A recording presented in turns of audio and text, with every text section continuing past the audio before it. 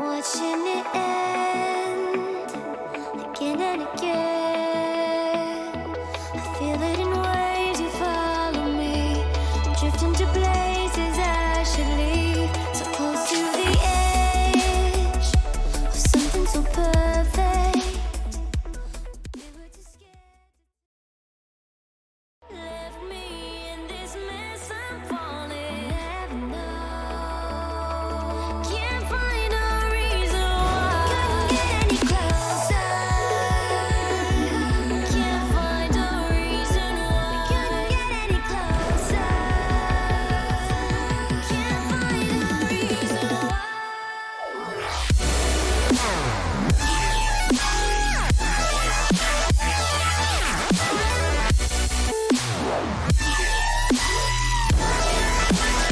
We couldn't get any closer. We couldn't get any closer.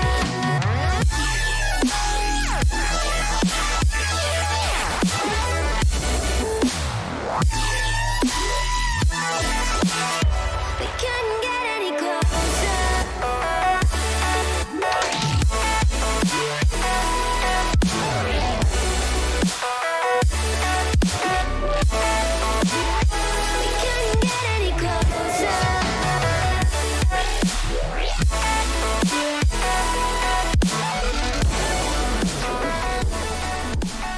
Welcome, ladies and gentlemen, to the Nemesis Gaming League, where the grind continues.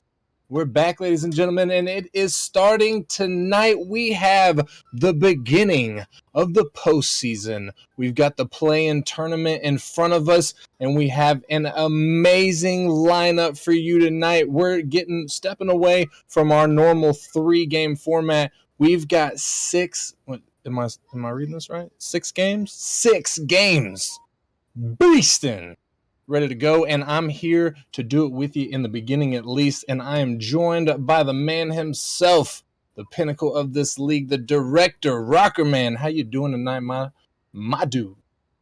Psycho, I am doing fantastic here. Always exciting to get the postseason back underway. I know the hype has been building up in the Discord. People have been waiting for this moment all season long. It's been 3 long months here of league play action, and I know everyone is very excited to get all these postseason matches underway. I mean, we got 6 matches on stream tonight, a big stream coming everyone's way, and a spot in the postseason on the line. It doesn't get any better than that, so I'm very, very excited. Yes, I'm excited too. And like I said, we've got about 5 matches for you lovely people here tonight, but we are starting things off in the Titan League. We're starting things up top. You love to see it. We've got Venganza going up against Vanguard for the first match in the play-ins here tonight, Rocker Man. What can you tell us about these two Titans? Well, Psycho, before we talk about that, we got some Player of the Week awards to give out. Oh, we dude. do. I'm sorry. Yeah, jumping the gun. I'm too excited. He's too excited. I know it's the too postseason excited. and we're trying to get into it. We got some Player of the Week awards Yes. to give out. So why don't we do that? I'll start things Yes. off for us here. Let's start down in the Provisional League. We're going to go pretty quickly through these because I know everyone's excited to get into that. Even Psycho, we're jumping the gun a little, but that's all right though. The hype is here for sure. But why don't we go through it? Let's start things off in the Provisional League, where we had some great players here out here in the Provisional League. I don't have the stats pulled up in front of me, but I do have the winner in front of me, and it is going to go to Nolly158 from the Fallen Angels, who Fallen Angels have been playing pretty good. I believe are they the 5th seed or 4th seed? They're up there. They are the 4th seed. Yeah, they're the 4th seed in the playoffs. And Nolly, a great player there, taking home the Provisional Player of the Week for Week 9, the last Player of the Week award of the season, actually. Yeah, pretty good, pretty good. Congratulations to him. Moving up to the Novice League, I actually did get some of the stats pulled up for that while you were taking care of that, Rocker Man. We got a couple of big names up here that were in the running for it. Silver J, Parallax, Mr. Silent, Quackbot himself, but not able to pull it away.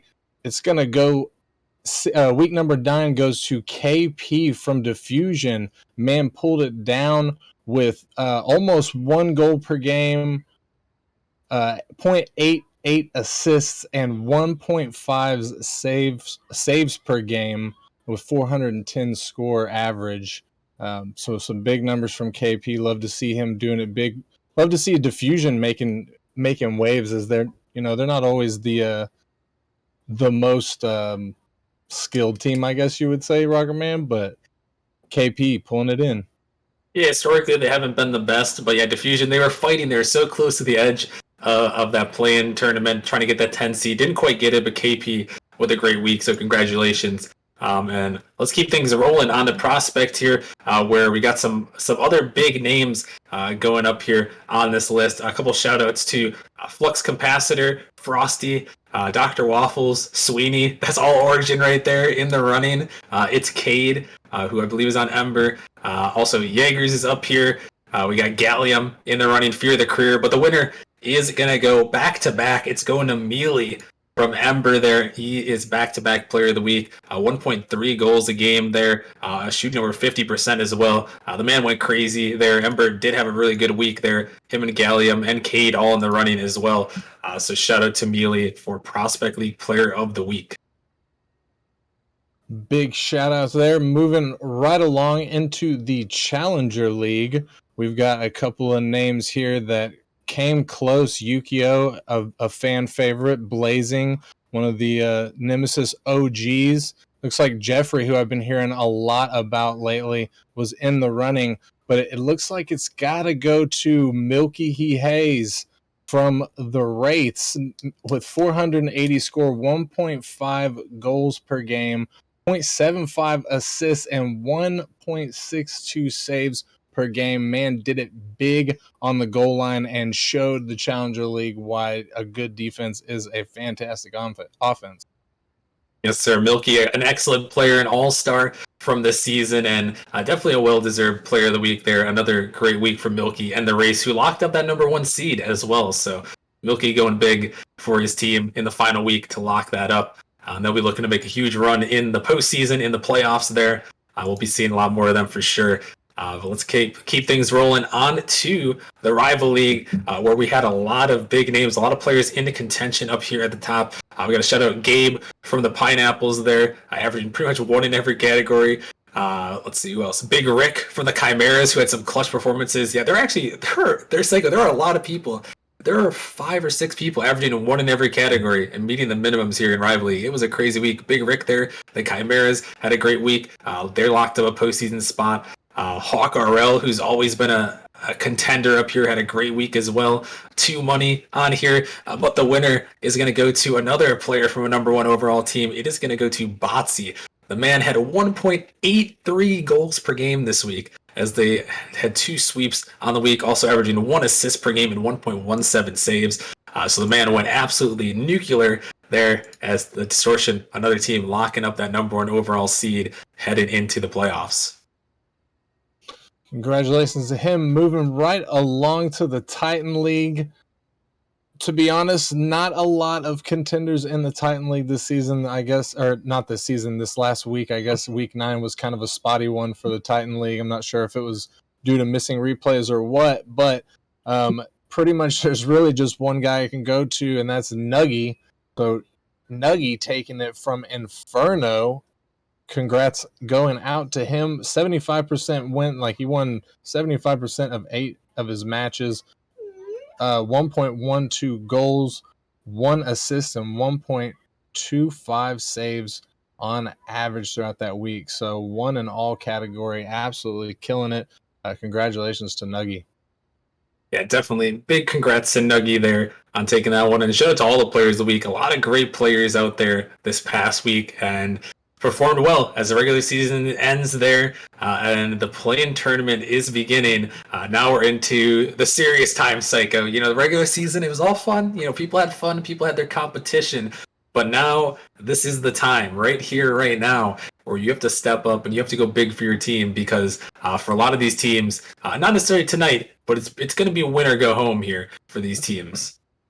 Oh, yeah, that's right. So do a little explaining for us real quick. I know we want to get into this, but just because I'm so rusty on it, and help anybody in the audience out, what happens, Venganza Vanguard? We've got the 7 and the 8 seeds. These guys are playing in the play-ins for a spot in the play-ins, right? But the loser doesn't go home? Yeah, correct. So if you guys don't know how the play-in tournament works, right now we have the 7 seed versus the 8 seed. That's what's going to be happening tonight. Venganza's 7 seed, Vanguard is the 8 seed. Whoever wins this matchup here tonight in this play-in tournament, they will be moving to the 7 seed. So the winner becomes the 7 seed. The loser of this match will be playing on Saturday night, and they'll be taking on the winner who plays on Wednesday between the 9 and the 10 seed. And in Titan, that's Nebula and Blizzard, I believe. Yeah, Nebula and Blizzard. So Nebula and Blizzard play on Wednesday. The winner plays on Saturday, and whoever wins that Saturday match is going to make it into the playoffs as the 8th seed. So a winner tonight. If you're a winner tonight, you make the playoffs as the 7 seed if you're in the top 5 leagues, or 5th seed if you're in provisional. And if you lose tonight, you get one more chance on Saturday to try to clutch up and lock in that 8th seed. So either way, Psycho, a lot of stakes on the line. These teams won't necessarily, lose and go home, but you win and you're making the playoffs, which everyone. This is what you play for. This is what you want to be playing for, and this is why you show up here. Yes, that's very true. Oh yeah, the way the play-ins always works is crazy to me. But thank you for explaining that. And we also got. I was looking at the rosters, man, and we've got 2 teams on our hands. Vanguard, holy moly, with a stacked lineup. Deluxe, the infamous Caden, Tomer, T-Man. That is not a team that I personally would want to see step onto a pitch. But on the other hand, maybe you can shed a little light for us, Rocker Man, on Venganza. We've got Dez, which he's been around for a little while, and Kuko, but Indicator, and I'm going to butcher this name, Lumi? You got it. Lumi. I think it's Lumi. Okay. I believe it's Lumi. Someone will correct us, I'm sure, if we're wrong. But yeah, this Venganza roster, I believe they made some recent roster changes in this team. In the last couple weeks, they've been playing some great Rocket League there, led by Lumi and Indicator there, of course. And yeah, I mean, Dez, I believe also. I think it's going to be Lumi, Indicator, and Dez, if my memory serves. But yeah, definitely a scary team. Not too sure what we're going to see for them. A lot of these teams, the thing I like the most, Psycho, about the postseason is that we get to see teams that we don't necessarily see every match day on stream. So there's going to be some surprises heading our way from these teams. From Venganza, I'm interested to see what they bring to the table. And then Vanguard, Deluxe, Caden, and Tomer, those 3 should be the ones playing tonight here in this matchup for them.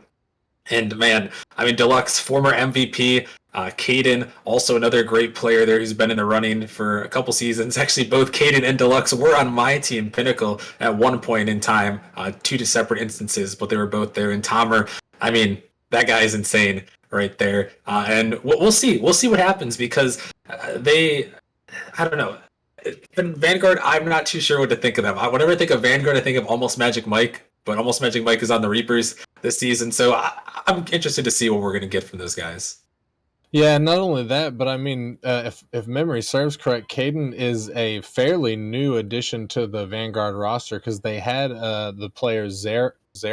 I hope I'm thinking about that right. Zara for pretty much the whole season, and then he had to go non-playing due to IRL things. Man's had to get a job and do some adulting. So hats off to him for handling up on his business. But Caden stepped into his shoes, and personally, I think Caden is a really good player to fill out really any roster. That love him or hate him, no matter how he acts in the Discord or whatever, what he is able to accomplish on the pitch is mind-boggling at times. Yeah, definitely. I mean, Caden, he's one of those players that, you always got to be watching out for. He's been around in Nemesis for seasons, and the man will clip on you if you let him get the chance. So you definitely got to be careful with Caden on the pitch. And yeah, I mean, when you got Caden Deluxe, those two can be a scary combination. And like I mentioned, Tomer as well. Tomer cannot be slept on. Tomer is one of those people, to me, that could be very well in the running for most improved player of the season, because Tomer, there have been times where, last season, I don't even think it was last season, I think he was in Titan last season as well, but it's just been so many steps for Tomer in the last couple seasons to make his name known. And now people in Titan, they know him as he is a very solid Titan League player. He went from, a rival league player that was pretty good to, hey, that's a solid Titan player. And, sometimes that can be a big step for a lot of players. So you got to give him props for sure. And we'll see if he can continue to step up big. Yeah, and on the other on the other end of things, I'm interested to see Venganza. I know Venganza's pretty different from last season, if memory serves.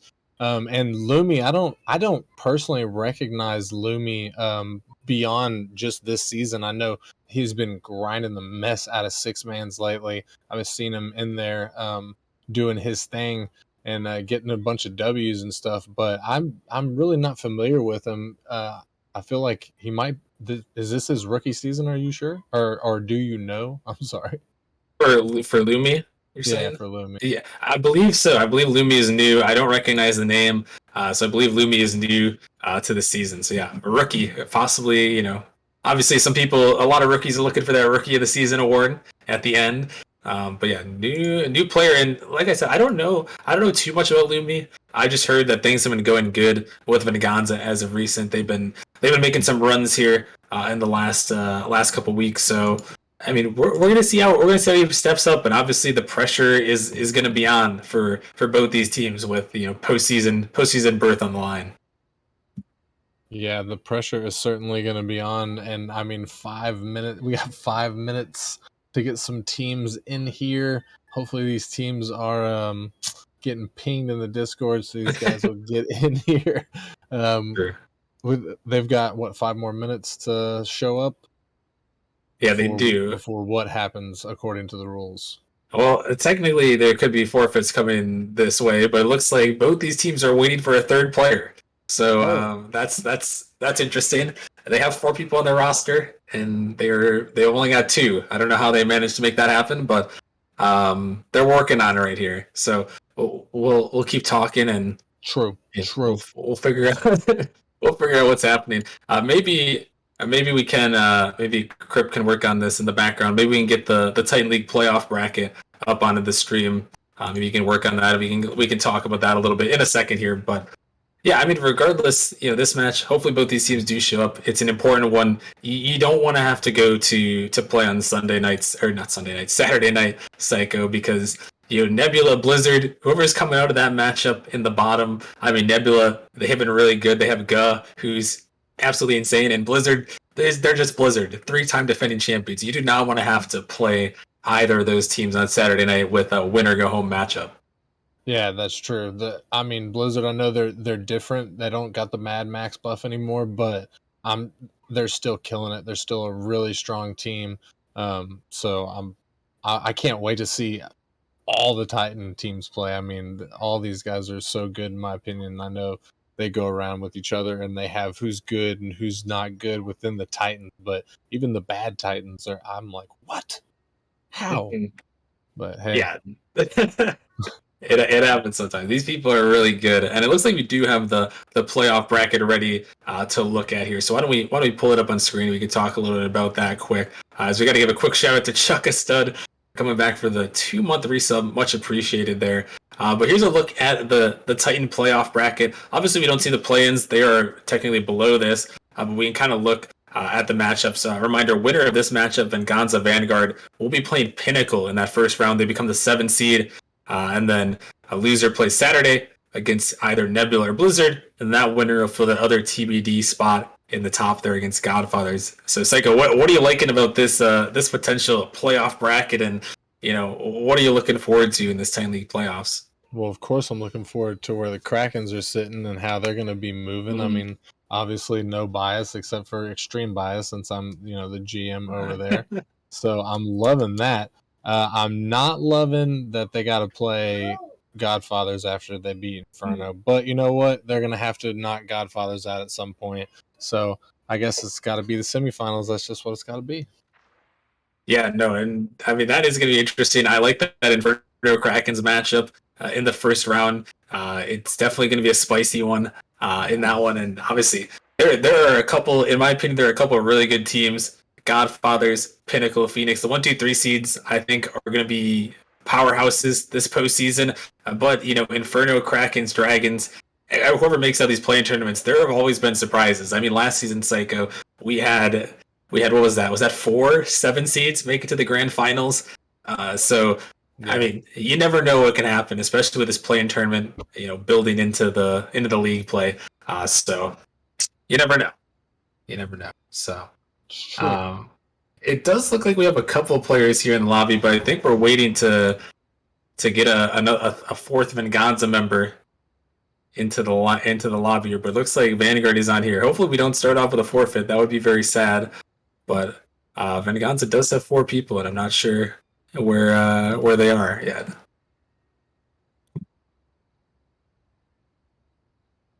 Well, they said they don't know where he is. I didn't see what that text said, but they said they don't know. That's unfortunate. But hey, if this match doesn't go down, which hopefully it will, hopefully they'll be able to get somebody on here post haste. But if it doesn't, we still got 5 more matches lined up tonight, and they're all going to be good. They're all, excuse me, pretty much the same scenario, the 7 and 8 seed of their respective league, except for the provisional, which only has 8 teams. So it's the 5 and 6 seed, as they're running pretty much the same sort of bracket as the rest, right, Rockerman? It's pretty much the same bracket, just smaller. Yeah, the same bracket. Are you talking about provisional? Sorry, I'm trying to coordinate trying to see if I can get Venganza's player in here for them. But yeah, provisional is pretty much the same thing. 5, it's pretty much the same thing for the playing tournament, just a little bit smaller. It's just seeds 5 and 6 instead of 7 and 8. But after this, we got the novice league. We have Aurora going up against Genesis. Aurora is the 7th seed, and Genesis is the 8th seed. And then we move after that to the Challenger League, where we have the number 7 Papayas going up against the number 8 Ascension, with Rockerman himself going to be playing in that one. And then we move to the Rival League at 9:15 p.m. EST, where we have the number 7 Pineapples going up against the number 8 Arrival. Back-to-back Rockerman org losses, everybody. Throw up your L's. And then at 10 p.m. EST in the Prospect League, we'll have the number 7 Bandits going up against the number 8 Hypernova. And then finally, we'll round things off at 10:45 p.m. EST with the Provisional League, where we have the number 5 Malderators trying to beat the number 6 Agility. And that will round off all the matches we have here tonight. First night of postseason play-in tournaments. Yeah, it's gonna be an exciting night, regardless of this match goes down. This match goes down or not. It's going to be exciting, and when you get to the postseason cycle, like we always say, the postseason, there's just a level of just elevation. Like, everything's elevated. The stakes are elevated. The intensity's elevated. These players, they do their best to elevate their game, to play in these matches, to try to perform, to win it all here. So I mean, really, you can't go wrong. You can't go wrong with any matches in the postseason. And obviously, we've got a star-studded lineup tonight. I'm really excited to see. I'm gonna be a little nervous, Psycho. You mentioned my org. I got 3 of my teams playing tonight, back to back. So I'm gonna be stressing a little bit out here with those guys playing. But hopefully they'll pull it off here. So we'll have to see. And just to keep everyone updated, we are waiting to see if a Venganza member will pop into this lobby at the last second here. But do not know if we're able to get it. And Vanguard is kind enough to give them a couple more minutes. Technically, they had the 10-minute forfeit timer. But yeah, it looks like some unfortunate stuff happened with Indicator, who's not able to be here, and Kuko is at work. So we might be a little bit toast, but maybe just because it's postseason, we can get something going. Just a quick little something for the stream. I'll see what I can do here. You could just let 4 of these guys 2v2, right? I mean, we could for a brief time. We'll see. But we'll give them their final 2 minutes to see if Indicator makes a miraculous comeback, arises from the dead. And then we can best at 3 2v2. There you go. And I mean, Vanguard, they got 3, so they can sub in between games if they want. Yeah, it's up to them. We'll see. What we can do. We'll give it another minute, and we'll figure it out. If not, though, like you said, we still have 5 buy more great matches on stream as well. I would pick which ones I was gonna say how I'm gonna pick which one I'm most excited for, but there are three of three of them pretty excited for. Considering I have some stakes in them, and playing at 8:30, it's gonna be a little intense. But yes, like what are you looking at? Besides this matchup, if it doesn't fall through here, which matchups later are you looking on that hey, we gotta watch that one. I mean, personally, I'm gonna watch them all. I don't got nothing, pertinent going on, so I'm gonna be here watching it. But the next match, Aurora versus Genesis, that's my home down in the Novice League. I'm Novice for life, so I want to see that matchup. I love all the novice players, and I like watching them play. It helps me, get better and stuff like that. So I'm stoked about the novice. Challenger and rival, you're gonna get smoked, so it's not even really worth watching. Yeah. No, Damn. not trying to be toxic. Just playing. But the prospect, I am interested to see Bandits versus Hypernova, because Bandits, they went what, a 5 or 6 game win streak during this regular season. They went heat. So I'm interested to see if they're able to enter the postseason with that sort of mentality and what kind of run they can make. Yeah, definitely. We'll have to see. Definitely gonna have to see. But like I said, all these matches are going to be spicy, and it looks like we don't have. Looks like we don't have. What do you call it? We don't have the match going on, but instead we have a 2v2 show match going on here. So There we go. Venganza Vanguard forfeit going in favor of Vanguard here. So Vanguard are going to take the forfeit win. But we are going to get a 2v2 show match. They said they need a warm up anyways, so might as well. Why not? So hey, Psycho, how about we get a quick little best of 3 here for some action. Sounds like some heated content to me. I am loving it, especially since these guys are so good. They're just, they're going to do so good. Tomer with the shot around Dez, starting things off for Vanguard. Yeah, Tomer, a nice one here. Just going to delayed flick by it and get that shot on the net. A nice one there from him. And yeah, I'm disappointed we didn't get to see him in the full match, but I'm happy we're going to see him here in a 2v2, because Tomer, he is one of those guys that I thought, was going to be the probably the player to watch. Truly, I mean, he's been the guy multiple times in previous seasons here in Nemesis. So coming up, I feel like from the rival league, didn't he start down in the rival league? Yeah, he did, I believe, on Blaze, if I recall correctly, and yeah, he moved his way up to Titan League, and here he is performing well, so far this season, and trying to propel his team here. Well, I guess they propelled themselves to the 7th seed, but trying to build some momentum heading into the playoffs. That's certainly. And here Tomer with the big body gets it past Lumi as well. This man is popping off. He might be a twos player. He might just be a twos player. A big 50 and a big shot, and that one right over the car of the defender there, and falls in the back of the net. And 2-0 lead here for this Vanguard squad. A little over a minute gone. Dez with that big flick, but it's going to bounce off of the crossbar. Lumi pops it up, gets bumped by Tomer. Caden got some space to work with here. Tries to take it. Dez going to 50 with him.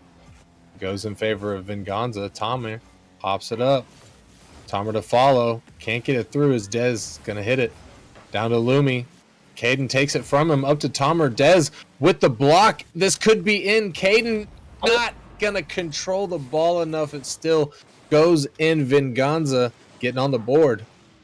Yeah, that would just fly towards the net, and Caden, he tries to save it, but I don't think any boost. And I guess this is why he said he needed a warm up. It happens sometimes. It certainly does. I mean, everybody needs a warm up. Man, not everybody. I've seen some people that just get on the sticks and go.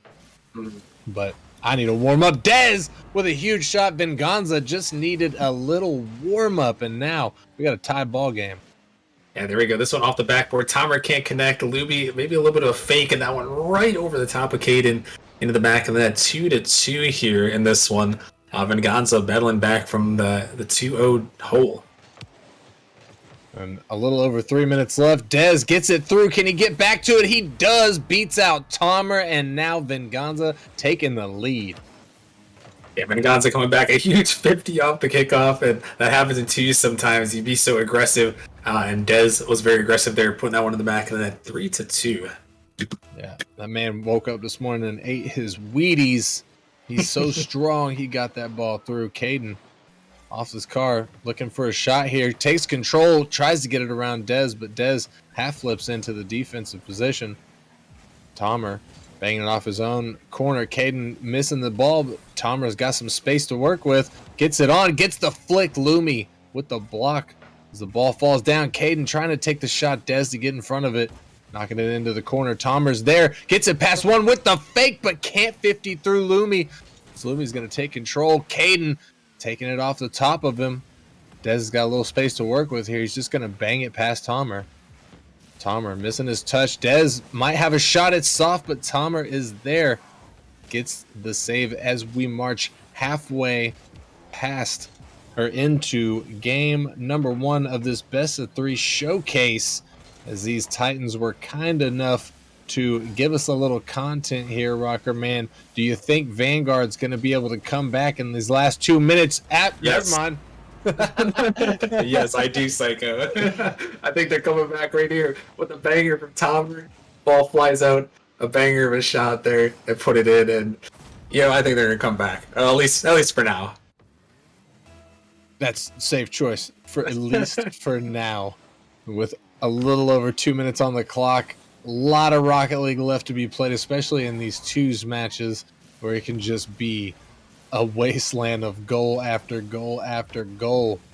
Tomer getting it through, trying to get the second touch. He does, but Lumi's going to get the read off the backboard. Caden sending it back to the corner as Dez going to clear it out of Venganza's half. Lumi's there to take advantage of the missed touch, but Caden back in time, getting the save. Caden with the flip, with the double, but can't get the triple. Gets it past Lumi. Dez takes control to get it through him. Tomer going to clip it off of Tomer's car there, sending it into Vanguard's corner where Tomer's going to control it out. Caden with the doink up, but Dez is there making the save. Dez off the top of Caden's car. Tomer taking control in the midfield, flicks past Dez. Lumi to take control, gets the 50 with Caden. Tomer takes it back into his own corner, gets bumped off of the ball by Lumi. Dez taking control in the corner, past one. Tomer is there, but nobody else from Venganza was there to take a shot in the final 60 seconds, creeping up on us now, Rocker Man. And we still have a tied ball game here. We might have an OT on our hands as Tomer tries to get one through. Yeah, we may have an OT, and it's like what I'm loving about this 2v2 show match here. Obviously, it's unfortunate that a forfeit comes through, but I really love to see, especially in the Titan League, seeing the mechanics that these guys can do. A lot of times in threes, we see some mechanics, but in this one, we see just so much more mechanics. And you saw Caden going for the triple flip reset there. You love to see it, and with 30 seconds left, looking like next goal might win the game. My goodness, Dez almost put it in. That would have been a disgusting angle. Dez not able to find the ball, or the back of the net, I should say, as Tomer trying to get it past the defense, but Lumi getting the save and a medal. Lumi getting yeeted across the field as Dez going to take control in Venganza half. Final 5 seconds before OT. Caden keeping it away from Vanguard's net. Lumi sending it down through the corner, trying to keep it up, but Caden going to put that one down, and we have a overtime in game number 1. Yeah, love to see it, and let's see who's going to perform out here in this overtime. Obviously, all for fun, all for, well, maybe for some bragging rights. I don't know. Maybe they are taking it for fun sake. I know both these teams wanted to play the match there. Venganza couldn't quite get their third on in time, but who knows? Maybe they're playing for fun. Maybe they're playing for pride. I'm not sure what we're going to see here in the final overtime. Here comes a shot. Dez is going to put it in, and Venganza takes it in OT 4-3. Venganza with looking like they're trying to upset the scenario here as they take game number 1 glorious fashion. You'll love to see, like you said, Ruckerman, the mechanics that are coming out in a twos match. As twos, you have so much more space than you're given in threes, at least by a smart team. So we're able to see, like, even the first goal that came out from Tomer, he was able to like just set his car up in a way that he could take a sort of unorthodox shot. Whereas in threes, you're getting rushed. You have to just get that ball away. Yeah, definitely, and yeah, twos. It's just a different beast here when you're doing a 2v2. You're playing, you're playing for space. You're playing for mechanics. That usually happens in twos compared to threes, where threes. It's hard set rotations. You go at the ball, you try to beat the next guy. You can look for those passes, but in twos, you have so much more space to make some plays happen, and we saw that in this one, and we'll see as we're heading into this game number 2 here of this best of 3 show match. We'll see who's going to step up as Lumi's trying to pinch it in this one. And yeah, we'll see if we get some more goal scorers here in this one. It was the Dez versus Tomer show in the last one. Dez 4 goals, Tomer with 3. So we'll see if someone else notches a scoreboard or a shot on the scoreboard here. Yeah, Dez had like 800 points. That man went crazy last game. But hey, I expect, I anticipate that type of performance from these level of players. Is Dez is going to get that in front of the net, but Lumi not there to take a shot, not going to commit on that. Lumi stays patient, gets the save. Dez sends that one out across the midfield. Tomer gets the touch. Lumi is up, but gets bumped off immediately by Tomer. Caden taking advantage, and Tomer gonna steal that one from Caden. Yeah, Caden, he just bangs it down, and Tomer, maybe trying to secure it a little bit. Respect, I guess. Respect. You put it in the secure. Sometimes you got to do that here, even in the show matches. So they're trying to force a game 3. Give us all the content. Hey, I'd love to see it if we get to a game 3. Don't get some play-in tournament action, but if we get a game 3 in this 2v2 show match, I will not be complaining. True, that is free content. And you love to see it. I guess it's all free content. Well, to be fair. Okay. Well, all right. Even more free content. Even more free, unexpected content. There we go. Unexpected free content. With the big solo play there, Caden running interference, Caden getting that pass. Caden gets the pass. Tomer with the flick right over the defender. A slow lofter into the back of the net. Tomer locking it up 2-0 here in this one. And Vanguard, we'll see if they can force the game 3. They were up 2-0 in the last one and then gave up 2 quick ones. Is this one going to be the net? Lumi off the kickoff, going to get it in. Big kickoff from Dez there, and Caden with an unfortunate touch that puts it right back to his goal. Lumi just barely getting that touch, getting that security in. I think Psycho, that's literally identical to what we saw in game 1, where they were up 2-0. Then the third goal is a Caden basically own goal on the Venganza or on the Vanguard side. So, oh my goodness, here comes Tomer looking for the flip reset. So we got some parallels here. We'll see if Vanguard can beat the script and avoid getting tied 2-2 here. Oh my gosh. Oh, Lumi was up for that double, not able to get it though. Dez trying to secure it as well. Lumi taking control, playing around. Oh my goodness, getting the double, but he can't get it through Tomer. As Dez going to get a shot. Tomer getting in front of that one as well. Caden on the goal line. Down to Tomer, who clears it across to the other side. Lumi's there. Looked like he might have had a flip there, but he leaves it for Dez. Caden pops it up. Caden to follow.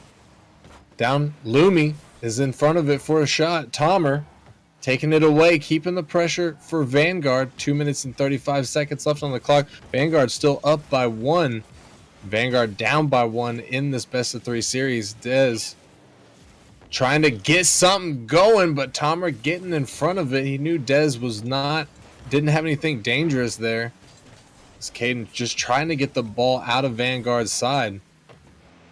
Finally getting it across the midfield. Lumi popping it up. Tomer is there with the touch off the backboard, looking for the double, and just barely misses it. Caden there to clean it up, though. Vanguard extending the lead by 2. I respect the attempt here. That one's so close, just off the post, and Venganza got caught out a little bit. Caden He could have put that one into the back of the net on that one. And man, these guys, I'm loving the mechanics here. Vanguard, they're trying to beat the odds, trying to force the game 3, give us all that content. And 2 minutes left here on Forbidden Temple. See if we can see some shenanigans to make it a little spicy.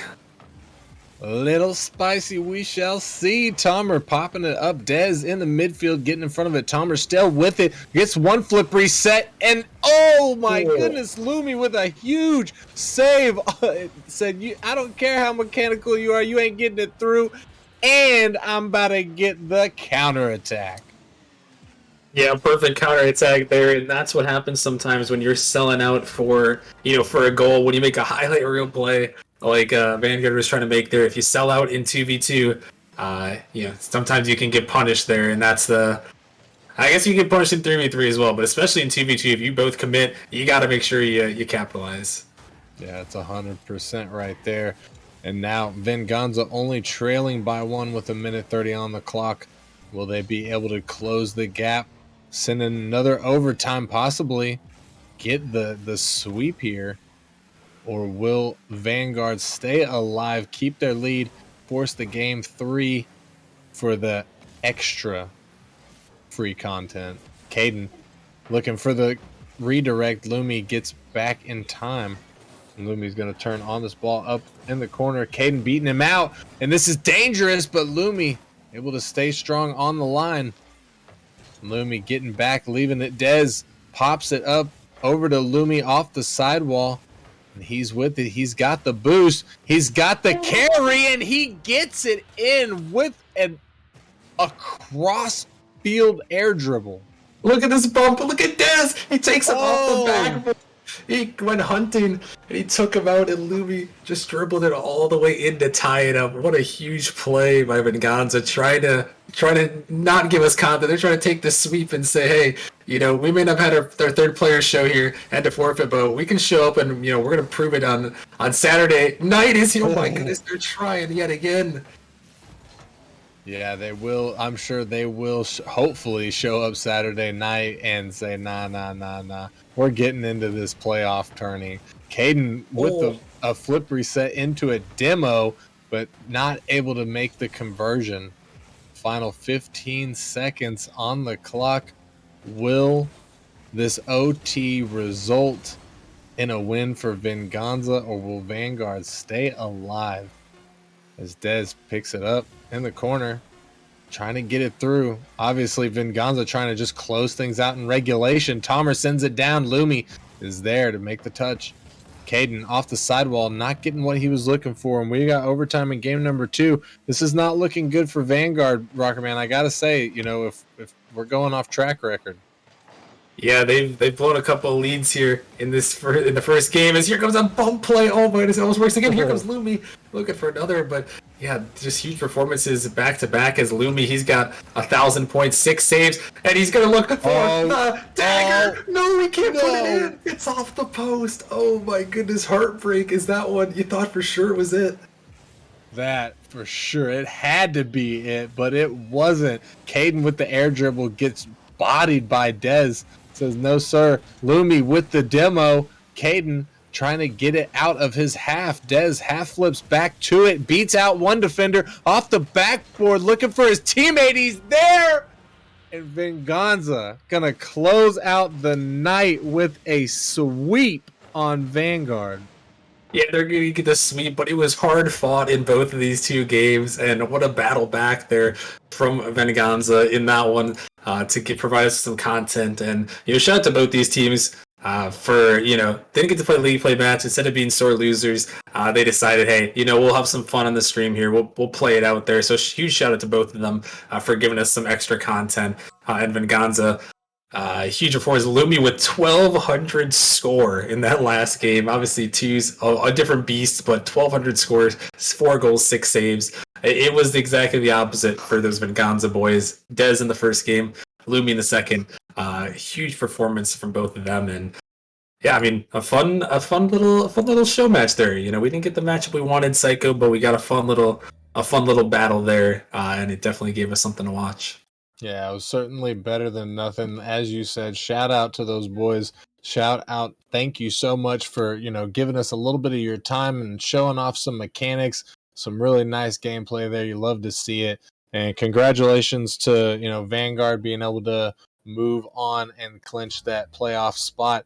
And hopefully Venganza can get their third player lassoed in and ready for Saturday night, going up against whoever wins against Nebula and Blizzard. So that's going to be a really good matchup that we're going to see on Wednesday night.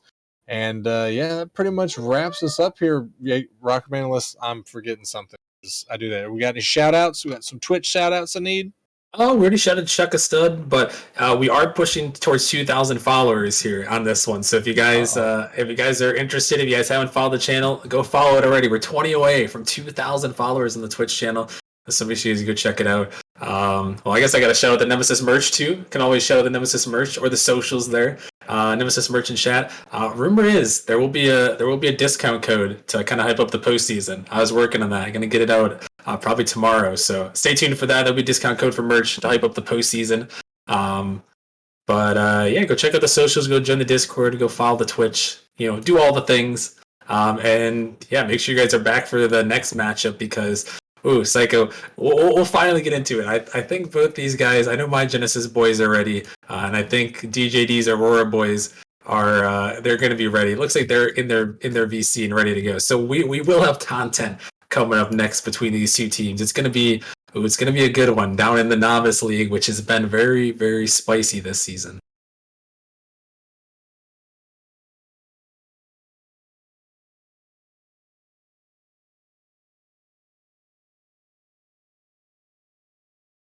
I didn't know what I was gonna say. I was like, he said it all. He said it all. My bad. I should have been more clear. But yeah, it's gonna be a spicy matchup. I'll sign us off. We're gonna take a short break, everyone. We'll be back in just about 10 minutes or so. So make sure you guys join us back here for that matchup, Aurora versus Genesis. It is going to be a spicy one. A spot in the playoffs is on the line, so make sure you guys show up and support us there. We'll be back in a couple months of that, so stick around, and we'll see you guys in a few.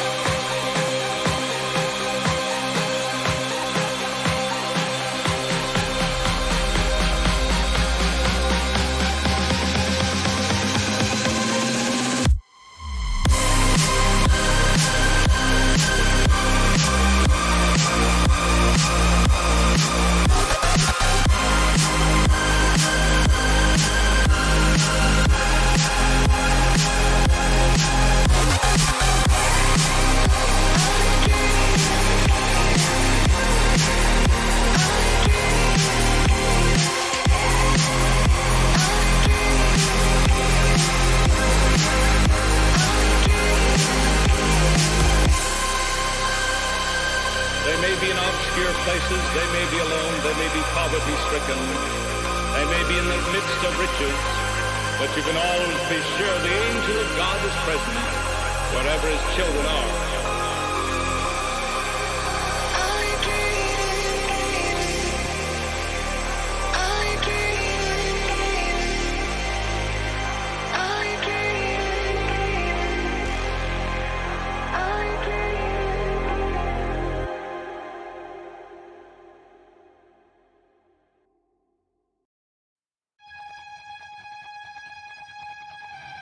Patiently waiting, oh, I think I'm fading. Is anybody out there a doctor? Somebody save me, oh, I'm going crazy when every little thing is about her. Does she love me or does she love me not? Every day's he pulled apart. Does she love me or does she love me not? I sold my soul for the power. Here we go one more time. One more cry for the night. So let's try to make it last. Here is my heart now decide to cut it aside on a dotted line. Here we go one more time. One more cry for the night. So let's try to make it last. Here is my heart now decide to cut it aside on a dotted line.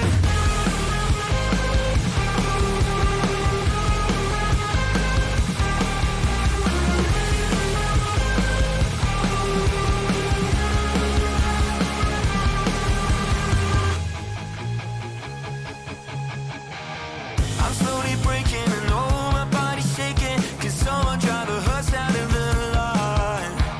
Somebody save me and oh, I'm pleading, baby, but you're out of my league, I'm a mascot. Does she love me or does she love me not? Every day's he pulled apart. Does she love me or does she love me not? I sold my soul for the part. Here we go one more time. One more cry for the night. Here is my heart now decide to cut it aside on a dotted line. Here we go one more time. One more cry for the night. Here is my heart now decide to cut it aside on a dotted line.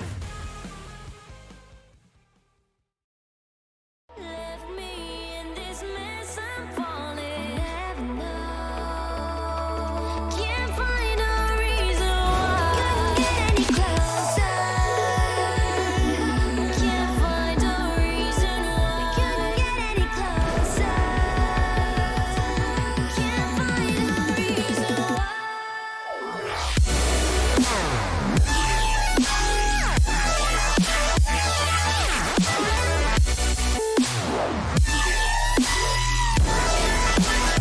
We couldn't get any closer.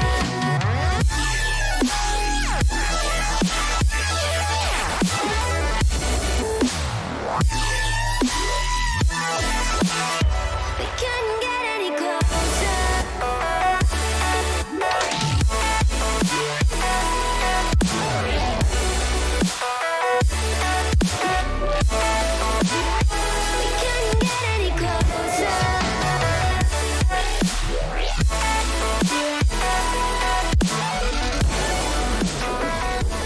Welcome back, ladies and gentlemen, to the Nemesis Gaming League. And after that Titan League 2v2 show match, we have quite the match coming your way and the play-ins. Hi, my name is Gallium. I'm joined here by the greatest color caster of all time, Sage. How you doing, Sage? I'm doing fantastic, but you did not have to give me that much praise. That's all right, Sage, anytime. So what can you tell us about these two teams here, Sage? Man, both teams, they actually just played this past Wednesday, and it ended with an Aurora 3-2 win after Genesis almost actually reverse swept them. But from what I know, Monkey Bacon sat out of that first match, which could have been the deciding factor. I told him not to do it, but he still did it anyway. But they just played. Both teams are pretty evenly matched. It should be a good matchup tonight. Yeah, it is going to be a great matchup. And another little tidbit for you. I believe, if correct me if I'm wrong, I think Rooney got drafted to Genesis and now he is on Aurora. So it's going to be interesting to see how that turns out. I know Rocker Man's a little upset by that fact. It's okay, Rocker Man. Everything's going to be okay.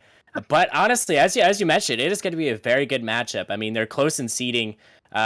Basically, I think this game could go either way. Sage, who do you got taken this series? And let's get a little more specific here, Sage. Who do you think's taking this game number 1? Oh, okay. Well, if we're starting off with this game 1, I am gonna go with Genesis and Monkey Bacon leading the way. For the overarching series, I think Aurora will be able to grab the dub 3-2 once again. I just think Genesis has a little bit too much going on. Aurora, they've been, cramming in those scrims, getting that chemistry together, and I think they're gonna look like the better team tonight.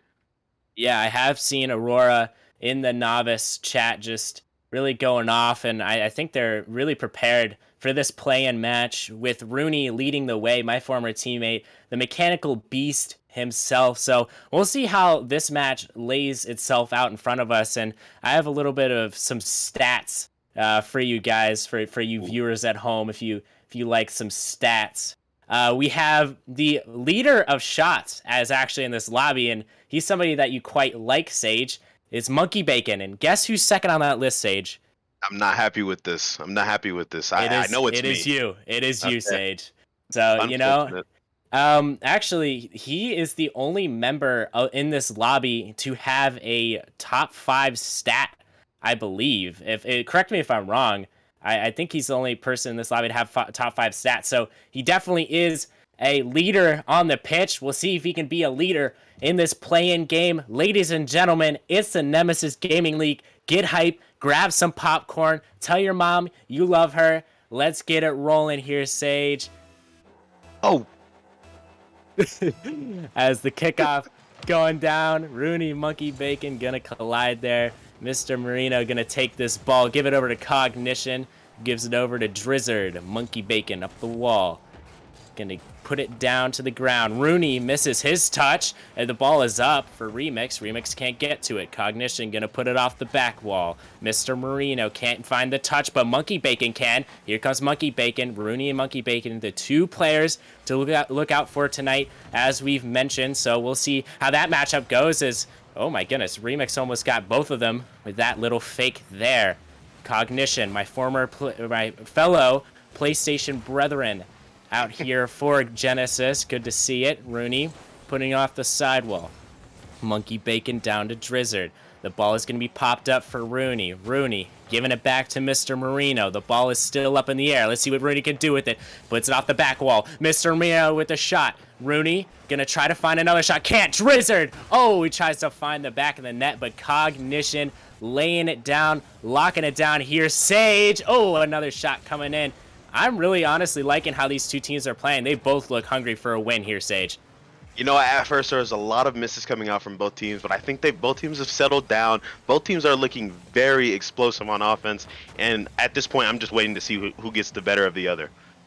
Yeah, it's gonna be an interesting series. I don't have a prediction for this series because of how.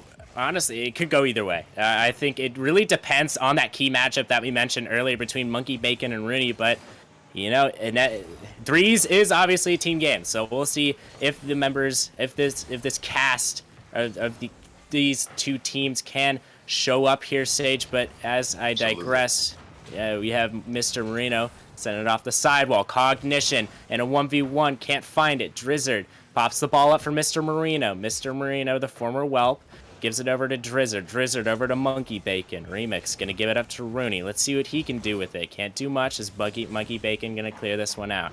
Mr. Marino over to Monkey Bacon. The ball off the back wall. Drizzard gonna clear this one out of the zone and out of harm's way. Exactly what Aurora wants at this moment. Monkey Bacon off the sidewall. Mr. Marino's gonna get a touch. Mr. Marino can't find that finisher. That would have really been a good goal to have. Having the first goal means a lot. And on the other way, we have Monkey Bacon coming through. The shot from Remix not going to go. And Cognition with a shot finally nails it through. And it is a 1-0 lead for this Genesis team. That is literally what Cognition does. He is Genesis's cleanup man, and he does a perfect job over there picking up the scraps for this first goal of the series. It is all Genesis here at the beginning of this game. You know, we've seen a lot of pressure from Genesis. They're actually leading the shot total, and you are seeing why now. Monkey Bacon gonna make it a 2-0 lead. Monkey Bacon there, do not give this man space, too much space, and he's just going to do this to you. He just takes it off the wall, carries it past your entire team. This is what he does. He is too good. He is the goated player for this Genesis roster, but another player that I'm really liking right now is Cognition. I'm liking how he's trying to fit into the scheme that Genesis is really trying to create, and honestly, these two teams look really good for play-in teams. I'm actually kind of surprised. So, you know, if they do win this game, either team, we'll see how they stack up against the second seed in the novice playoff. Can you remind me who that is again, Sage? That would be the Kiwis. The Kiwis, yes. I knew it was between the Kiwis and the Wisps, but I didn't know how that turned out. You know, interesting stuff over there. But as I digress, you Cognition giving it over to Monkey Bacon. Can't find the touch. The ball is still floating there. Drizzard can't find the touch either. It's Remix, another notable player for this Genesis team. Nobody can find the touch. Let's see what Rooney can do with it. Gives it down to Remix. Remix over to the side. Mr. Marino gonna get the boost. Boost over ball always. Cognition gonna try to find the touch. Can't find it. Mr. Marino over to the sidewall, excuse me. Cognition trying to find the wall touch. Cannot find it. But Remix up with the air dribble. He can't find anything, but Cognition with another shot. And this Genesis team is raining down shots here, Sage. I mean, I've seen that this Aurora captain, Mr. Marino, asked for a server reset. I wonder if it's affecting this Aurora roster because, honestly, they're missing a lot of balls or they're really slow to a couple balls that they're usually there for. I have played against both of these teams recently, both revamped rosters, and honestly, Genesis looks very different here. They look like the team to beat right now.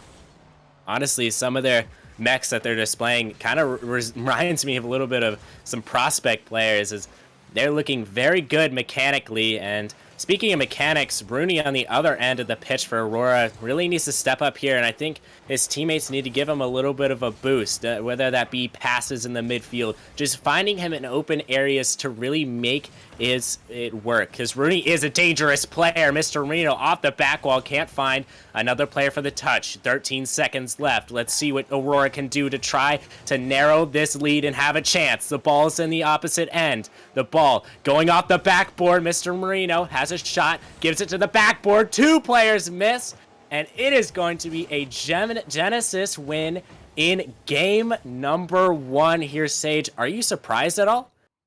You know what? No. I just scrimmed this Genesis roster yesterday. I know they had a couple complications before that scrim, but they definitely look like the better team, and they're showing why they are the better team right now.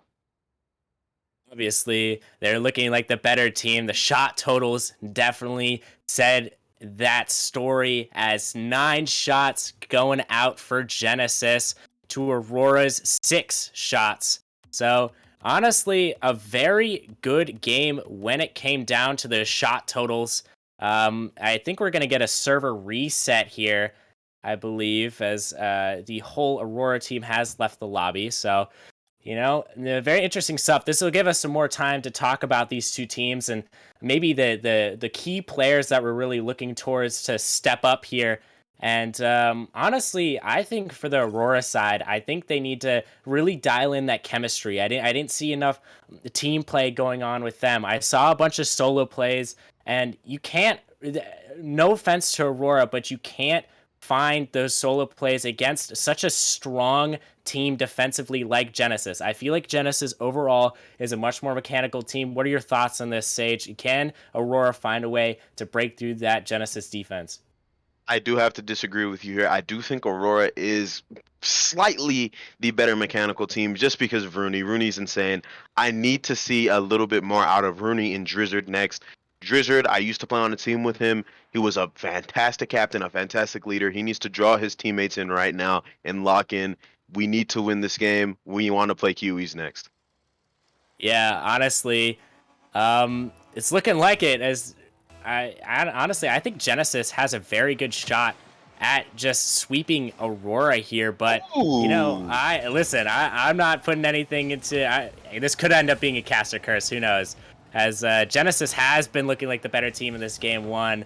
But the story can change. We'll see if the switch is flipped here for this series. As I digress, we have Rooney giving it over to Cognition, gives it to the wrong team. A little unfortunate there. Drizzard up to Mr. Marino. Mr. Marino trying to find a little bit of space. He does. A great pass from Mr. Marino, the veteran. Going to give it down to Rooney. Rooney giving it to the side. Remix is going to try to find a pass. He ends up doing so, but without Mr. Marino is going to be a challenge. Mr. Marino almost gets the second touch. Can't quite find it, and that is a one heck of a missed opportunity. But wait, going the other way is Remix. He gets bumped out of the net. Rooney is going to put the ball off the backboard. Drizzard going to hit it away. Rooney down the field. He beat a man. He can't find another touch. Drizzard again. This is a sea of misses, and I hate to say it, Sage, we're seeing a bit of a novice moment coming out here. You're saying a bit of a novice moment. This whole beginning of this game has been a novice moment for me. Just miss after miss after miss. It should at the very minimum be 1-1, 2-0. There should be 2 goals right now. There's been miss after miss, and I think that's what Aurora needs to fix right now. They're missing way too much. They could have very easily had 2 goals there, but they're coming away with nothing. They need to sharpen up on the offensive side of the ball. I wholeheartedly agree with that, Sage.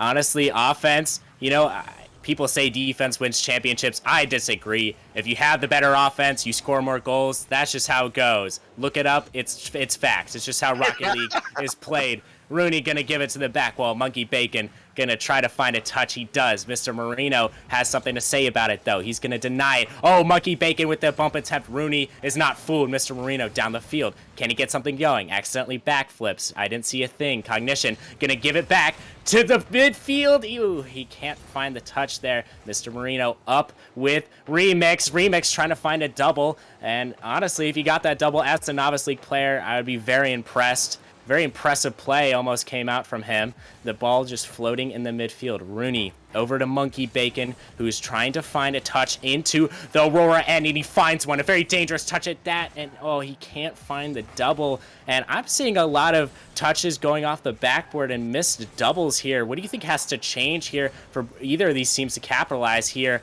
midway through this match here, Sage?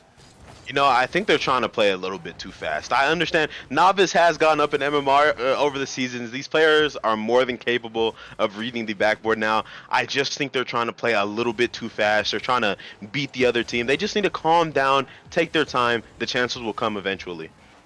Honestly, I'm really impressed by these two teams. Usually in a stream match, especially a playoff match, you see both teams playing really shy, obviously because of the stream nerves, but both these teams coming out swinging. Rooney has an open net. Can he capitalize? No, he doesn't! And Drizzard misses as well. A very unfortunate series of events, and is this just going to keep happening to this Aurora team, Sage? I think there's 2 outcomes here. They get tilted from all these misses, and they continue to miss. All right, or they reel it in and they start hitting these shots because they should be up 3-0 right now. And unfortunately, I was gonna say it's gonna look like they're gonna go down 1-0 here, but they should honestly be up 3 or 4 goals right now. I agree. They're getting so many great chances, and I think these chances are coming off of Genesis just overcommitting. And as I say this, the overcommit might have worked in their favor here as Cognition makes it a 1-0 lead. Miss after miss after miss for Aurora, man. I don't know how they're going to reel it in. They need to be strong mentally here and be able to rebound this game because they should honestly be up by multiple scores, and they're somehow down 1-0 right now. It has to be devastating for them right now.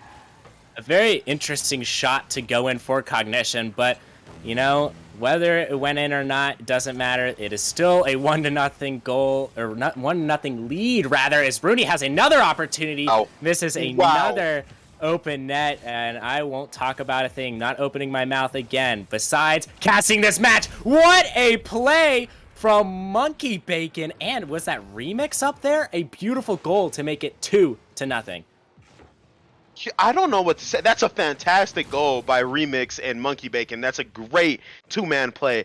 I'm at a loss for words. I mean, the amount of misses that this Aurora team has had so far, they need to figure out how to tighten up, or else they're gonna have to fall down to playing in the 9 seed game. You know, I think Aurora has to be kind of like a fisherman here, reel it in a little bit. I feel like the nerves are kind of getting to them, but you know, it happens. It is a stream game, a playoff game, nonetheless.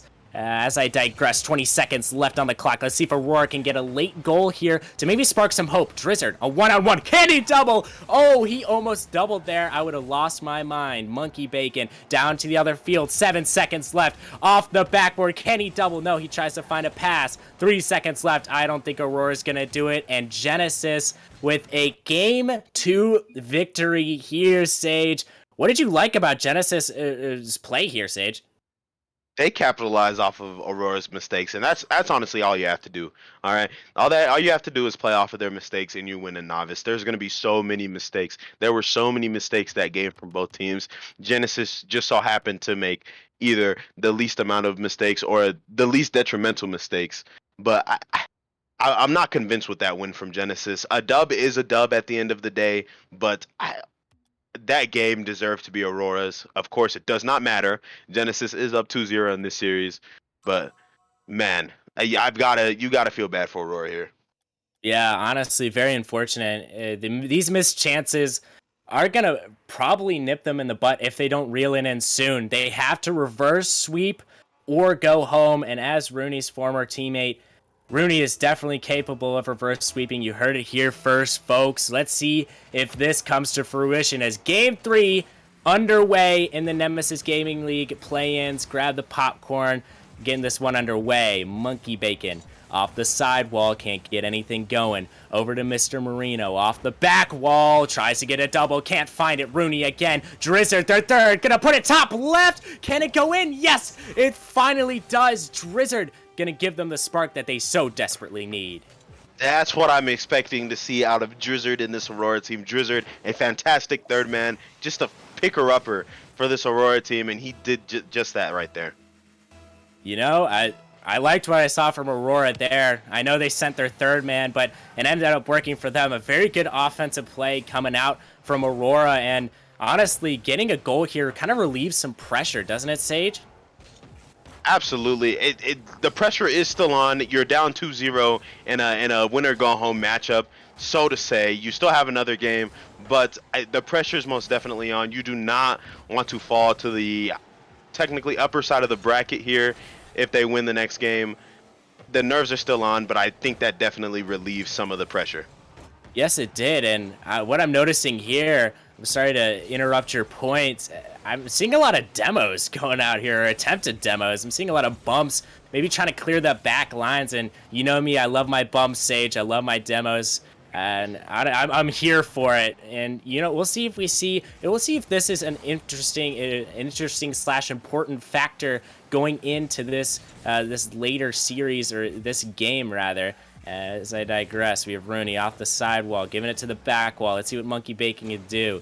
He can do a little bit of aerialing, but he does not have a whole lot of boost. A little unfortunate there. Rooney down to the back wall. Can't find anything because Cognition is there. The hero, the savior Cognition is gonna be there. Monkey Bacon down the field to Drizzard. Drizzard gonna try to find a bump. Never mind. He finds the ball instead. Probably a good priority. Mr. Marino down the field. Gonna give it to Drizzard. Drizzard down the field as well. Monkey Bacon to Remix. Remix can't find the dunk. Rooney gonna try to find a touch here. He cannot. Drizzard, what a good save. He has some room here. Never mind. Rooney has some room here as Remix gonna take this ball away from Rooney. Remix has some space, but not for long. Drizzard gonna get right back to him. Cognition and Drizzard gonna almost collide there as Monkey Bacon gonna get it down to the back wall here. Tries to go for a demo off the back wall. Cognition down with a shot. What a save by Drizzard. And this Drizzard fella, he's been everywhere this Game 3 here, Sage. That's my former captain there, man. He's a fantastic Rocket League player and an even better person. But he really holds this team together. He's like the glue of this team. Because Rooney's that aggressive, mechanical first man. Marino, he kind of plays wherever you want to put him. And then he just does everything. Drizzard just does absolutely everything. He's a key piece of this team. A late addition to this team, or else I think this team would be a playoff team. Yeah, honestly, Playoff team, play-in team is looking all the same here, as I am very impressed with both the teams' play here. They're looking like some of the better teams in Novice, and honestly, I'm really excited to see how they progress moving forward. Win or lose for either of these teams, I can expect a pretty good run coming from both of them. But with that said, we have Rooney and Monkey Bacon going to collide. Remix has a chance, tries to get it past Mr. Marino, but he is a brick wall. Can't get it past. Monkey Bacon, though, on the counter. Going to give it to the back wall. Cognition with a shot. Can't find it, but Rooney has some space. Uh-oh, you can't give this man some space. He doesn't know what to do with it, though, because he doesn't have a whole lot of boost. Remix. Gonna give it off the sidewall. Give it to Monkey Bacon. Monkey Bacon off the back wall. Mr. Marino's gonna find a touch. Mr. Marino has another touch. Drizzard getting bumped away. Here are these demos that I was talking about earlier. Monkey Bacon in an awkward spot. Remix is gonna get it away for him. Rooney right below Cognition. Drizzard gonna give it to the sidewall. Drizzard again tries to find a touch. He's finding these little touches. Can't really do a whole lot with it, though, with the limited boost that he has. A 2v2 here as Drizzard, again, clearing this one out, just really holding it down in the back line. A very, very good attribute for a Rocket League player is being able to really make yourself into a brick wall. And honestly, that's what I'm seeing from Mr. Marino and Drizzard here, Sage. Absolutely. And oh my. I've heard legends of the Mr. Marino mechanics. I was hoping to see a little bit there. But yes, Drizzard, he's definitely he's not the captain for this team, but he definitely plays that role. I watched their stream game, or it wasn't a stream game. I was watching his stream last Wednesday in the same exact matchup. And he seemed like the leader of the team. He seemed like the guy who would give the team pep talks, talk him up, leader of comms, all of that. He's a fantastic player. Yes, he is, and as these final 8 seconds elapse, we'll see if Genesis can get a late goal here. Monkey Bacon off the sidewall. Cognition and Marino collide. 1 second left. Remix up the wall on the ceiling. The ball is going to fall. Not until Monkey Bacon can reach it. The ball trying to go down. It finally does. And for all of you Aurora fans out there, this was a much-needed win for a team that was looking like they were struggling. Honestly, a win for Aurora. Fantastic defense coming out from Aurora. Genesis, they just need to be more clinical with their shots, and I think they could have pulled that game out. But nonetheless, Aurora pulls out a much-needed win to make the series 2-1. Honestly, I think this just makes the series more entertaining, and as Rockerman very much loves more content, as we're going to see at least a Game 4, and honestly, for all of y'all's sake and my sake included, I know, Sage, you want to see some good action as well. A Game 5 would be pretty ideal here. Honestly, between these two teams, they're looking both very good and very primed and ready for this play-in tournament. Does that surprise you here, Sage? No, like I said, I've played either with or against both of these teams, players on these teams. Both teams have fantastic players, leaders at both ends, and I think both of these teams are ready for whatever comes at them.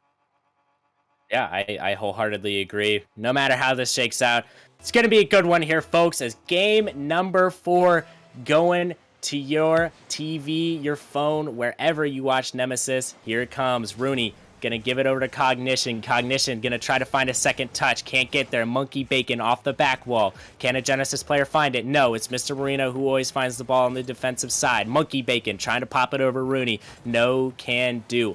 Remix off the backboard. Going to give it to Drizzard. Drizzard off the sidewall. Over to Monkey Bacon. The ball is just kind of floating here. Can a Genesis player find it? Yes, they can. Cognition with a shot. Bottom right, and talk about placement. This is exactly what Genesis does. This is why they are such a good team. It's just one player after another constantly. A nice bump there, or attempt at a bump there from Monkey Bacon to disrupt the defender, and a nicely placed shot there from Cognition to make it 1-0. A 1-0 game here, and this is going to be a good one right down to the finish, as we have both teams very mechanical. We'll see how this one plays out. Cognition gonna get a touch, tries to find a pass, no can do for now. Mr. Marino tries to find a shot, gets a calculated fake, almost gets 2, but it's off the backboard, a very dangerous ball, but Drizzard hits it away. Aurora a little bit on the back foot here, it looks like. but hopefully not for long as Mr. Marino's in there to defend. Remix is up. Oh, he can't find that second touch, but Cognition with a shot. Can't find the back of the net. Bumps out Drizzard. Mr. Marino trying to find a clearance, but he is low on boost. Same with this Aurora team, it seems. No player has more than 50 boost right now. Cognition over to Mr. Marino. Mr. Marino finding a touch. Can he find a second? No, he can't. Not before Monkey Bacon can. Monkey Bacon makes a mistake. Rooney, they're going to capitalize off said mistake. And honestly, this Aurora team on the back foot here. Is there anything that they can do to change their outcome here, Sage? They need to stop giving this Genesis team too much time. All three players on this Genesis team can produce something out of nothing. Give them any type of time and they will punish you, especially Monkey Bacon and Remix. Especially Monkey Bacon and Remix. They are looking absolutely incredible, but you can't forget about Cognition, who is at the top of the leaderboard right now and a very dominant player. Shot coming out. Drizzard again with a very crucial save, saving the hopes and dreams of this Aurora team right now. Monkey Bacon with a shot. Oh my goodness, if that slipped in, I would have lost my mind. Another pinch coming out. Cognition gonna get his second of game 4. There it is, a well-deserved goal, a hardly worked-for goal out of Genesis there. A bit lucky there, but they had so much pressure, and that's what they deserved. They did deserve it, indeed, as they have 8 shots to Aurora's 0 shots here, Sage. And we are entering halfway point territory, and if something doesn't change here, I think Genesis is going to run away with it here, Sage. 100%, I agree with that. This Genesis team is just way too good for you to be allowing them to do this type of stuff to you. I mean, this type of offensive pressure, I played with Monkey Bacon before. He was on the Wisps, and his philosophy is just getting pressure, keep pressure, maintain pressure, and that's exactly what he's doing here, and that's why he's up 2-0 on match point. 2-0 is also the most dangerous lead to have, as it is very susceptible to comebacks. I know if I had a 2-0 lead, I'd probably choke it away because I'm trash. But, we'll see about these novice league players. Let's see what they can bring to the table. Rooney down to Mr. Marino. Misses his touch. Monkey Bacon off the sidewall, trying to find something. He can't. Drizzard and Monkey Bacon collide, giving it over to Cognition, who finds Mr. Marino. Wrong team. Gonna give it a pass. Rooney is there. And here comes Aurora, folks. Do they have life, Gallium? Do Yes. they have life? Yes, what they a play do. there from Marino to pinch it off the back wall. A nice bounce for Rooney, and it's 2-1. 2-1 here. Aurora only having 1 shot to their name, and that 1 shot gonna be a goal here. We'll see if their second shot can be another one, a much needed goal for them. As I digress, we have Dizzard off the top of the ceiling over to Mr. Marino. Never mind, that's Drizzard. Drizzard over to Cognition. Cognition over to the sidewall. Rooney gonna find a pass to the other team. Marino is back alone by himself, and the man can cook on defense. Beautiful defense from Mr. Marino. Drizzard over to the sidewall. He's trying to find something. He has no boost. Cognition doesn't know, though. He gets a good 50 out. Monkey Bacon over to Mr. Marino. The ball is floating in the Aurora zone. The ball is still there as a demo comes out from Rooney. Here comes Remix. A good shot, but Rooney gonna clear it away, and here comes a chance for Aurora. Aurora needs to fight now for a goal here. They only have 2 shots. They need to get more pressure on the net here, Sage. Absolutely, they need to get more pressure on the net. They need to get quality shots, and I have yet to see them maintain any type of offensive pressure in this Genesis zone, and I think that that's more great defense from this Genesis team, not allowing them to stay on the offense for too long. I agree, and we have 20 more seconds to see if Aurora can do it. Can they force a game 5 here? Mr. Marino off the sidewall, gonna give it to Cognition. Cognition down the field. Rooney off the ceiling. Rooney can't find a touch. Monkey Bacon down the field. It is the dagger for Genesis, a 3-1 lead with 5 seconds left.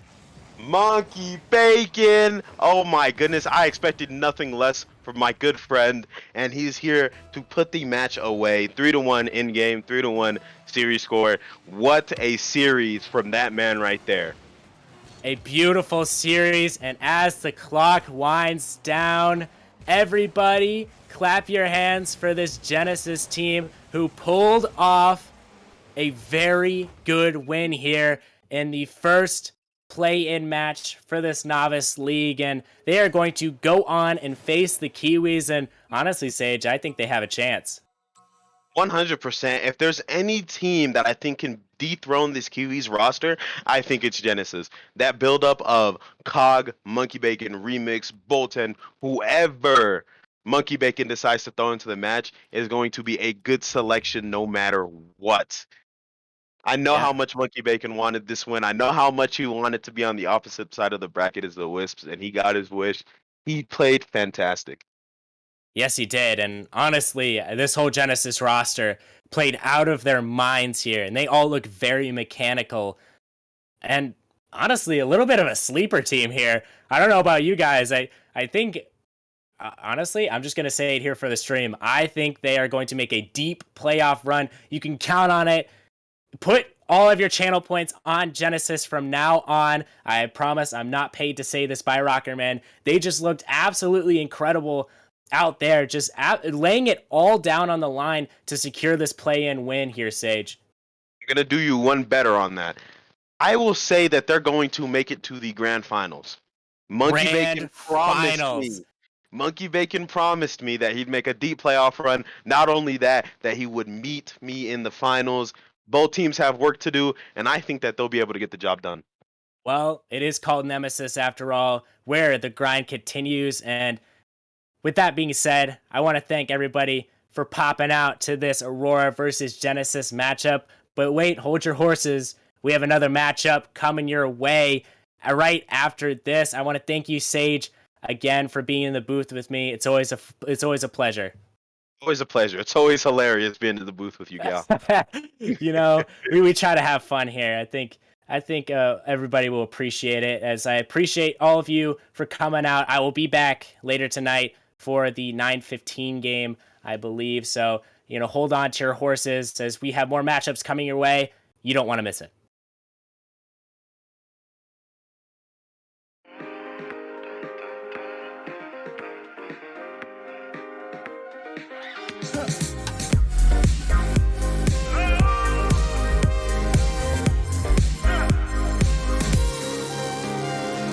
She found a way into my heart.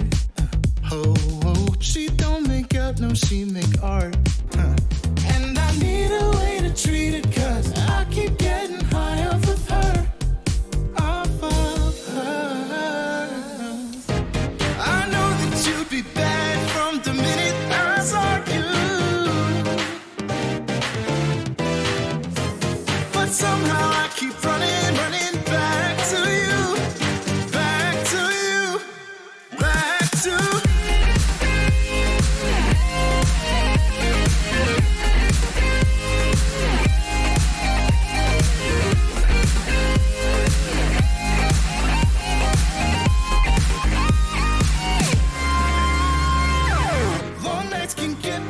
Lonely, hey.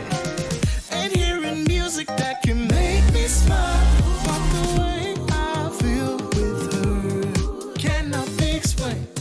But one thing still remains on my mind. I know that you'd be bad from the minute I saw you. But somehow I keep running back to you. Back to you.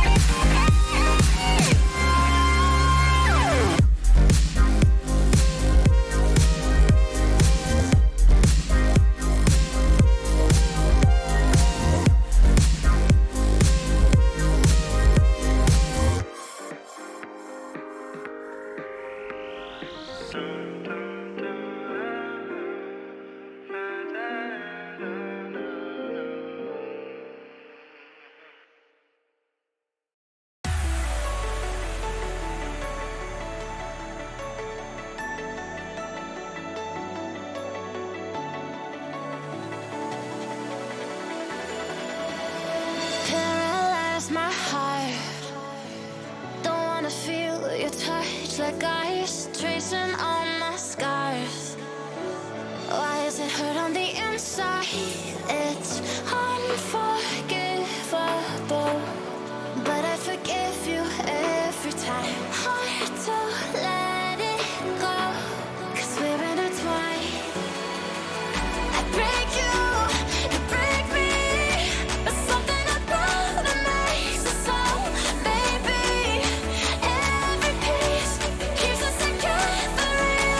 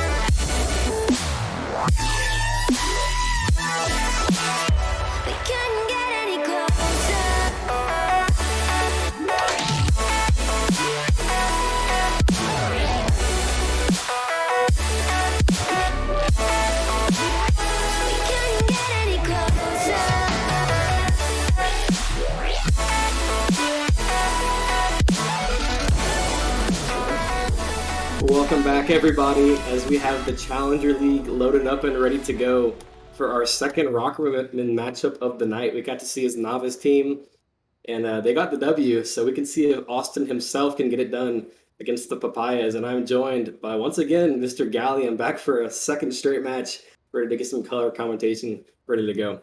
You know I had to double it, but in all seriousness, though, Magic, it's good to be here. And honestly, I really wanted to cast this game because it is the Challenger League, arguably the most exciting league in my opinion. And you got two good teams going head to head, the Papayas and Ascension, and two orgs owned by very cool people. You got Cool Kyle with the Fruit Ninjas and Rockerman with his organization, whatever. And honestly, Magic, I'm just really excited for this matchup. I am too. It's basically, in my mind, the Jeffrey versus Austin matchup. Jeffrey, everybody knows the name Jeffrey. He is insane. Pretty much took the workload for the Papayas all season long to get him to this point. And him, Chiefer, and Midnight, they don't have their work exactly. It's not going to be too easy. They got their work cut out for us. Cut out for them if you want to walk us through their lineups real quick. Yes, I can. For the Papayas, you have Jeffrey, SpongeBob G. Goober, love that name by the way, Chiefer God, and Midnight. Honestly, a very stacked roster, a lot of notable names on the Papaya side, but wait, hold your horses, we have Ascension next. They have ASCII, Q, Rockerman, and Geo is a sandbagger. All these players, pretty notable names in my opinion. I see a lot of them in the Clips channel, especially Q, Jeffrey. They honestly are players to look out for, and you can't forget about the owner of the Nemesis Gaming League, Rockerman, who was an all-star this season. Honestly, this is going to be one heck of a matchup, and I can't wait to get started. I am in the boat with you, and I can't wait to get this thing rolling. But first off, I need the prediction. What are you seeing going down in the Challenger League? Honestly, this is a tough one for me. But I have Papayas taking it in a Game 5. That is what I have as the players are ready here. Magic, I'm so excited.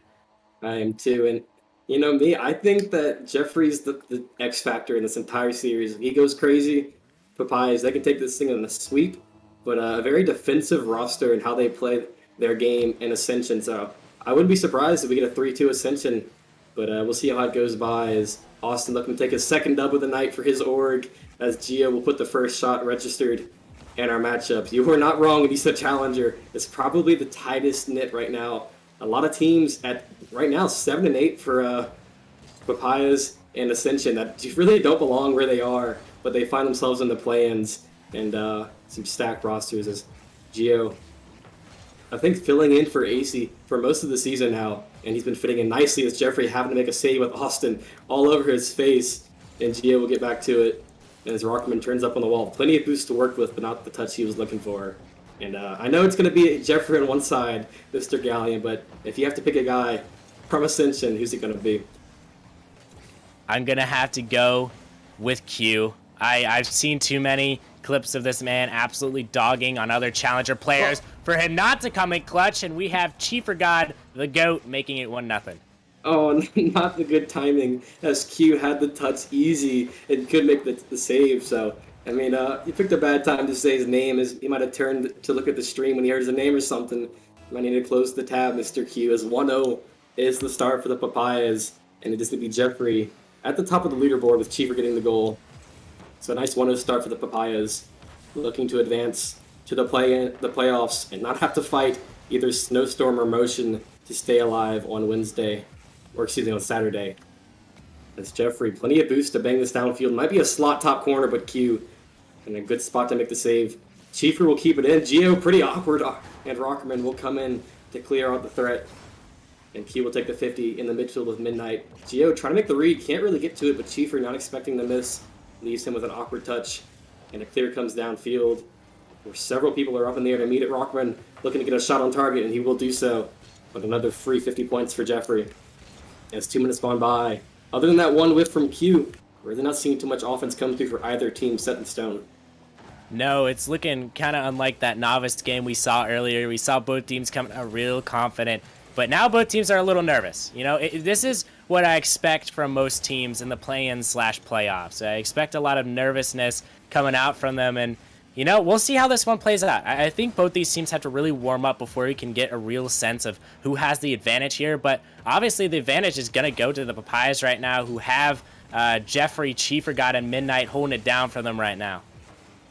I have to agree with you. And a much more mechanical team would have to be Papayas. No doubt about that. Is a very defensive roster, and Ascension, who have an open netter that can put it away, and Rockerman, he will get his first goal of the postseason, and he didn't really have to do too much for it. A little bit of an unfortunate defensive play coming out from Chiefer. I'm going to pretend I didn't see that. And Rockerman going to slot that one for an easy goal, but honestly, a much-needed goal as this Ascension team has been really looming at the Papayas net. Just kind of glad to get one here. Yeah, definitely so. And a goal like that, you really love to get back after their first goal given up wasn't really the hardest earned for the Papayas. So they kind of get a freebie back themselves. And we find ourselves on even footing as Q. High off the backboard, Gio has a shot, but nowhere near on target. Means Midnight with a free ball, and he elects to pinch it downfield. Clears some pressure and allows his team to grab boosts. Midnight gets it past 30 boosts in the tank, gets it past the entire team all by himself. Midnight setting up Chiefer beautifully. One thing about this Midnight is he is a former prospect player, and he does not look like it. He is the lowest MMR on this team, and honestly, he's looking like a very cheap option for the Papayas right now. And as you mentioned earlier, both these teams being at that 7-8 record, definitely looking like they don't deserve to be here early. Yeah, and Chiefer honestly wasn't even signed until about a week ago, and he is fitting in nicely, at least so far of what we've seen, as Q will have to make a save. And Papayas, they're getting physical now as Jeffrey. Demos, the farthest upfield, and Demos the third man as well. Gio having to make a save, and he will do so. Chiefer putting another threatening shot in. No, that is not what you want to see, as Gio tried to be the hero, and he kind of cut his teammate off. Very unfortunate there. I think it's just the Papayas applying so much pressure to Ascension. A little bit of a miss. I didn't see anything, but a 3-1 lead for this Papayas team. Really looking like a fatal blow to them in game one, but we'll see if Ascension can bounce back here late, as they do in fact have, they're not leading in shots, but they do have a lot of shots. They're sitting at 8 shots to the Papayas 9. So, I guess there's their 9th shot, and that's going to be the owner of the league, Rockerman, putting it away for his second. Rockerman, got to do it himself sometimes, puts it far corner in a well-placed shot, and apologies to Mr. Gio. That last goal, I thought he just cut off a teammate, but he was putting in work, and he is taking up the top spot on the scoreboard for his team right now, doing a great job. So Ascension trying to battle back from a 2-goal deficit with a minute left to go here, and Jeffrey going to try to kill some time and take it around town. Uses the flip very late. He catches one off guard, almost a well-placed shot, but not on target. As we approach the last minute here, Ascension looking to avoid going down 1-0 in their first play-in match. And getting a goal before it gets to the last few seconds would be very handy in a play-in match where the nerves are so high. It's a good pass across, both people not ready for it. And Rockerman will be able to get back to it. Puts it on target, another shot registered for Rockerman. Up to 5 now for his name, and Chiefer clears it the length of the pitch. 30 seconds remaining, and Ascension, they need something now. Q gets the demo, that might be something to get started, get an opening, gets it past 1, but Jeffrey, solid man on the goal line, clears it over the head of all 3 Ascension players, gets back to it somehow, and he's on the hunt for demos, makes it awkward for Q, but Q trying to do something last second, Rockerman trying to keep up with the play, 5 seconds roll around, Q midfield, but Midnight is all over it. Can he get it past Gio and finish this one off? Sort of keeps it up as Gio. Q doing his best, and a clear down the length of the field will probably end off game 1, and it will. So Gallion, your prediction looking pretty strong as a 1-goal win for the Papayas in game 1.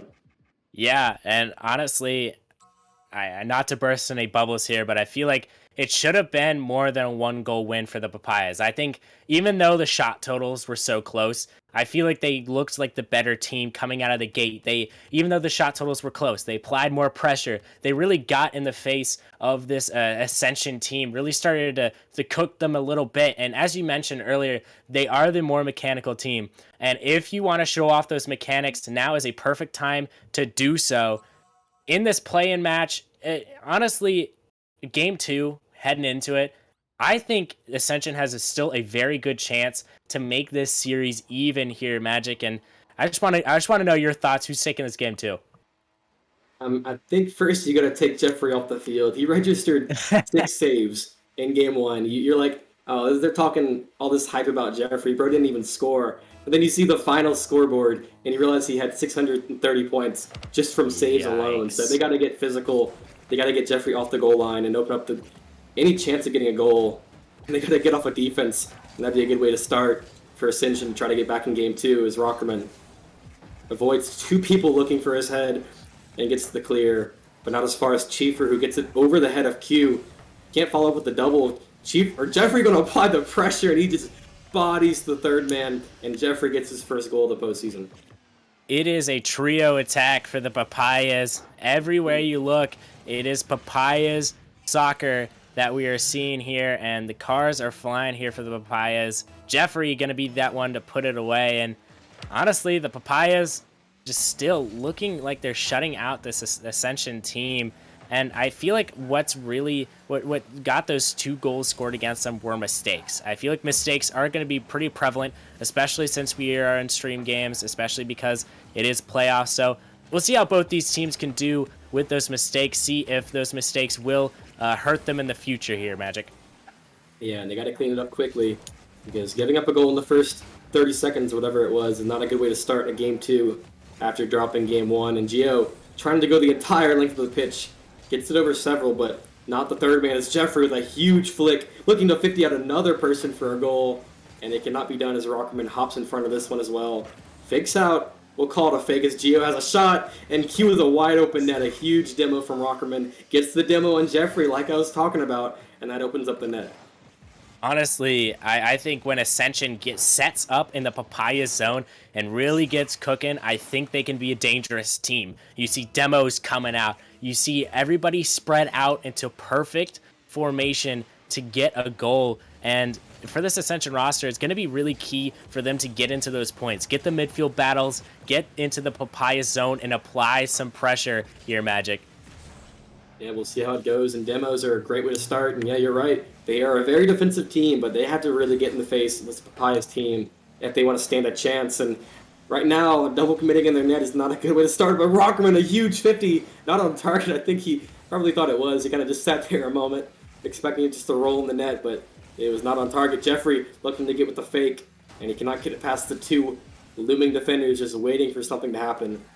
And they will clear it out no problem. Chiefer gets it over. Gio, a huge free flip by Chiefer in Midnight. He says, I need some points too, guys. That's a 2-1 lead for the Papayas.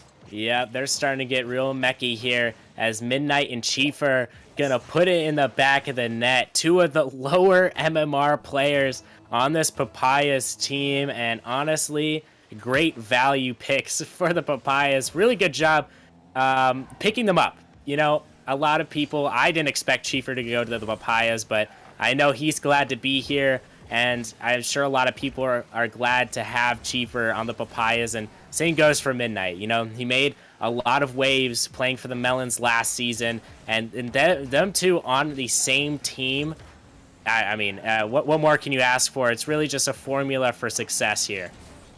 Yeah, Midnight, the AGM for this org, and he is fitting in nicely on their challenger roster. And Jeffrey, he has some weapons around him. So as long as he doesn't have to carry too much of the workload, I think it'll go very well for this Papayas team down the road. Gio takes it back to his corner. Not the touch he was looking for in Q. With a goalie or a demo attempt in his face, makes the save as Rockerman registers a clear to the side. Gio, not much boost to work with. Means he has to just throw it away. Jeffrey gets a demo in the third man. This could be dangerous. Midnight looking for the follow-up. Can't get it. Another huge save by Q. Q is racking up the points this game, up to 430 and 3 saves to his name. As he throws it off the backboard, Gio's there for the shot, can't get it. Where's Rockerman? Flipping towards the net. So didn't really have a chance to put it on target. But other than some really good pressure, Ascension still looking for that tying goal. Yeah, and honestly, I don't know if they're going to find it here. Papayas have been looking pretty dangerous here as we enter the final minute and 30 seconds of this game. Looking a little, I'm not going to say like panicky, but they're looking just they're double committing a lot. They're making a lot of mistakes. And, you know, I should just shut my mouth. As Q is going to shut it for me. And a 2-2 tie here. You may be right, but Q, I don't think he considers himself to be in that category right now, as he is taking this game on his shoulders by himself, really, and doing a great job with 2 goals, 3 saves. He is willing this team to stay alive and avoid a 2-0 deficit in the series, and they're doing a pretty good job of not giving too much of a lead, keeping it at 1 goal pretty much all the time. Papayas, now they need to take the lead back. Gio finding a demo, or Rockman finding a demo off screen, and Q couldn't put it away. Rockman back into the play, looking for the shot. Chiefer stays in front of it, and another huge dunk by Chiefer. As Rockman, or Gio will knock Midnight off the ball, try to give a free ball for his teammate, but Jeffrey is first there, and Gio gets 50'd out by Midnight. Q, just enough boost to get up to this, but you can see how physical this Papayas team is trying to play right now. They're in their face in the Ascension net with 45 seconds left to go. That might just be the difference maker. You know, as you say that, it is the overcommits that are going to get Papayas here. He almost puts in the back of the net. But, yeah, I was honestly noticing a little bit of a odd behavior coming out from Rockerman. And I think he's having some internet issues. So I think we're going to get a server reset after this. This could be good for Ascension here, Magic. And as these last 20 seconds elapse, I'm excited to see how this turns out. Yeah, there was a moment just a couple minutes ago where he had a potential shot, kind of just drove into the net. That's when you have to realize, oh, he's probably just lagging. It's 10 seconds left to go here. Chiefer guying this ball, no boost to work with, and Rockman trying to get the game-deciding goal, but that one will roll up the wall as the last second ticks away. Last opportunity, Q to the midfield to Gio, last second off the crossbar, and that was the chance they needed to take game 2, but now they have to work a little harder for it as we find ourselves in overtime in Urban Central, and that one's got to bite you. Especially if they were able to drop this game, but Q will keep it out the net for just a little longer. Yeah, honestly, a very close goal. It was almost a goal there for the Papayas, and I think for Ascension's sake, they're lucky that it wasn't, because if the Papayas take this game too, I think the series is dead in the water, only going off the fact that Ascension is having some internet issues and the fact that the Papayas are looking so hot right now and just really applying so much offensive pressure. I think the Ascension really has to dig deep here and find their counter-attack game. Yeah, we'll see how it goes, but you're right. Because a lot of these times, Papayas, they're sitting too much at the defense of Ascension. And I think you're exactly right with that. They just get one chance where they put it away, because they've had plenty of opportunities to do so. Unable to do it so far. Rockerman, or Gio gets the mistouch, and Rockerman not back yet to help his third man. And Ascension, they're going to drop this game. And that server reset will also be a bit of a mental reset, as they now have to win 3 in a row, or they will have a game looming against either my team in Snowstorm or Motion this weekend. They like to avoid that and take on the Hellcats in the easier matchup, but if they're not careful, they might have a date with the 1 seed if all things play out. So this is a very important series, and this server reset gives them a second to breathe. Yeah, and it gives us a second to take some time and reflect on this series. I know it's been kind of hectic. Both games within 1 goal. I think both games a 3-2 win, if I'm remembering correctly, and my memory serves me well. I don't know. But you know, honestly, really good stuff from both teams. I'm noticing sparks from both of them.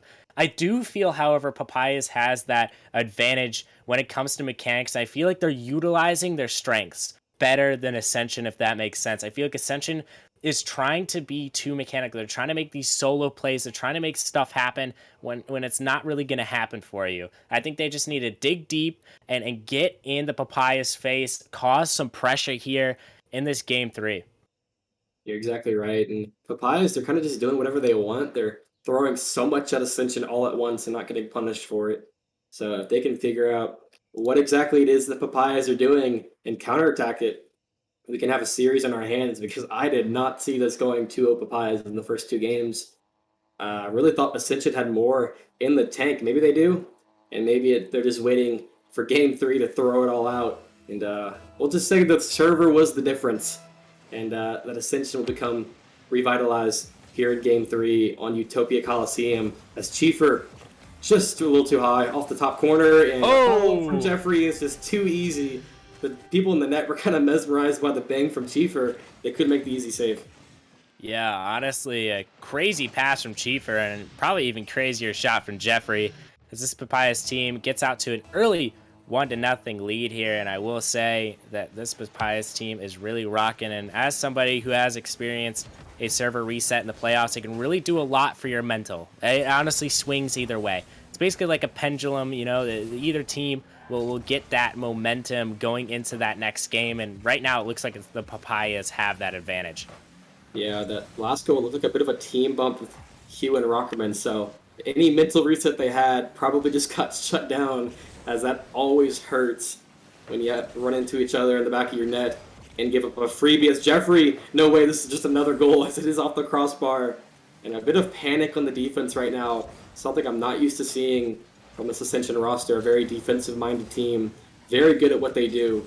It's gotten them really far with some huge wins against top teams this season, but it has them struggling right now with a lot of panic, and you have to think a bit of nerves playing a part. As Q looking for Rockerman, trying to get into their bag a bit here. Rockerman putting a shot on target. Q can't get the bump. Jeffrey, what a save from the guy who's always going to be there when it matters most. Q over the top of Chieffer, and finally some extended pressure as Midnight can't beat out the attacker. But Chieffer going to take his sweet time, enough boost to get this over to Jeffrey, hopefully with the reset. And a bit of pressure starting to mount here, and maybe some confidence boosting with how aggressive they're playing and how good they're looking in the process. Yeah, I think Ascension is looking much better as you see passing plays going up. They're feeling more comfortable in the Papaya zone. That's exactly what you want to see. A ball almost gets past Jeffrey there. I think the internet is really is stopped affecting Rockerman too much, as you saw that crazy shot he almost put in. But again, it's Jeffrey in the back line going to make a huge play. And this Ascension team is just keeping it in the Papaya zone, just dangling away from getting a tying goal here, Magic. They sure are. As Rockerman, he was looking at a free clear, full 100 boosted. Jeffrey was having none of it. Just shuts it down, and with that shutdown, Papayas have a lot of time to grab boost. But Rockerman looking for the top corner, just off target. Q trying to follow up, and another big stop by Midnight, who gets the demo on Geo as well. Midnight staying comfortably on the backboard, gets kind of faked out by the whiff. And Rockerman looking to pressure Midnight, who will pop it over his head. And Rockerman doing a lot of work here. I think you're right, the internet is resolved as Q had a chance, and he couldn't find it. Geo, he threw himself at it, got popped over his head. And Papayas, they're looked at as a mechanical offensive team, and rightly so, but right now they are shelling up on defense. Yes, they are, and, offense and defense do kind of correlate, especially when you have good mechanics. Good mechanics on offense can affect the defense. It just depends on your rotation, and they are rotating very well. But let's see if it's well enough for this Ascension team to maybe have a chance to strike back here, Magic. Yeah, I think mechanics play a big part on defense. Has an open net for Q, and he puts it bottom left. And what I was going to say is that it's really the speed of play that the Papayas are used to. Getting up to the ball first could be huge on defense, but when you have an open net right there, not sure what happened on the sidewall, but it just left a freebie for Q, and finally an opportunity capitalized on. He had a shot last second of game 2, couldn't put it away. This time he will. So a minute and a half just around the corner here in game 3. Ascension battling against the jaws of falling down into a lower play-in match, and making a very much harder road in the postseason, which would involve them taking on the Rays, the number 1 seed, and I think they are well much aware of the consequences of losing this game. It's Midnight. Oh. He does not care. He just dunked the life out of the defender, and that one's got to hurt the mental. Yeah, that one's going on the podcast, Midnight, on the Nemesis podcast, I believe 2 weeks ago. And, I think that goal might be brought up as he dunked the whole team. Not 1, not 2, but 3 members of the Ascension team got dunked, felt his wrath. And, with a 2-1 lead for the Papayas, I think it's going to stick here. But, we could see a comeback of the ages coming out from Ascension, but not before Midnight has anything to say about it. He almost puts that one in. Dude, Midnight almost just took the series by its neck and won it by himself. Chieffer 1v1 with Geo. No, it's a 2v1 looking for the pass, but no boost. Kind of complicates the whole plan that he had, but Gio very quick to this ball, and a team bump comes through. Open net for Q. Oh. And not when we wanted that to happen for Papayas. They had the lead, and we might have another 3-2 scoreline coming our way. Yeah, very unfortunate. I think Midnight took out his teammate instead of hitting the ball. Very unfortunate defensive rotation. Again, those are the mistakes that happen when you are under this amount of pressure. I think if you are the Papayas, you really want to close this series out. You can't give Ascension any more games in order for them to try to come back here, because they are, again, a very dangerous team. And they're so momentum-based in the way they play. And you give them one game, and that kind of just boosts the whole morale of a team that's probably dealing with a lot of just getting tilted because of the dunks that are coming through for free goals. So if they can take Game 3 and get a good footing in this series, it's not going to spell good things for the Papayas.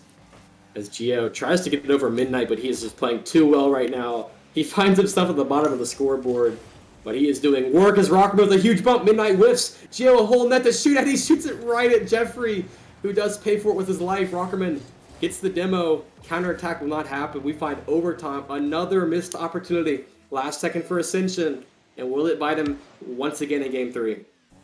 You know, anything can happen here. I know it's not Forbidden Temple, but, you know, it is a pretty good map here, as we have a very good matchup in this overtime. I think, honestly, it's going to come down to who wants it more. I think that's just, you know, the story of it. I think who wants it more and who's more focused on the goal in hand. Both teams have to play their hearts out if they want to take this overtime. Yeah, and exactly right. I'll add on top of that, who can handle stream nerves better when your season is on the line in Game 3 for Ascension here? Can they handle it? Or can Papayas handle with the situation they have in front of them? They can. Midnight 3-2, 3-2, 3-2, all the way across the board. From downtown. And the Papayas sweep. From downtown. Midnight said, no more of this nonsense, killing the hearts of the Ascension team in the process. And Ascension will be continuing to play in the play-in match. Honestly, one heck of a series. You mentioned 3-2 all the way through. And, you know, we didn't get content in the first match of the night because of the forfeit, but these last two matches have been crazy. They sure have, and that is huge for Papayas. I mean, I know Jeffrey, I've talked to him all week, the last couple days especially. He was kind of in the boat of, you know, whatever happens, happens. But after a win like that, you have to feel like you can take the whole thing. And a huge win has them taking on the Hellcats. They'll secure the 7 seed. Now Ascension, they have a pretty difficult road playing either Snowstorm or Motion just for a spot in the playoffs. And then the race, they're just waiting for their opponent. So we'll see how they can bounce back from a really a brutal sweep, internet issues and all. But it was a lot of just unlucky spit situations getting dunked, and not a way you want to lose a postseason match on stream. No, it's not. And honestly, I think Ascension is still a very good team and a team to look out for in this postseason. And, you know, they put up a very good fight against the Papayas, who looked like they were beating them at every turn. But I don't think that was the case entirely. I think Ascension really put on a good fight, and they had really good 50s, I noticed. They really took Papayas' attack and turned it against them at times that they needed. But unfortunately, in all three of those games, it just wasn't enough. And the internet issues combined with just, I think, it was honestly a bunch of unfortunate situations for Ascension is going to leave them to play on Saturday, I believe. Yep. And I can tell you personally, I'm confident we take our play-in match on Wednesday, and that we end up having to play this Ascension team, and that is not going to be easy. As yeah, you're right, a lot of unfortunate goals and 3 one-goal losses, 2 of them in overtime. That has to hurt. And if anything, it's more confidence that you just lost against a very good Papayas team, and it was so close. So we'll see how they can handle the adversity. Because yeah, you're right. This team, they're not going away easy. You know, I'll take your word for it. You know, I'll take Snowstorm in that matchup. You know, put your channel points on Snowstorm. I'm just kidding. But you know, you heard it here first. I think, you know, you have more Challenger experience than I do, and I think with your expertise, I think that Ascension is going to be in a bit of a pickle here. I think they really needed this win because the Papayas are such a good team. If you won against the Papayas, honestly, you're a scary team coming out of the play-ins, first of all. And second of all, you have that momentum going into the playoffs. And, even if they don't perform well in the next play-in match, they still have a chance to make it to the playoffs. It's just honestly how it unfolds. Yeah, giving yourself a high seed makes it where you have this free life, your ascension.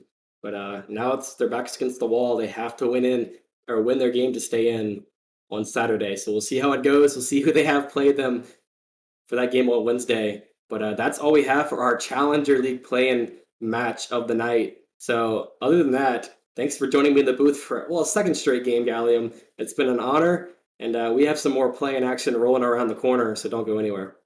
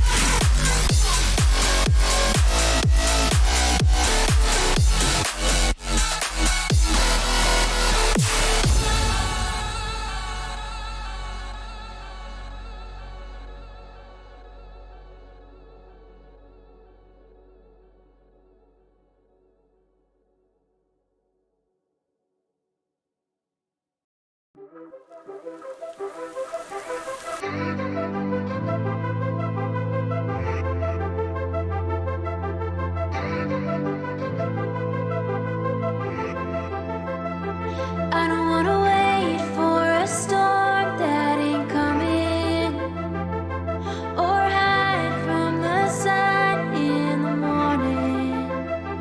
I don't wanna run something I can't find, but I gotta be careful with what I call mine. I know you too well. I'll climb up on the roof and yell. I've learned all that I know, and we put on quite a show. I'd be lying if I said I'm coming back. I just wanna go, I wanna walk away. Never wanted to love you anyway. Guess I should've known, won't pick up the phone. Go on and watch me fade. When you see the lights faded in the night, know that I'm fine alone. I'll be running for the skyline, sun in my eyes. No music, but I'm dancing. I'll be running, I'll be running by, I'll be running, I'll be running down, I'll be running, I'll be running by, I'll be running, I'll be running for the skyline, sun in my eyes. Skyline, sun in my eyes. Skyline, sun in my eyes. No music, but I'm dancing.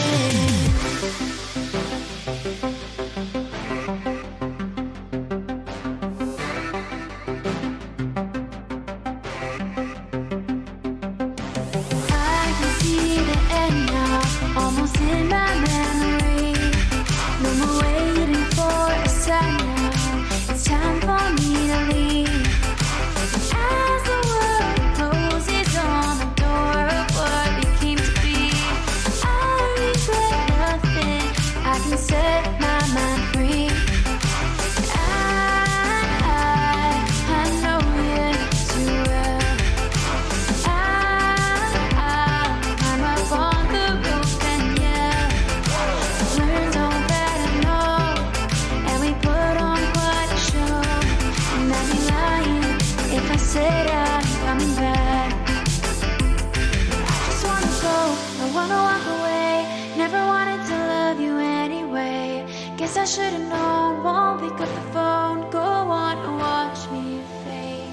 When you see the lights fading in the night, know that I'm fine alone. I'll be running for the skyline, sun in my eyes.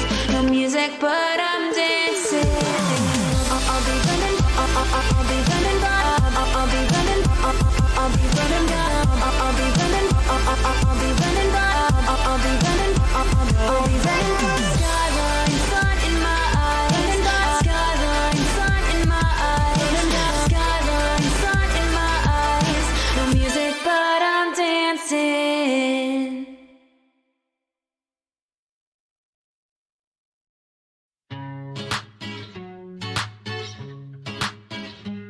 Voila. Bandera. They put a line in the Tito's, went down in Puerto Rico. And I may not know the lingo, but I like when you call me gringo. I don't know what you're saying, cause I don't speak your language. But how your body's swaying, that don't need no translation. 1, 2, 3, 4.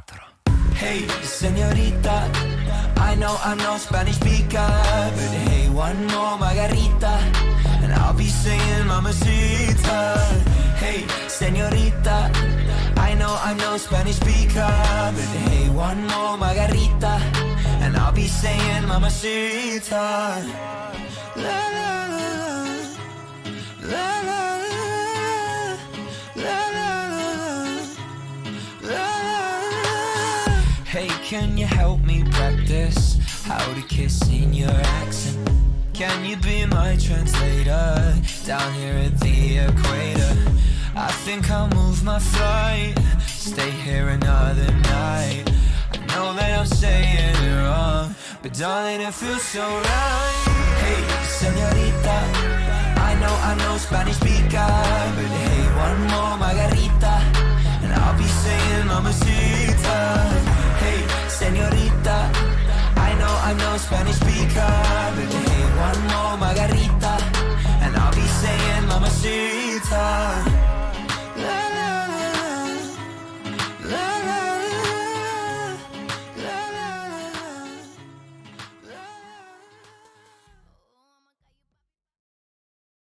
Left me in this mess, I'm falling. Heaven knows. Can't find a reason why. Couldn't get any closer. Can't find a reason why. Couldn't get any closer. Can't find a reason why.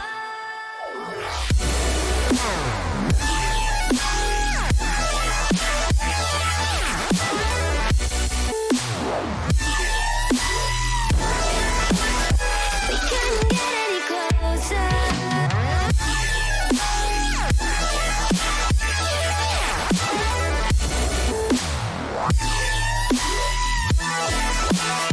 We couldn't get any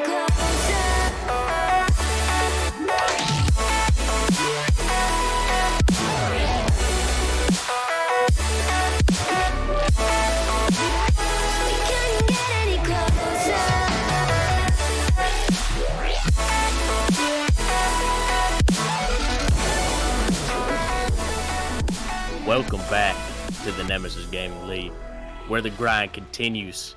We have a rival showdown here for you all. It is Pineapples going head-to-head against a rival. It's going to be one heck of a showdown, one heck of a shootout, if you will, and I'm here joined in the booth by Sir Jaegers. How you doing? You know, Gallium, I'm doing fantastic. I'm ready to watch some postseason Rocket League. I'm pretty hyped for this one. And you know, like playing first round of the play-in, sometimes people are nervous, but in this particular matchup, you don't really need to be nervous because this is probably the only time all postseason that you have a lifeline. You know, you lose this one, you fall back down to the last place game, and you still have a shot of going in, and you'll win it. You know, you're going up against the the number 2 seed. So this one, it really shows true colors because you can either play like really comfortable, like you could either play to where you can relax, you know, you don't really have to worry too much, but you could also play to where you pull out all the stops, pull out the mechanics, and kind of go ham in a sense, and have a lot of highlight plays.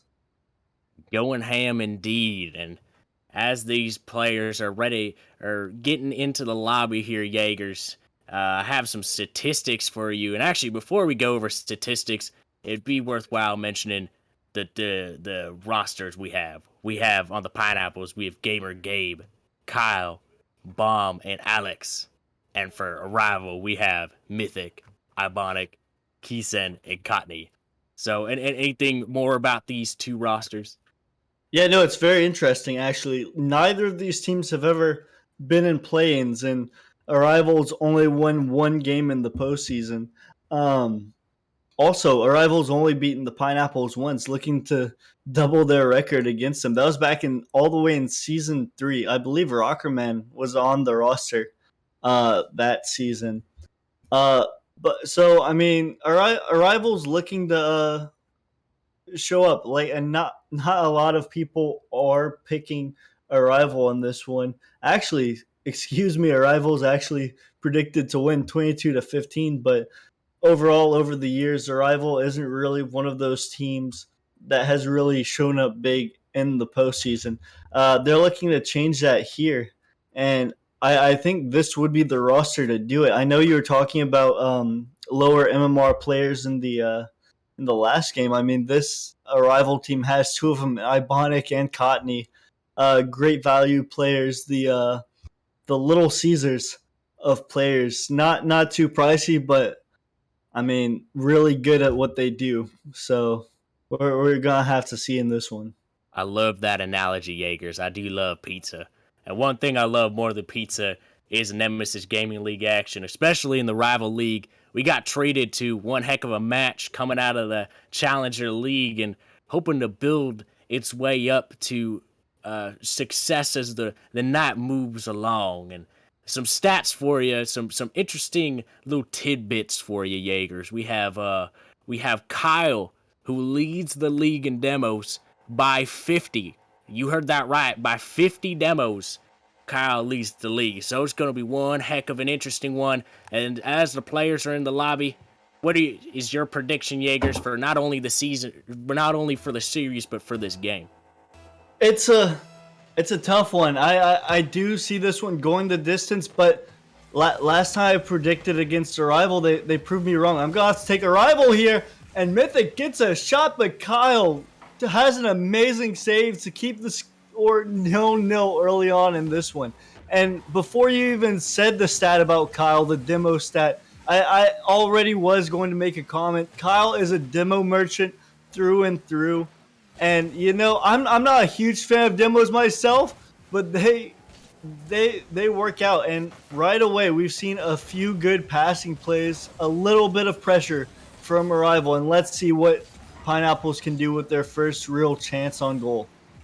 Yeah, it's going to be an interesting one here to see Pineapples really put on some good offense. They have been pretty notable to have a very offensive team, so let's see if that can work out for them here. And as I say this, the rival team is in their zone.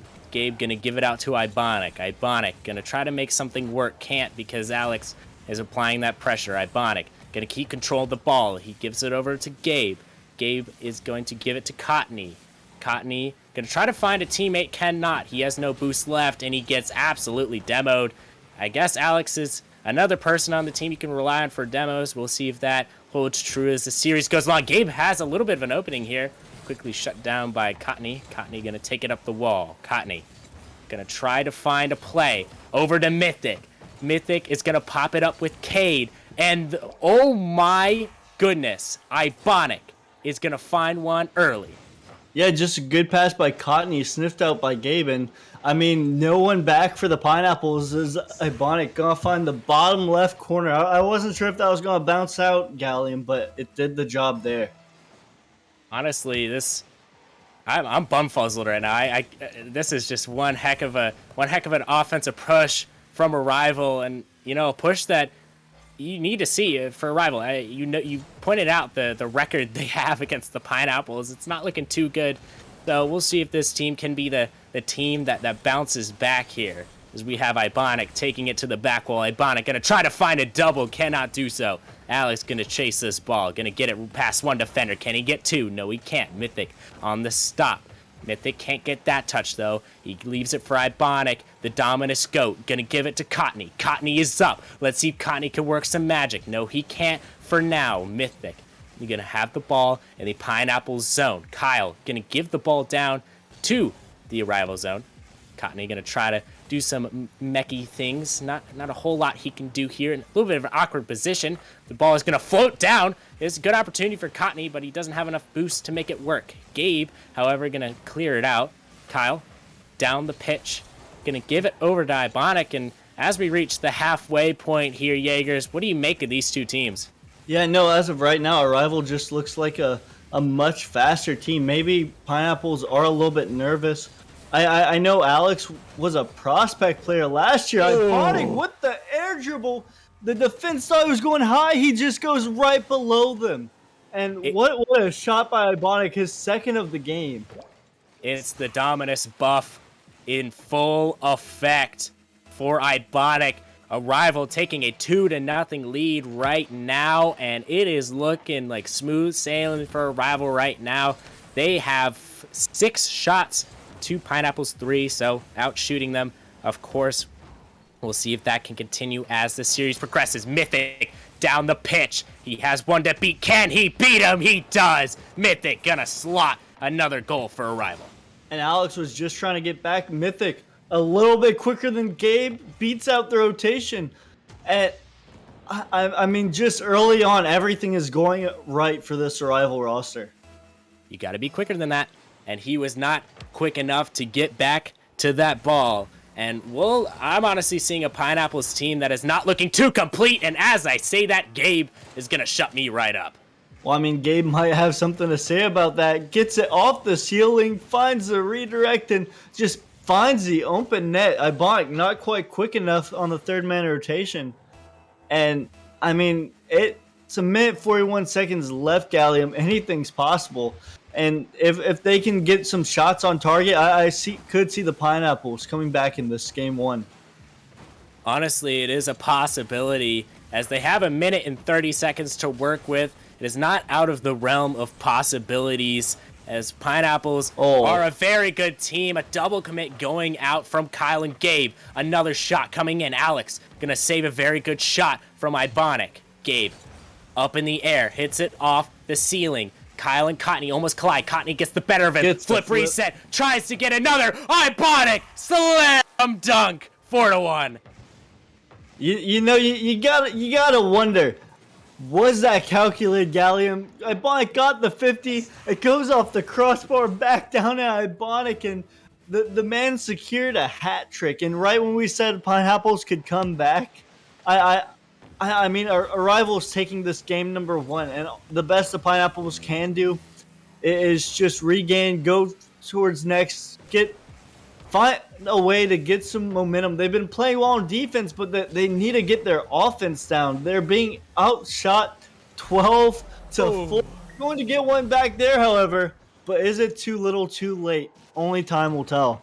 It is the GM gonna put in some work against this Arrival squad. Kyle, definitely a player to look out for the Pineapples. Gonna be looking for him to really set the tone here for the Pineapples, and we'll see if they can, anything is possible. Unfortunately, we're not on Forbidden Temple, so we won't know for sure if a team can come back, but it's always in the realm of possibilities, as I stated earlier. 35 seconds left on the clock. Alex off the sidewall. Gonna try to find another touch. He doesn't. Gives it to Kyle instead. Cotney off the backboard. Let's see what he can work with. He can't. Alex, a great 50 out there. Ibonic gonna try to find an aerial. He does. Gabe gets thwarted off of that one. Mythic tries to find a touch. He can't. Alex, 15 seconds left. Can they find 2 goals to equalize it here? Alex gonna keep on chasing. He can't find anything. 8 seconds left. Kyle and Gabe collide. The ball is floating. And ladies and gentlemen, Arrival has arrived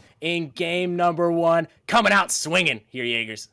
Yeah, Gallium, that was a great introduction to the plans for Arrival. They really out-pressured Pineapples, just showing by the difference in shot total. And the thing that stood out to me the most, I mean, Arrival had a lot of shots, but then Pineapples had a counter with 8 saves, whereas Pineapples only had 6 shots, and, I mean, Cotney only had to save the ball twice. So really, Arrival was not only getting consistent pressure, they were also getting their shots on target, and that's super important, especially if you want to win in playoffs. Yeah, I think, honestly, capitalizing on your chances is very important in any league. So we'll see if it can be a key factor here for the Pineapples. We'll see if they can start capitalizing on the chances that they are given. Pineapples are not out of it yet by any means. They have generated some chances. They're still looking in this matchup. I know a whole lot of people do not think that the Pineapples have a chance, but I do, and I'm telling you, ladies and gentlemen, at home, that the Pineapples are going to at least put up some fight here, Jaegers. Oh, absolutely. They just need to get their feet set in the first game. Maybe they weren't quite ready for the start. It is plans. Anything can happen. And I mean, these teams are here for a reason. Pineapple's actually a really good roster. I didn't see Kyle get too many demos in this game. I know we talked about him having the demos, but it seemed to me he was demoed a lot more than he actually got demos. And if Pineapples want to find any consistent pressure, they need to disrupt this Arrival defense. They need to disrupt the offense. They really just need to disrupt the rotations, because right now this Arrival offense is just rotating like a well-oiled machine, and they need a Pineapples need to find some demos. They need to find something just to mess up their rhythm, because our Arrival's playing extremely well right now. Yeah, I think something to note is the Rockerman buff. His team Genesis did win earlier on in the stream, and although his team did not win in the last match, they put up one heck of a fight. So we'll see if Rockerman's org can get a much needed victory here against the Pineapple team, who have historically not been too kind to this Arrival team. So let's see how this one progresses. You got Gabe trying to go up, does not find anything. Cottony and Alex collide. Ibonic has the ball, can give it over to Alex. Alex over to Mythic. Mythic misses his touch, a calculated fake. Kyle off the backboard. Can he find another touch? No, he can't. Cottony instead. Cottony and Alex collide. Alex with a shot, and that is placement, ladies and gentlemen. And already at the start of this game, too, it looked like something changed in the Pineapples. They had all the pressure. They're rotating better. And, I mean, Arrival just didn't have an answer for them. I mean, the Pineapples only have one shot. But sometimes that's all you need. And right now, for the first lead in this game, first lead in this series for the Pineapples, and not a second too soon. This lead is looking oh so sweet for the Pineapples. Really looking to them, I think, as the controlling factor of this game. We'll see if they can keep up this momentum that they've gathered from just this one goal alone. As I say this, they are on the back foot here. Alex, never mind, that is Gabe. Gonna send it down. Ibonic just gets there. Ibonic gonna get another touch. Over to Cottony. Cottony and Alex have a little bit of a bump. Cottony gonna try to take it down. No, he can't. Mythic with a great shot. Gets it past Kyle, and oh my goodness. Yeah, no, and the long rotation working out really well for Arrival. It caught me off guard that Ibonic was back in time, but I mean, good for them, and what a nice shot by Mythic. Bar down and in to tie up this game number 2. Bar down and in is something that, if you hit a bar down and in shot, it feels oh so good, because it is just such a nice feeling, really, to get those shots. So, for Arrival, it kind of just eliminates any sort of momentum that Pineapples have. Let's see if they can bounce back here, as Gabe tries to get another touch, is going to try to avoid the Ibonic demo, ends up doing so, and meets the ball on the ceiling. A little bit of surprise there. Alex going to try to find a demo here. He cannot. Cottony going to give it out to Gabe. Gabe over to Mythic. Mythic has a teammate downfield. He can't get it there. Alex with a shot. Top left. No, he can't get it there. Goodness. It bounces out. Gabe with another shot. It's in, and the Pineapples are soaring back.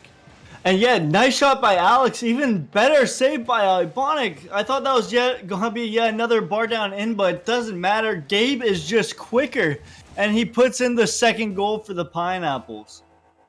Massive goal for the Pineapples as we have reached the halfway point of this game number 2. Alex gonna put one past the defense. Where did they go?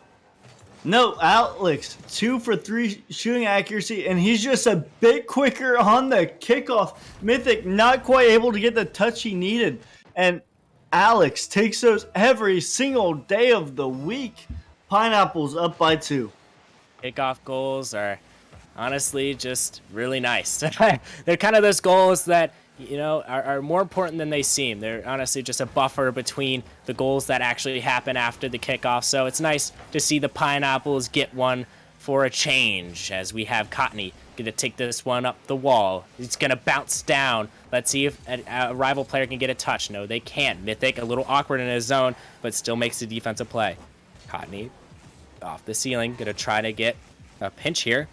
Cannot. Oh my goodness. Almost gets a pinch into the net. and Gabe is going to try to find a clear here. Pre-flips into Cotney. Oh no, it's past the defense. Mythic is there. Great defensive pressure from great offensive pressure rather from the Pineapples going into this game. Cotney off the sidewall, gonna give it over to Ibonic. Ibonic can't find a touch. Alex can though. Alex is gonna take it into the arrival zone. Alex with limited boosts, he makes a pass. Ibonic gonna give it down to Gabe. Gabe fakes one. Can he get another? He does. Oh. Gabe taking it down the field. Can he get a third? He does. Will it go good the net? No, a double going out there. And wow, what defense coming out from Ibonic here, Jaegers. Yeah, I mean, Gabe almost had it. Alex hit the hat trick, however. And I mean, it was great defense by Connie earlier, but I mean, Alex just gets past the entire defense. Cotney, not much you could do there, just spawning in. Good effort by him, but I mean, Alex has just popped off. He put the team on his back, and that's exactly what the Pineapples needed in this one. I think this game is really tone setting for all the Pineapples doubters out there. You know, I initially was one of them, but you know, sometimes you have to believe, and the Pineapples have really shown themselves to be a very dangerous team when they really set down in your offensive zone, and they've really found those chances. They've capitalized off those chances, and you know, not for a lack of trying, Arrival has come back with some shots, but not a whole lot of goals resulting in them. We'll see if that can change. Is Kyle Ibonic gonna try to have a little bit of a duel there? I think Kyle gets away with it. Kyle gonna give it down into his zone. Can he get a pass? He tries to get a slight touch. Ibonic clearing it away. Ibonic, the defensive mastermind. A bump coming out from Alex. He cannot find one. 8 seconds left. And I think the Pineapples are more than deserving of this win. They worked their butts off for it in game 2. Jaegers, how do you think Arrival can bounce back? Well, really, I feel like whenever that kickoff goal happened for the Pineapples, it really just took all the air out of Arrival. I mean, imagine just getting scored on, then immediately giving up a second goal. That's just deflating. And it's hard to bounce back from that. And really, I felt the Pineapples sensed something was up with that Arrival defense and then just continued to pummel them. And that's really what gave way to the Pineapples winning this one. They had all the pressure, and Arrival just really couldn't recover after they let that kickoff goal go in. Yeah, honestly, I think it's just a momentum shift.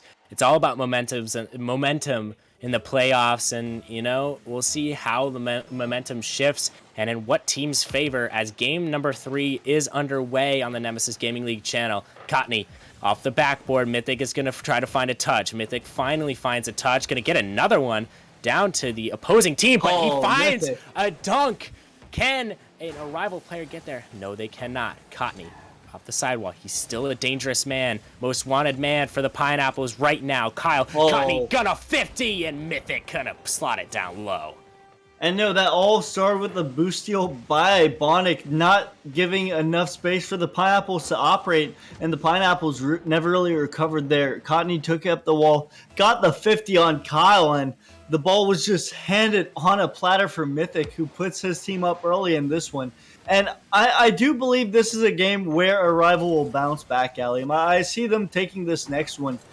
I do still see it going the distance. I do see it alternating, however. I see Arrival taking this next one, Pineapples taking game 4 on Forbidden Temple. And I mean, game 5 is anyone's game after that. You know, I agree with that take. I think it is going to go back and forth. We'll see, you know, if it goes back and forth, which I honestly think it does. So, you know, we'll see how that one plays out. But right now, we have game number 3 to worry about. This Arrival has a 1-0 lead. And we've just elapsed the first minute of play as Ibonic going to send it over to the sidewall. Alex going to try to make a play. Limited boost. Does with the ball what he must. Cotney on the wall. Going to try to find a touch. He does. Gabe going to try to calculate a fake out there from Gabe, sorry. Ibonic off the backboard. Going to try to give it over to his teammate. Trying to find a pass. Cotney going to try to go bar down. He cannot find it. An unfortunate miss. Mythic out to one of his teammates. Can one of them turn? I don't think they can. A little bit awkward here. Ibonic finally does. Ibonic gonna give it down to Cotney. Cotney dunks one. Can't find the net though. Kyle over to Gabe. Gabe has time. He has the boost. Let's see what the man can do with it. He has the mechanics. Oh, he cannot find the back of the net. Almost a dunk out there from Gabe. And honestly, this Pineapples team is off to a roaring start here. Yeah, I mean, but this Arrival team is just so much better right now, Charles. Arrival out shooting Pineapples 5-1. Pineapples are doing extremely well on defense, only letting one in so far. But they need to find a way out of their box. They need to find a way to get consistent pressure. Because right now, this is just the Arrival show, I feel like. Yep, and that is what we are watching right now. But, you know, I think the Pineapples do have a chance. They only have one shot, but, you know, they're starting to heat up here. And I feel like, you know, as we pass the halfway mark, they could be a dangerous threat. As we see Gabe, can he make a mechanical play? No, he decides to give it to the defense. Let's see what he can do with it. Alex gonna find a bump. He does. Gabe gonna try to find a shot, and it almost trickles in for him.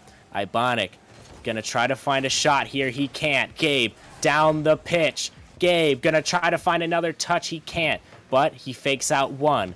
Mythic and Ibonic collide. Gonna give a pass out to the opposing team. Alex and Ibonic up. Alex wins that battle. Cotney gonna put the ball up in the air. Gabe down the pitch over to Mythic. Kyle's gonna find the touch. Alex down the field. It's a dagger and a 1-1 game here, Jaegers. Yeah, and you couldn't really see that if you were just looking at the play, but if you look in the back end, Gabe is just going to clear Cotney out. Cotney was going to be in position to save that, and all Alex had to do was just hit it into the open space, just had an open net to operate. And oh my goodness, what a heads-up play by Gabe there. Zooey mama, what a play from Gabe, and he's really been showing up and showing out here for this Pineapples team as he's gonna find a double touch. Upper decker, making it 2-1. And I mean, Gabe just did extremely well to bring his team back in it off the double tag. Ibonic went for the bump to get him away from it, but Gabe puts his team on top in this pivotal Game 3 with only a minute left to go. You know, you said these teams would trade back and forth, and if you want that to hold true, Rival needs to get a goal in this last minute of play. Mythic down to Alex. Alex gonna find another touch. He cannot before Cotney gets to him. Kyle down the pitch.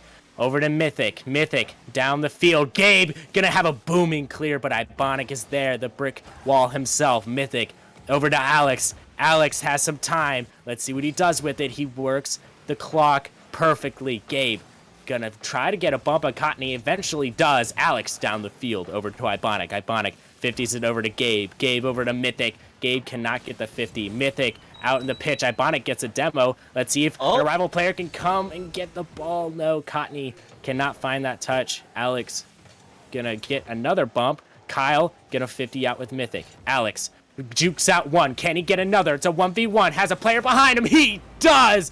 Alex with the dagger.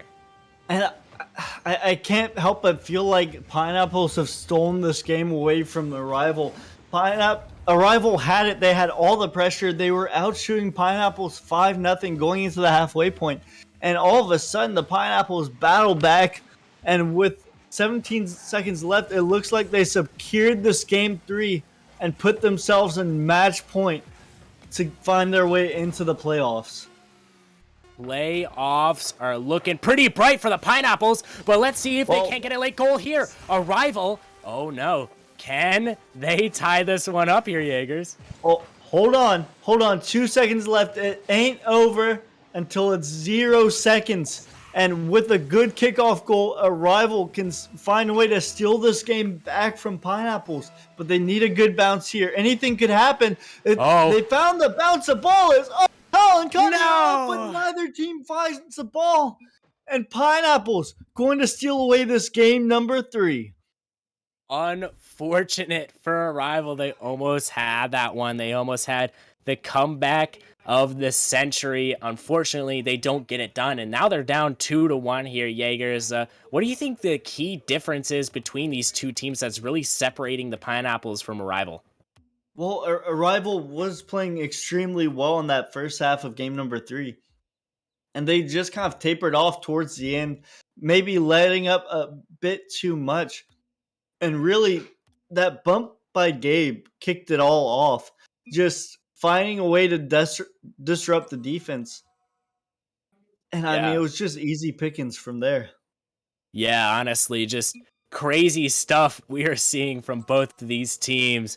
And Pineapple is really putting their mechanics to good use. A notable player out there is going to be Gabe. Big ups to Gabe. He had a lot of mechanical plays, including that double tap, and we cannot forget about that double bump action. Huge plays from Gabe to really propel this Pineapples team to be in a good standing here, Jaegers. Do you think that continues?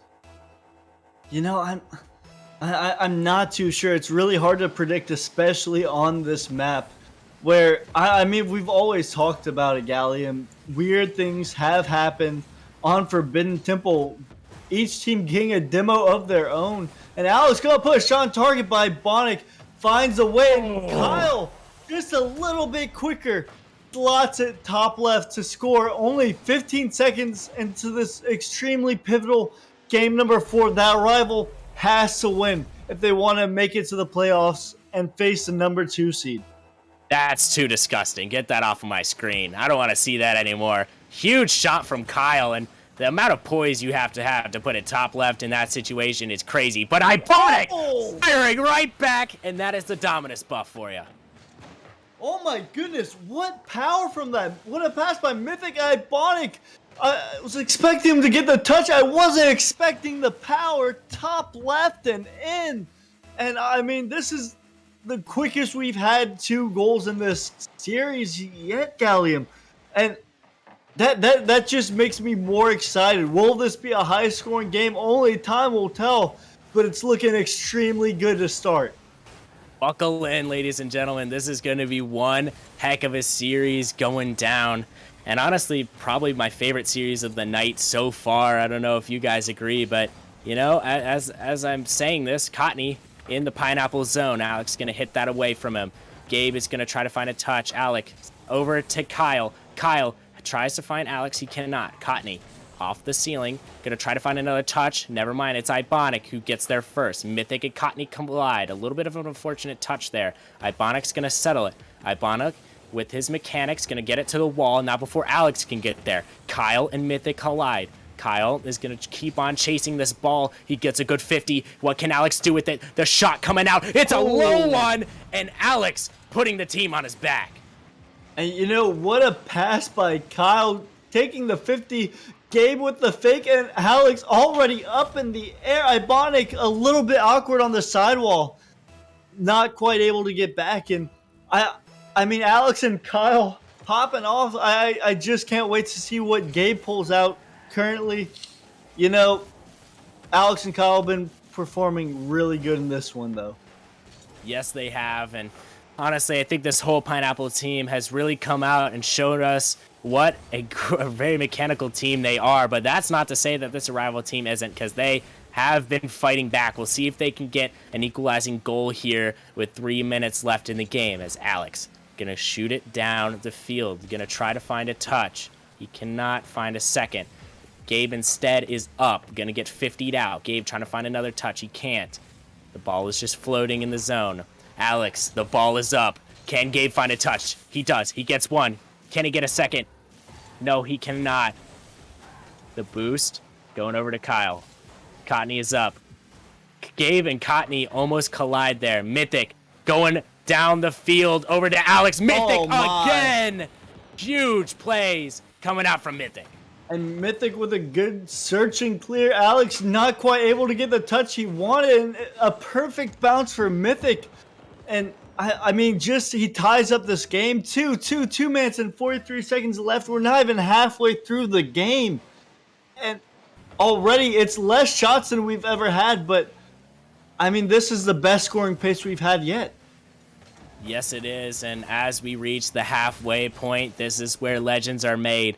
We'll see what team can come out on top for a rival. It is win or go home for Pineapples. You know, a win would be nice here to really secure this as Ibonic misses an open net there. I'm going to act like I didn't see anything. Gabe going to give it over to Ibonic. Ibonic over to Alex.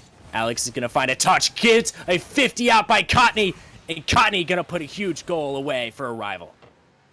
Just unfortunate miss by Bonic, but Cotney going to save the day with a God 50 on Alex. No one was ready for that and puts his team on top 3-2, looking for that Game 5 victory, Gallium, and that ticket to the playoffs. You know, it is looking pretty good for a rival right now. They have been really just firing on all cylinders as of recent, really just setting this Pineapples team aback. We'll see if that can continue as Kyle going to try to give it over to his teammate, doesn't realize his teammate doesn't have boost. Ibonic down the pitch. Ibonic giving it over to Gabe. Gabe hops over one, gets a second. Can he get a third? He can't. Cotney going to get that away to Alex. Alex and Ibonic are going to be friends for till the end, apparently. Gabe gonna give it down the field. Mythic, can he find a touch? He does. Tries to get this 100 boost. He does successfully. He doesn't have control of the ball enough to get a good play, but Ibonic can sure try. I think a pinch attempt was made there. Alex is up. Can he make a shot? No. Cotney blocks it away. Gabe taking his time here. Tries to get past one. He can't. Kyle looking to turn. He can't turn just yet. He puts it off the backboard. Mythic down and away. Put the Pineapples to sleep. And Mythic showing up for his team when the going gets tough, reading Kyle's touch, and Mythic just a little bit quicker, put his team up by 2 goals, only a minute left. A rival looks like they're on their way to pulling this to 5. Let's see what Pineapples have to say about that. You know, it is going to be an interesting game down the stretch, and Gabe is making it look easy right now. And no, Gallium, the fat lady hasn't sung yet. Gabe with a nice double tap past the defense. And a minute left. There is still plenty of time. 1 goal is the difference. And you know, you have to be a little bit nervous if you're a rival. Do you still play aggressive, or do you hold down and, you know, just park the bus? Honestly, this game is looking like a shootout going into the last 45 seconds between both these teams, and honestly, it's going to be a shootout to the very end. Ibonic going to try to find another. Kyle hits it away. 40 seconds left. Kyle to the right side of the pitch, over to Cotney. Cotney finds a touch, cannot find a second. Gabe down the field. Here comes the Pineapples. Gabe finding another touch, over to the left side. 27 seconds left. Alex and Ibonic collide. The ball is down, but not down for long. Cotney gets it out. Mythic down the pitch. Cotney trying to get another touch. Gabe denies it. Kyle over to Alex. Alex trying to find a good touch here. He gets the flip reset, gets the flip. Kyle and Alex accidentally double commit. 10 seconds left. 10, 9. The ball is in the air. Kyle hits it, tries to get a double. He can't. The ball is almost towards the net. Can one of them put it in? No, they can't. And I think it is going to be a win for a rival here, and we are going into Game 5. And Gallium, the ball was just bouncing in front of the goal. Everything was there, except Pineapples just weren't ready for it. They weren't quite ready for the shot. It was an open net. Cotney made it back just in time, however, to save the day. And we are going to Game 5. This is the content we all asked for. And honestly, how else would a series like this end? And none other than 5. Let's get it. Champions Field. And you know, Gallium, I already made my pick earlier. Who do you have in this one? I'm going to stick with the Pineapples. I put my channel points on the Pineapples. I think I have to back them to the very end now. And honestly, if the series doesn't finish up soon, I might lose my voice. But that's besides the point. Gabe, going to put it over to the sidewall. Gabe, going to try to get a demo. He is unsuccessful. Ibonic to the sidewall. Alex is up. Alex gonna get it over to the sidewall again. Ibonic has some time. He tries to fake out Gabe. Gabe is not easily fooled. Gabe trying to get another touch. He doesn't before Mythic gets there. Alex down to Ibonic. Ibonic over to Cotney, who gets met by Kyle. Kyle gonna try to find another touch, not before Ibonic can get there. Gabe off the sidewall, gonna try to find Mythic. Mythic over to Ibonic. Gabe is gonna be there. Can Gabe find a touch? No, he can't. Ibonic finds one, excuse me. Alex, down the field, gets past one. Can he get past another? No, he can't. But Kyle's there, and the shot is raining in. The Pineapples are up early. And you know, Gallium, Kyle didn't need to get past the other. He got the 50 and put a rival in an awkward situation defensively. And Kyle just comes in and swoops up for the goal.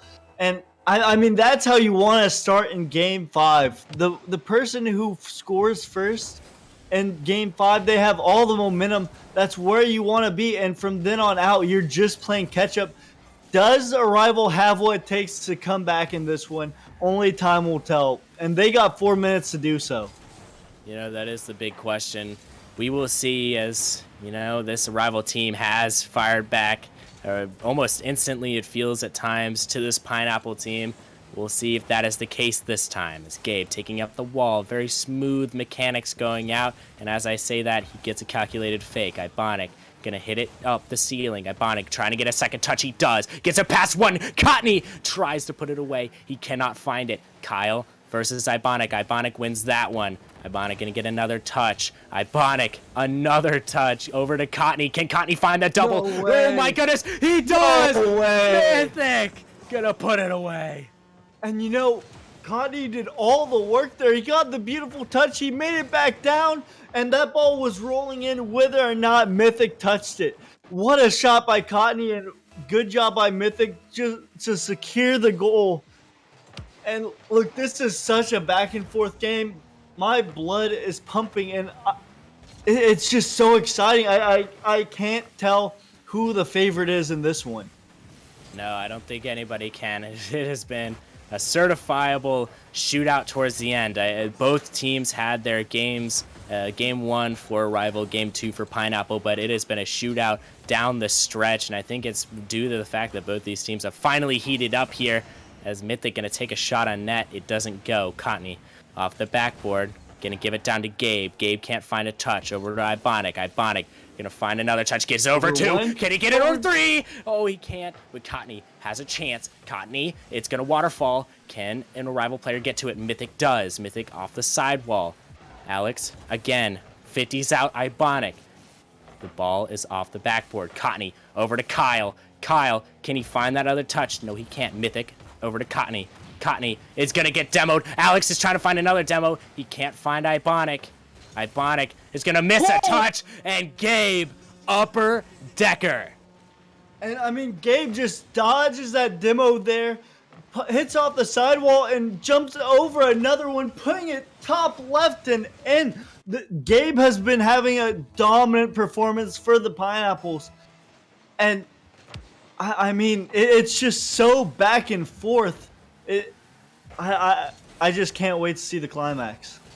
It is going to be one heck of a series to finish this one out, or one heck of a game, rather, as we are past the halfway mark between the Pineapples and a rival. It seems to be deadlocked, but the Pineapples do have that goal advantage. Alex gonna try to find a shot. Cotney blocks it away. Cotney has some time. Can he find a teammate? No, he can't. Instead, he finds the opposing player, Kyle. Kyle gonna try to find a touch. No, he doesn't. Ibonic down the pitch. Gonna try to find a teammate. Can't find Gabe quite yet. And this Pineapple team has been firing on all cylinders here. And what do you think a rival needs to do to really step it up to the Pineapples level? Well, they really need to get out of their half. I mean, Pineapple's just setting up camp in a rival's half. And a rival has had opportunities whenever they have gone out of their half, but they haven't really just put them away. They had a good shot by Cotney with Mythic finishing it off. Other than that, they haven't really had too many quality chances. And, I mean, Pineapples just have been making the most of their chances. Have less shots than a rival, but, I mean, they just made their chances count. And I think that's what it comes down to as we enter the last minute of this matchup. Who will win? Who will go down to the lower bracket of the play-ins? We will find out shortly as Ibonic going into Gabe. Gabe tries to find another touch. He can't. Cotney down the field. Alex gonna try to find another touch. He can't. Kyle down the pitch, over to Mythic. Mythic dunks him out. Ibonic tries to get a pass down. He can't find Cotney. Cotney very patient player. 27 seconds left. Alex down the field. It's blocked out by Mythic. A rival needs to score here, and they need to score fast. Ibonic down the pitch. Gabe knocks it away. Kyle gets a bump. Gabe down the field. Can he score? He does! The Pineapples up 3-1 with 14 seconds left. And what a bump by Kyle, clearing the way for Gabe. And all Gabe had to do was roll the ball in the back of the net. 14 seconds left. It's not over yet. A rival can score fast two times fast, but they need a score, and they need to do it quick, or else Pineapples are walking away with their shot in the playoffs. Ibonic has a chance there, hits off the crossbar, and that is it. Ladies and gentlemen, the Pineapples are on their way to the playoffs, and we will see a rival on Saturday for their playoff berth.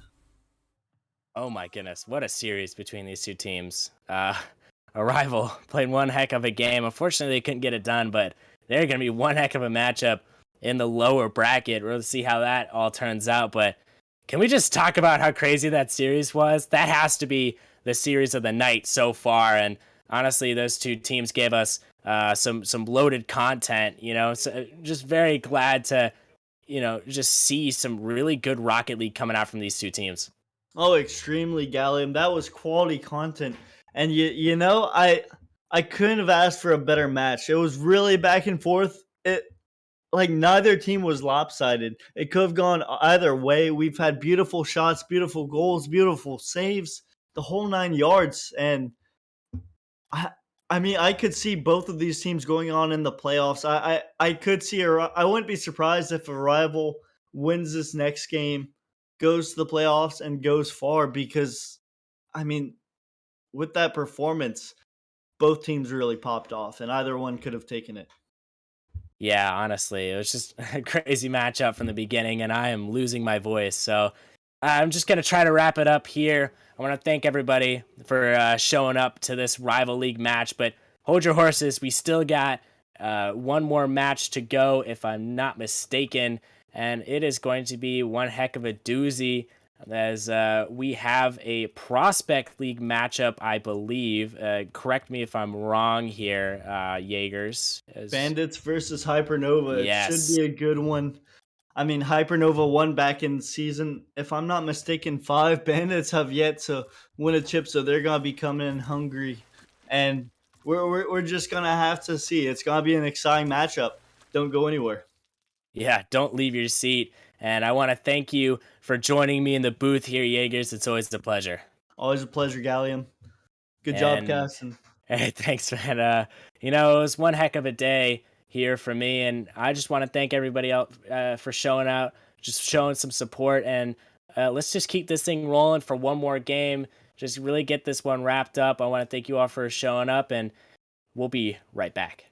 Stick around.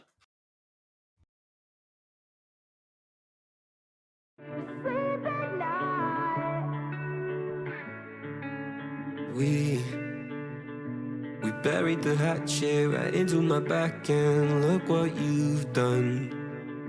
The last one is laughing, the last one is standing, is the one with the gun.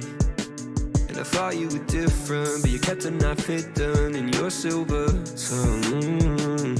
You buried the hatchet right into my back, and now I'm slowly building up a throne from all the sticks and stones that you have thrown. But all your words still haunt me like a ghost, yeah. How do you sleep at night, night, night? You made your bed and lie. 'Cause you cut me cursive, I worry me what, baby, look what you've done. Oh, how do you sleep at night, night, night?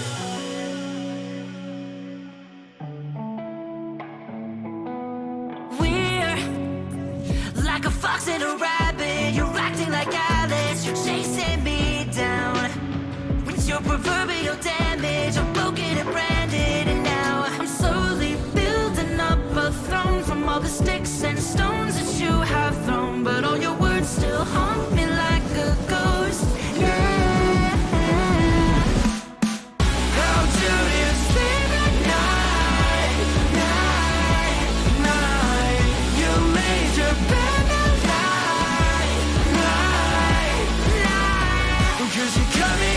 curses of my worry, what baby, look what you've done. Oh, how do you sleep at night, night, night? When you never felt love on a silver spoon. You learn to look it off knives. You do, you do. When you never felt love on a silver spoon. You learn to look it off knives. You do, you do. How do you sleep at night, night, night? You made your bed at night, night, night. 'Cause you cut me a cursive, I worry what, baby, look what you've done. Oh, how do you sleep at night, night, night?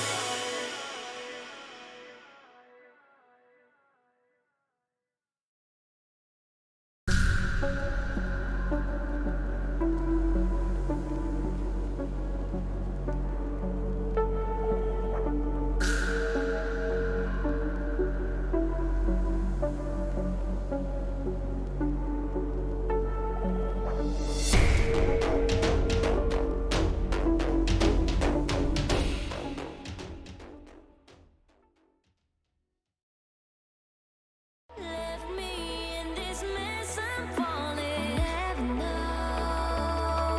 Can't find a reason why. Couldn't get any closer. Can't find a reason why. Couldn't get any closer. Can't find a reason why.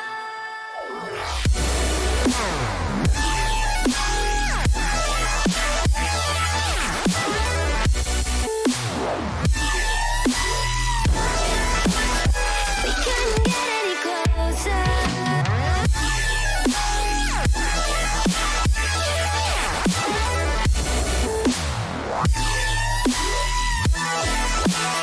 We couldn't get any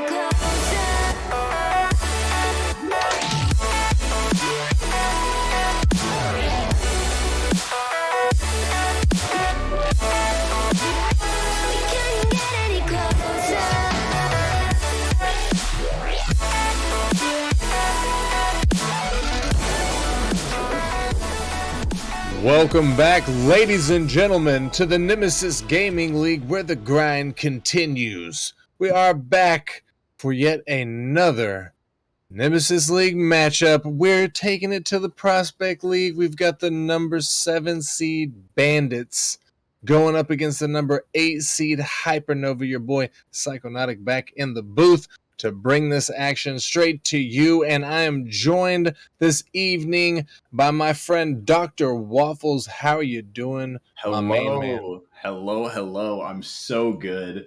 I'm so excited for tonight's match, it being a very important prospect match, which is the league I am in.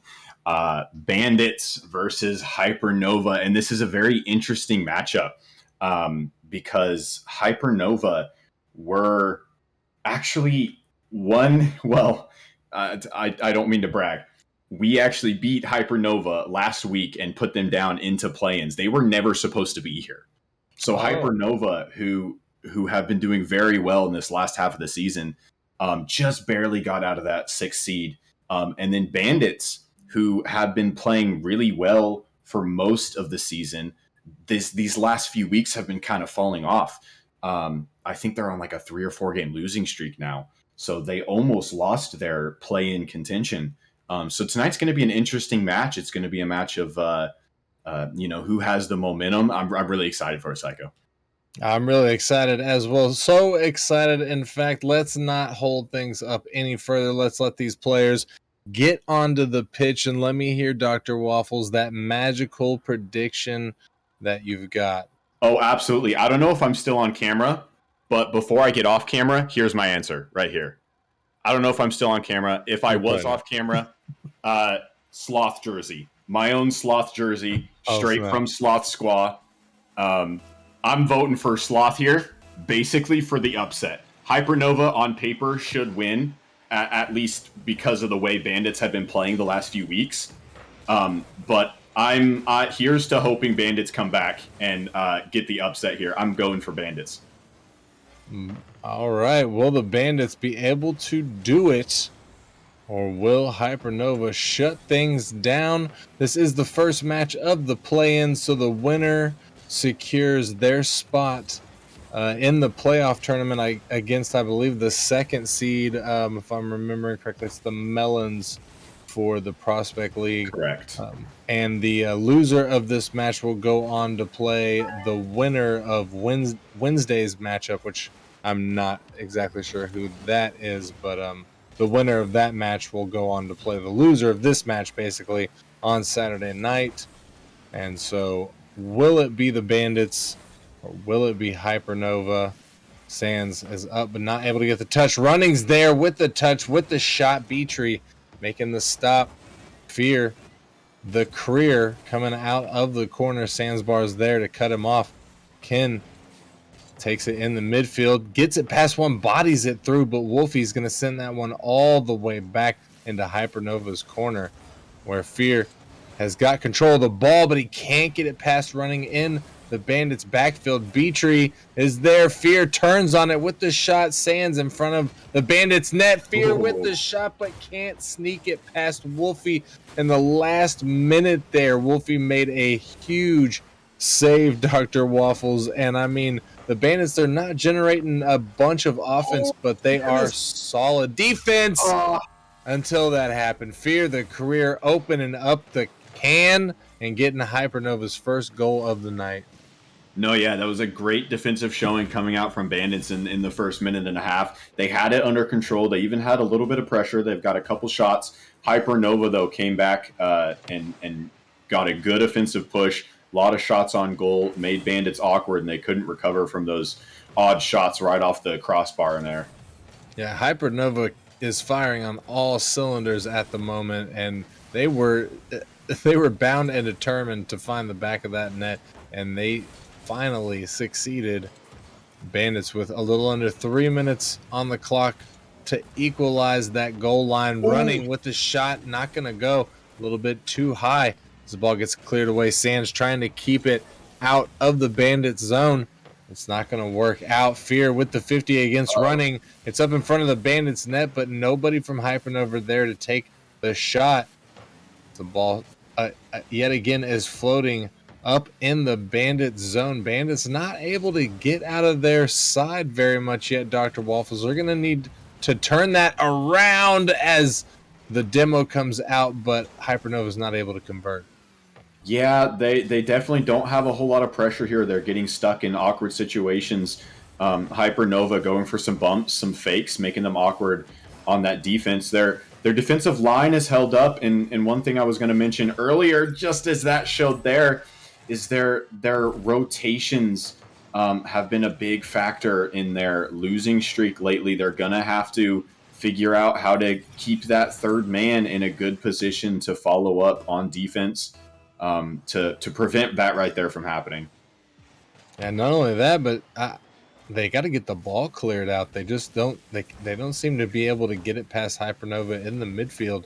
And Hypernova with a 2-point lead now and under 2 minutes on the clock, 100% control the pace of game number one here. They can pretty much do whatever they want. They just got to keep the ball away from the Bandits, and they secure this first win, which in best of 5 series, doesn't mean too much, but it is a good way to start things, as Wolfie is going to finally bark back and get the first goal for the Bandits.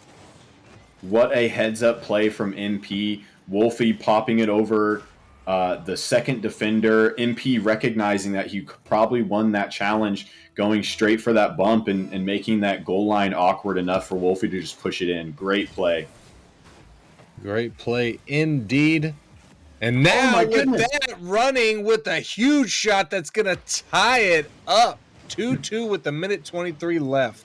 What a turn of events. Sands just throws as much car weight as he can at the ball, pops it into the ceiling, and bumps Kinnaman on his way by. Kinnaman can't do a single thing about it, and MP throws that one in for a quick equalizer. And Wolfie getting the pinch up to Sands in the midfield. Sands can't get an accurate shot. He gets a second touch, but it goes away from the net. Fear going to take control of it. Fear trying to get it past Wolfie, but can't. Ken in the corner. Running missing his touch. Sands going to help him out. Running's there. Gets the pop up. This could be dangerous, but Fear gets in front of that one. Beatree clears the lane as he rotates back. And Ken looking like he had a musty there, but it doesn't go past the Bandits defense. Under 60 seconds now left on the clock. We've got a tied ball game here. Possible OT in the future as Wolfie gets a shot. Beatree can't get a good clear on the ball. Running with the shot, but Fear gets back in time, gets in front of that. 30 seconds left, and Wolfie taking advantage of Hypernova being overextended. Yeah, that was an unfortunate pinch.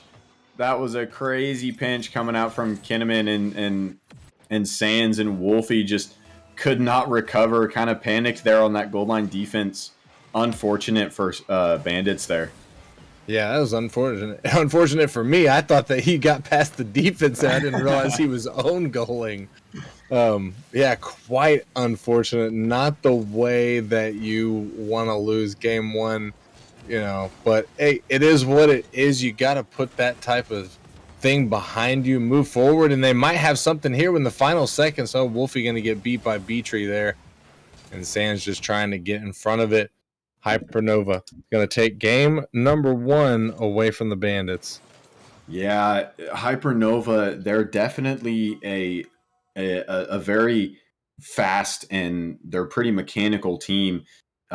If you let them stay on extended offense like Bandits were, they're going to end up creating chances. They're going to throw that ball off your backboard, off the post. They're going to eventually score. You have to stay one step ahead of Hypernova. You have to stay faster than them, or they're going to create something that's deadly. Yeah, that's very true. And, Hypernova sort of asserting that dominance here in game number 1 is going to put Bandits on their heels, in my opinion. They are already at a disadvantage, and they were at a disadvantage through most of that game as Hypernova really controlled a lot of the pace there. They had the lead for most of the game, but almost. The Bandits almost taking the early lead there off the kickoff, trying to turn things around, trying to have a different mentality and strategy against this Hypernova roster is probably a good move. What changes would you like to see come out for the Bandits here, Doctor? They have good offensive pressure. We saw them score a couple times last game. MP definitely holds them down for defense. I think what they need to do is they just need to not be afraid to challenge those solo plays that Hypernova are trying to create. Like I said earlier, they're a pretty mechanical team for Prospect, and so you really need to shut them down as soon as possible. You need to face them out in the midfield and force them to make awkward touches and not let them collect themselves. So I think that definitely Sands is doing a good job of doing this, just basically ego challenging the Hypernova roster. And I think that the other two need to join him on that, and I think that they'll have a lot better chances here. Yeah, that is what you got to do with super aggressive teams. You just have to get just as aggressive as them. It's kind of like fighting fire with fire, and it'll work most of the time. Running, trying to get something going for the Bandits here. Both teams still sitting at 0 points as we just passed 3 minutes and 30 seconds on the clock. Wolfie in the corner. Can't get it past the defense. Hypernova stacked up defensively. And Fear gets the block on that, but Running going to take it away from him. Running to send it down. Running gets the touch to send it out mid. Fear finding Beatree, sending it back to the mid, but Wolfie gets up and intercepts the pass. Running's there to send it back over the midline into Hypernova territory as the ball comes off the side. Wolfie off the backboard. Fear is there, gets with it, tries to take control, but running to take it away from him as the ball gets cleared out. And we're seeing quite a different game. I gotta say, Dr. Waffles, not only because we still are just scoreless, but Bandits seem to be the one that are keeping a majority of the offensive pressure here. Hypernova is out shooting them. And now, as I say that, goodness gracious. Psycho, you should know better by now. You've been casting for long enough. True. Oh, no, it's okay. I'm only upset because it's the team I predicted. No, yeah, just a quick blunder from Bandits there. Hypernova get a good challenge in the midfield, and it slips right through Wolfie, rotating too wide, and he's not there for the challenge. Yeah, the Bandits have definitely had a lot more pressure here. They're challenging aggressively, running, not afraid to come up on offense. Just like there, he's sitting in the Hypernova corner, just hanging out, waiting for a chance. Wolfie, good challenge.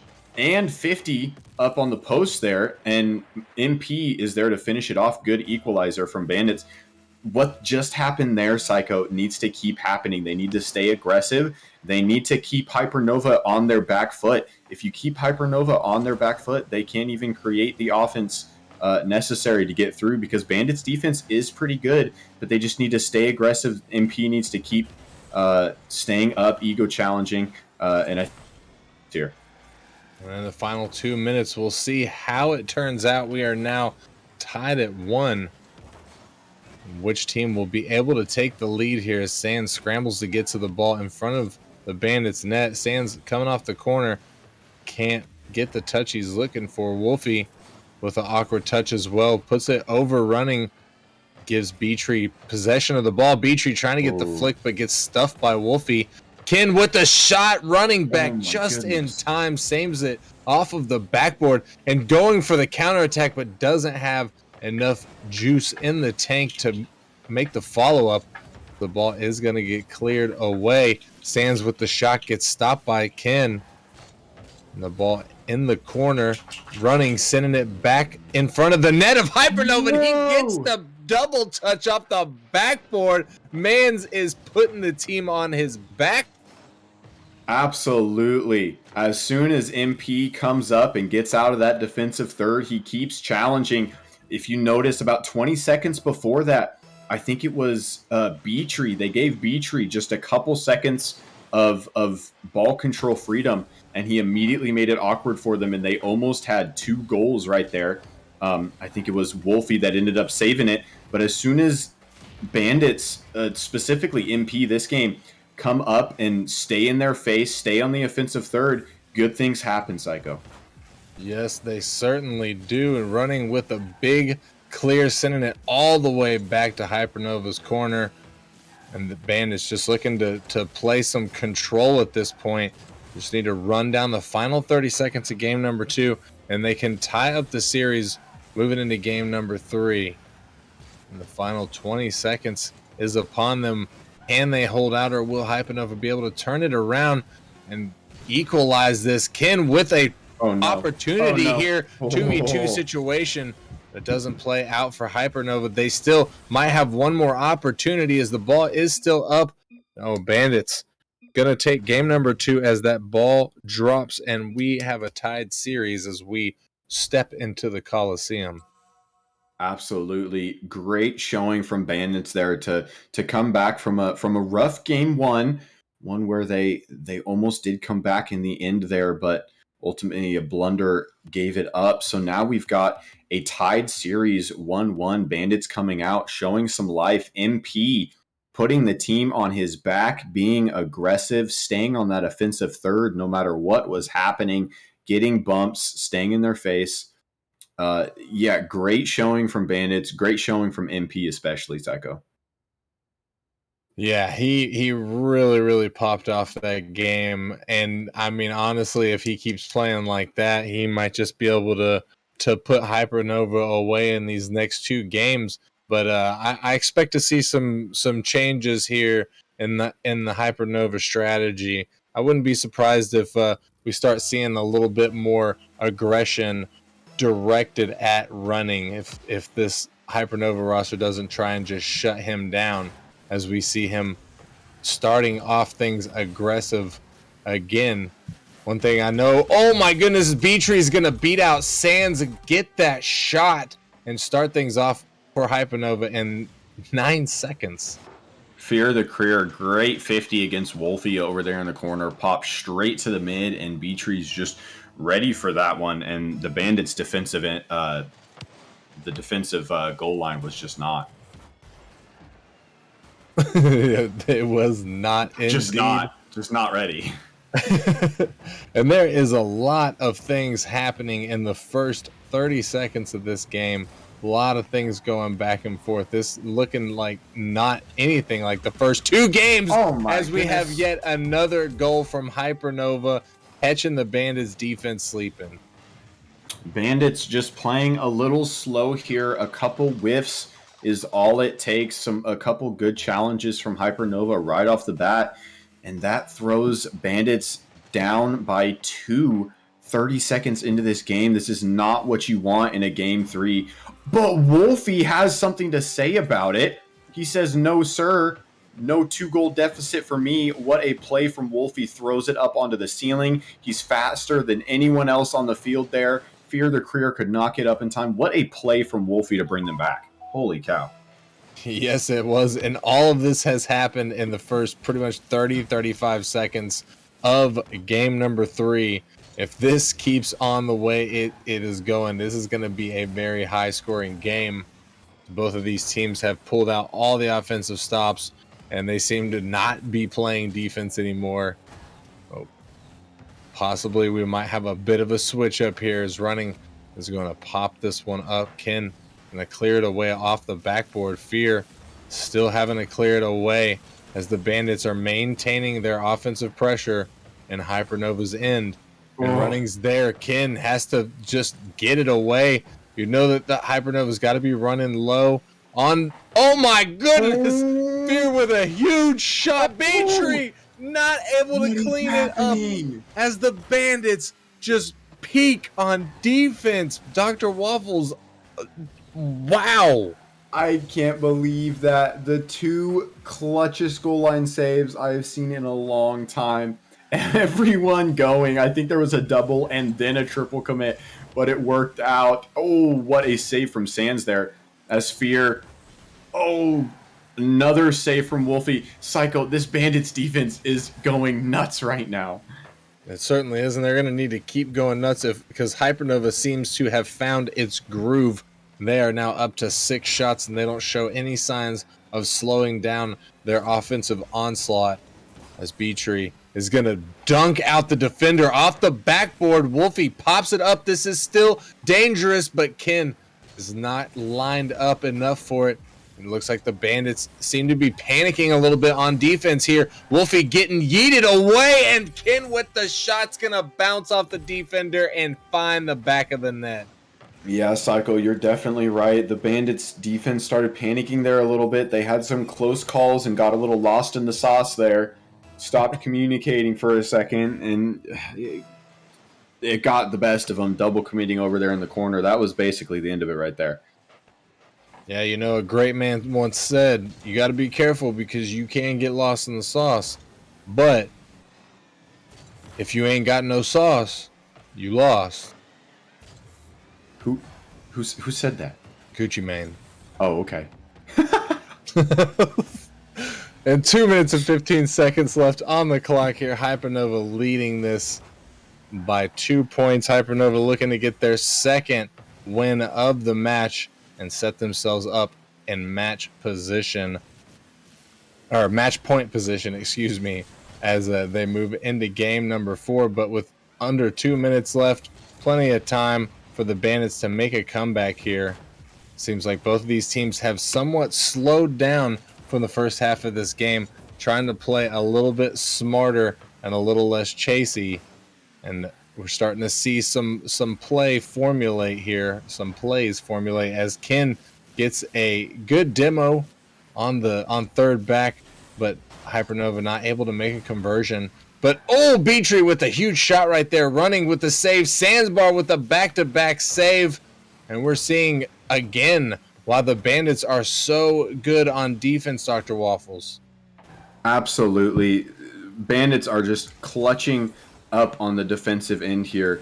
Hypernova with the shooting onslaught with, 11 shots and Bandits, although they have been scored on a few times, the amount of saves that they have is still ridiculous here. They've been keeping the ball out of the net for a majority. The problem is they just can't get any offense going. Hypernova is staying on the offensive, getting some bumps just like there, and all Fear the Career needs to do is pop that up off the sidewall, and whether he meant to or not, fantastic shot, and just goes right in. Yes, it certainly was, and that might have been the dagger in this game number 3. With 40 seconds left on the clock, Bandits now face a 3-point deficit. Beatree looking to make it a 4-point deficit, and Fear as well. Beatree bumping Wolfie. Beatree has been a big bumper this entire series, and running, doing everything that he can to keep that ball from in front of the Bandits' net as it gets sent away. Finally cleared out. Sands with the touch in the midfield, but running not able to find the pass. And the one gets beat out. Sands makes it back in time, gets the stop, picks up the Savior medal for this game. And the final seconds wind down. Hypernova all but securing the win for game number 3 here. And I don't know, Dr. Waffles, I think we got to see that the Bandits show up like they did in game number 2. I'm not sure what happened there. Yeah, it's a tough one. Hypernova definitely came out in this game 3 shooting a lot more and a lot better, a lot more dangerous attempts at the goal. Bandits definitely, making a lot of clutch plays, turtling down on defense. Now, they still can't create much offense, though, is the problem. They're not getting in Hypernova's face. In fact, the exact opposite is happening. Hypernova has now started to bump their goal line, and Bandits just can't handle it. They need the communication. They need better communication here. They need some better rotations on defense to be able to turn their clutch defense into offense. They need to figure out how to get the counterattacks going. If they can't get those counterattacks going, Hypernova is just going to keep taking pot shots and eventually score. Yeah, the bumps is one thing that I noticed.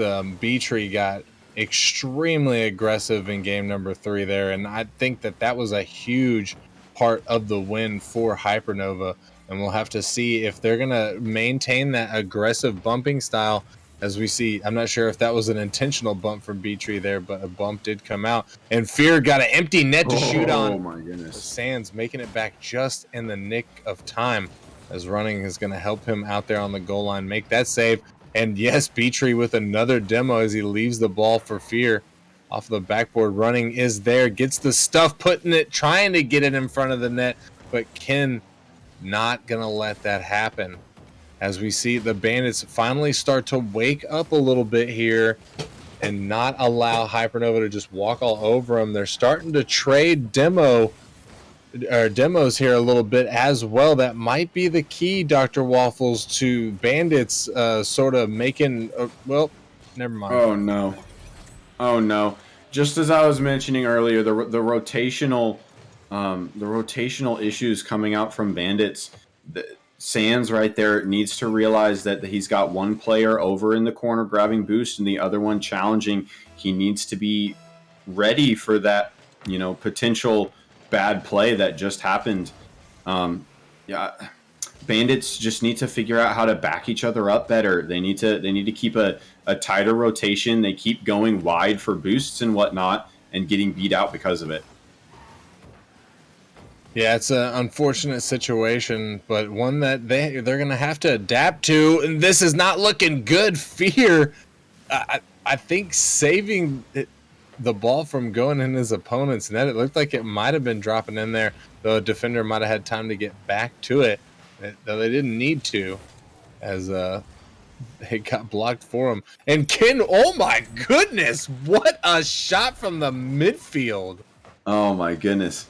Beatree, great clear out. Kinnaman was prepared for that clear. That kind of thing is exactly what Bandits needs to implement. They need to trust each other on the defense instead of just double and triple committing on the goal line. They need to trust each other and be ready for those counterattacks. and and on the flip side, on their offensive pushes, they need to be prepared to win those 50s, or at least to receive the bad 50s, because they seem to just kind of be playing a 1v1 v1 v3 here. They're not really helping each other out here. If they're going to turn this around in the last half of this game, which they need to right now, they're going to have to figure out how to help each other out.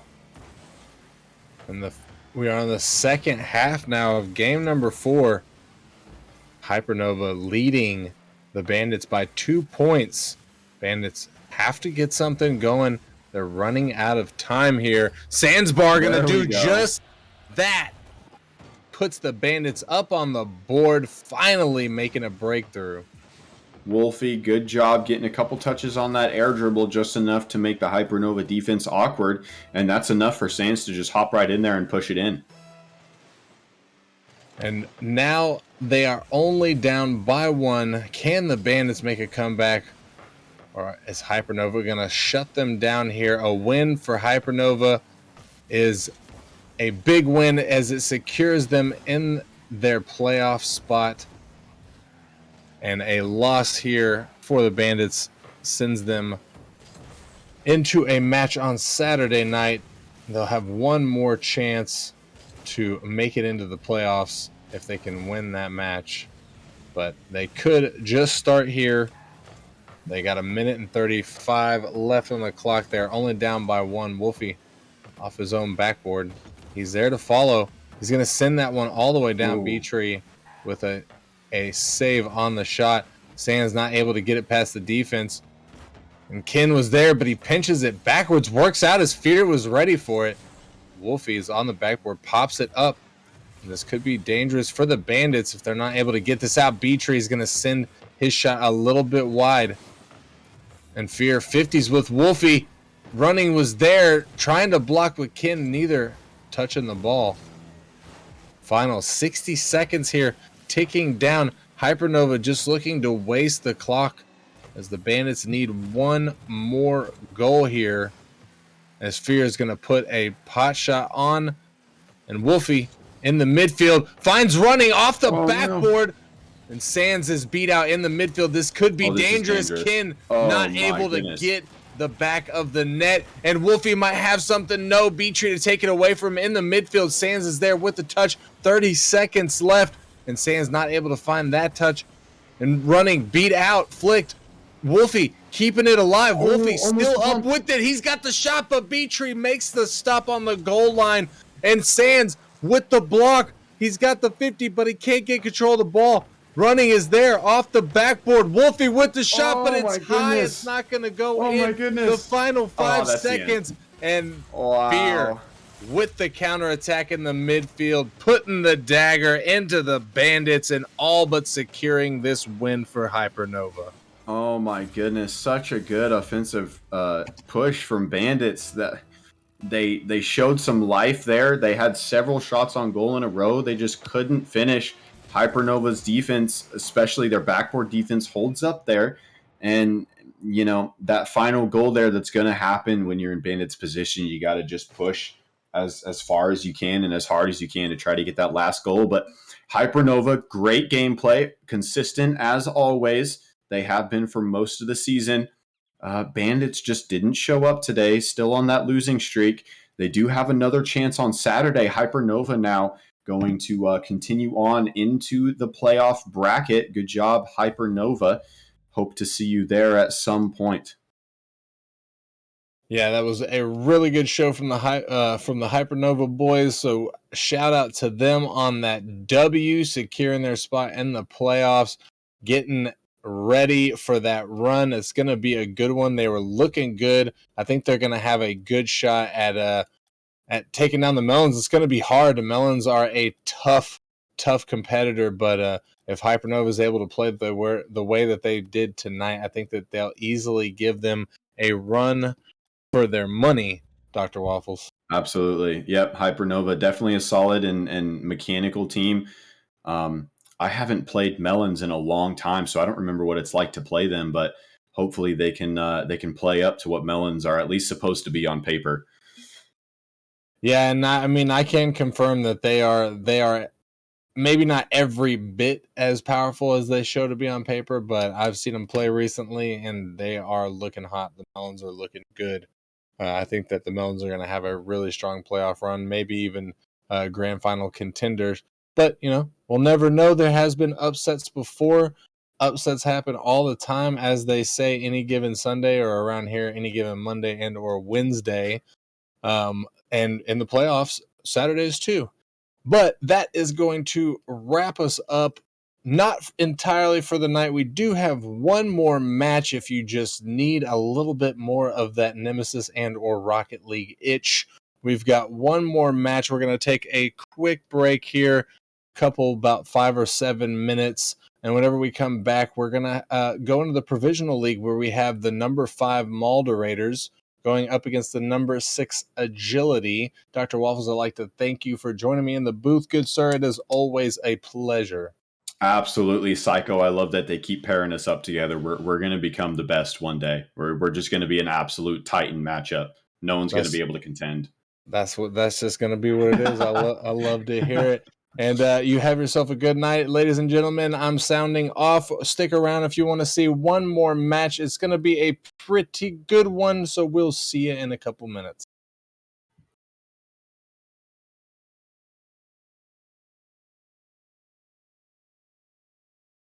You did your best. I was behind you through every step. You lost your way and you fell instead. Fell instead. Fell instead. Fell instead.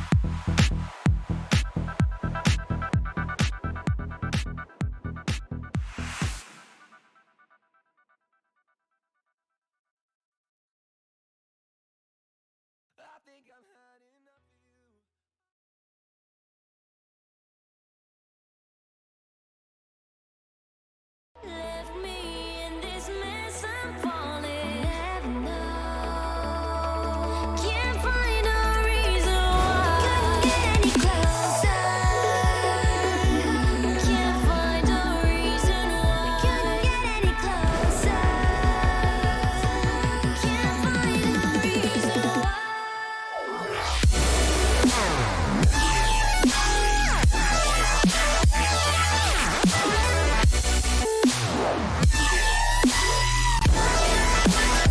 We couldn't get any closer.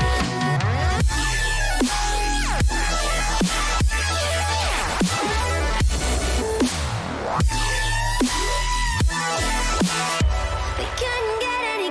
closer. We couldn't get any Welcome back to the Nemesis Gaming League, where the grind continues. We go from one pro league to the next, where we go from prospect to provisional. I am here with Biscuit. How are you today, sir? Doing good. Took the fattest of naps before this, so I have the energy to spare for hopefully a very, very hype matchup to finish tonight off. Penguins. Absolutely. We're going to see a good matchup here. We got the Malderators versus Agility. The Malderators, who ended up being the 5th seed in Provisional, aren't ones to shy away from. They got Crispy Waves, who's all over the stat sheet in Provisional. He's tops in everything. And they also have Embers and Sensei to start their lineup. And Sensei, he's crazy for his MMR. He's only 1078, and he plays like a 1200, honestly. But Crim Reaper on the bench for the Malderators. Agility recently acquired Cool Socks before the trade deadline. They also have Psych, Abe, and Griffin. So they're not ones to shy away from. This is my league, and I'm very familiar with these teams, but I'm interested to hear what you got, Biscuit. I will admit, not the most familiar, but there are some names that stick out as a longtime member of the Nemesis community. And I will say, first off, Rip, Cool Socks as a GM last season, I almost was taking him first overall in Novice last season for the Whelps team. Ended up going with Jeff Masters at the last minute, pretty much. But so I do know if that is a pickup at the trade deadline, that is a deadly pickup that could be what puts this agility team over the hump that is Crispy Waves, Embers, and Green Sensei, who all just seem to blow up the stat board. And you don't see that very often from 3 starters where all 3 are holding their own weight. Usually there's someone like a me on their like Hydra roster that's dragging them down a little bit. You know what I'm saying?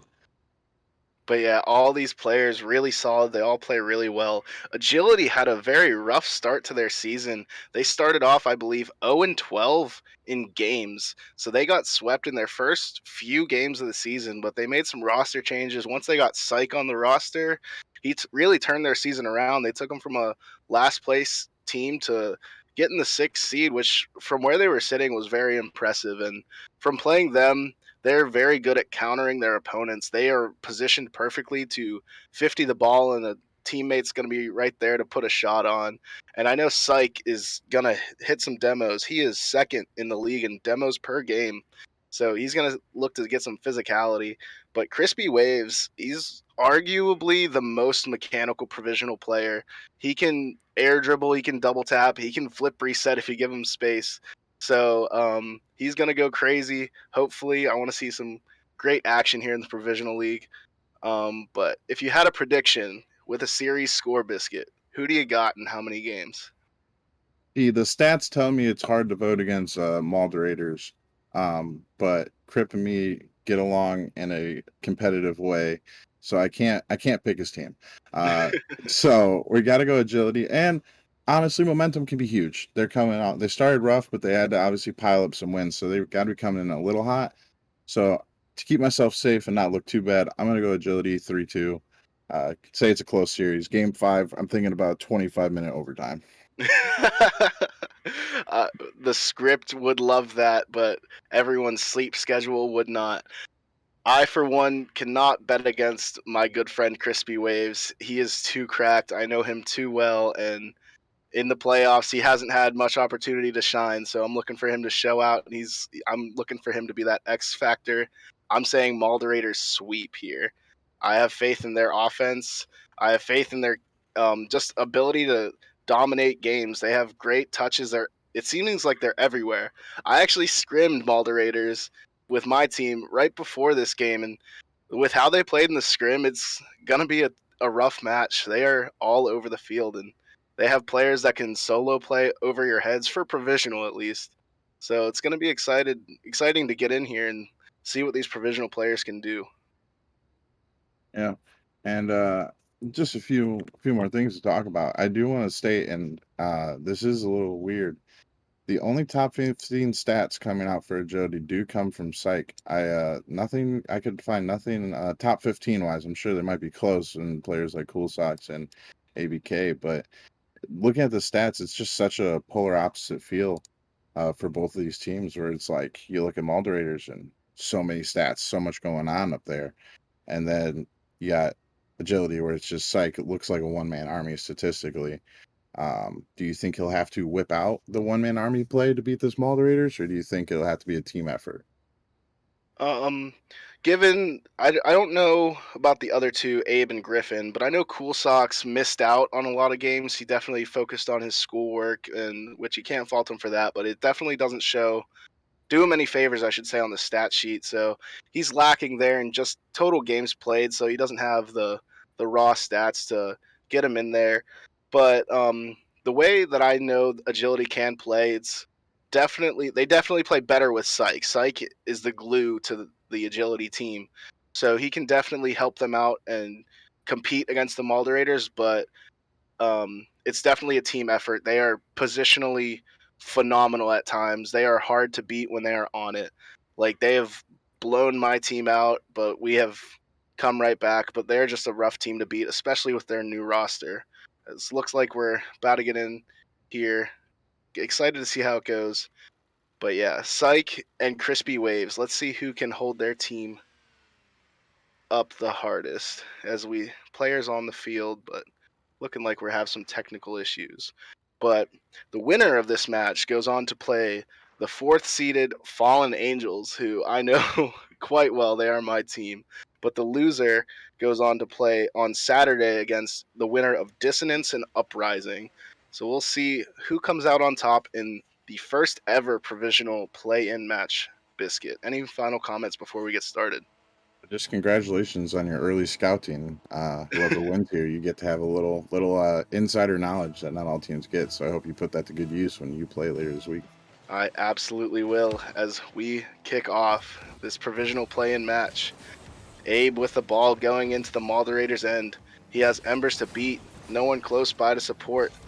Cool Socks on the ball. He's going to play it back to over Griffin. Big 50 by Sensei. Sensei has an opportunity here. Takes it a little bit slow. He goes up. Cool Socks with the save, but a double commit from the agility side. Oh, as it rolls in front, and no one's there to get back as Embers opens the scoring. Just 23 seconds into the game. Agility is flopping everywhere, Biscuit. Yeah, and just a really big double commit on the first contest by this Moderator. My brain shut off. Sorry, I am so sorry. There's a big double commit that led to a goal, open net, slow roller in front of the net, Bagels churning in his caster's grave, watching that one go in. Absolutely. Sensei took it slow and took it over top the defense. He drew a couple people out, so you love to see that from Sensei. Sensei only 1078, so peak before the season started, but he's definitely plays a lot better, as we'll see in this series. Sensei's crazy for his MMR, which you love to see if you're a general manager of the provisional team. But agility looking to counter here as Griffin takes the ball, and two people waiting back from agility. Crispy over one, over two. Can anyone get back from agility? Crispy gets bumped by his teammate, but Sensei puts it over top and finishes. What a play by Crispy and Sensei. They seem to be over top of each other, but it ended up to work, as we love to see them extend their 2-goal lead. And you were just talking about Sensei playing above his MMR, reading, I'm going to call it the fake by Crispy, faking out the defense to get that slow bounce out into the midfield and just hitting it over two to take this very early, only a minute in, 2-goal lead right now. Make it 3 as we get a kickoff goal. Green Sensei scores off the kickoff. What happened here? Is he just beats him clean? Seems like Griffin had a slow start. I don't know if he didn't go, but Sensei just quick and put a shot on.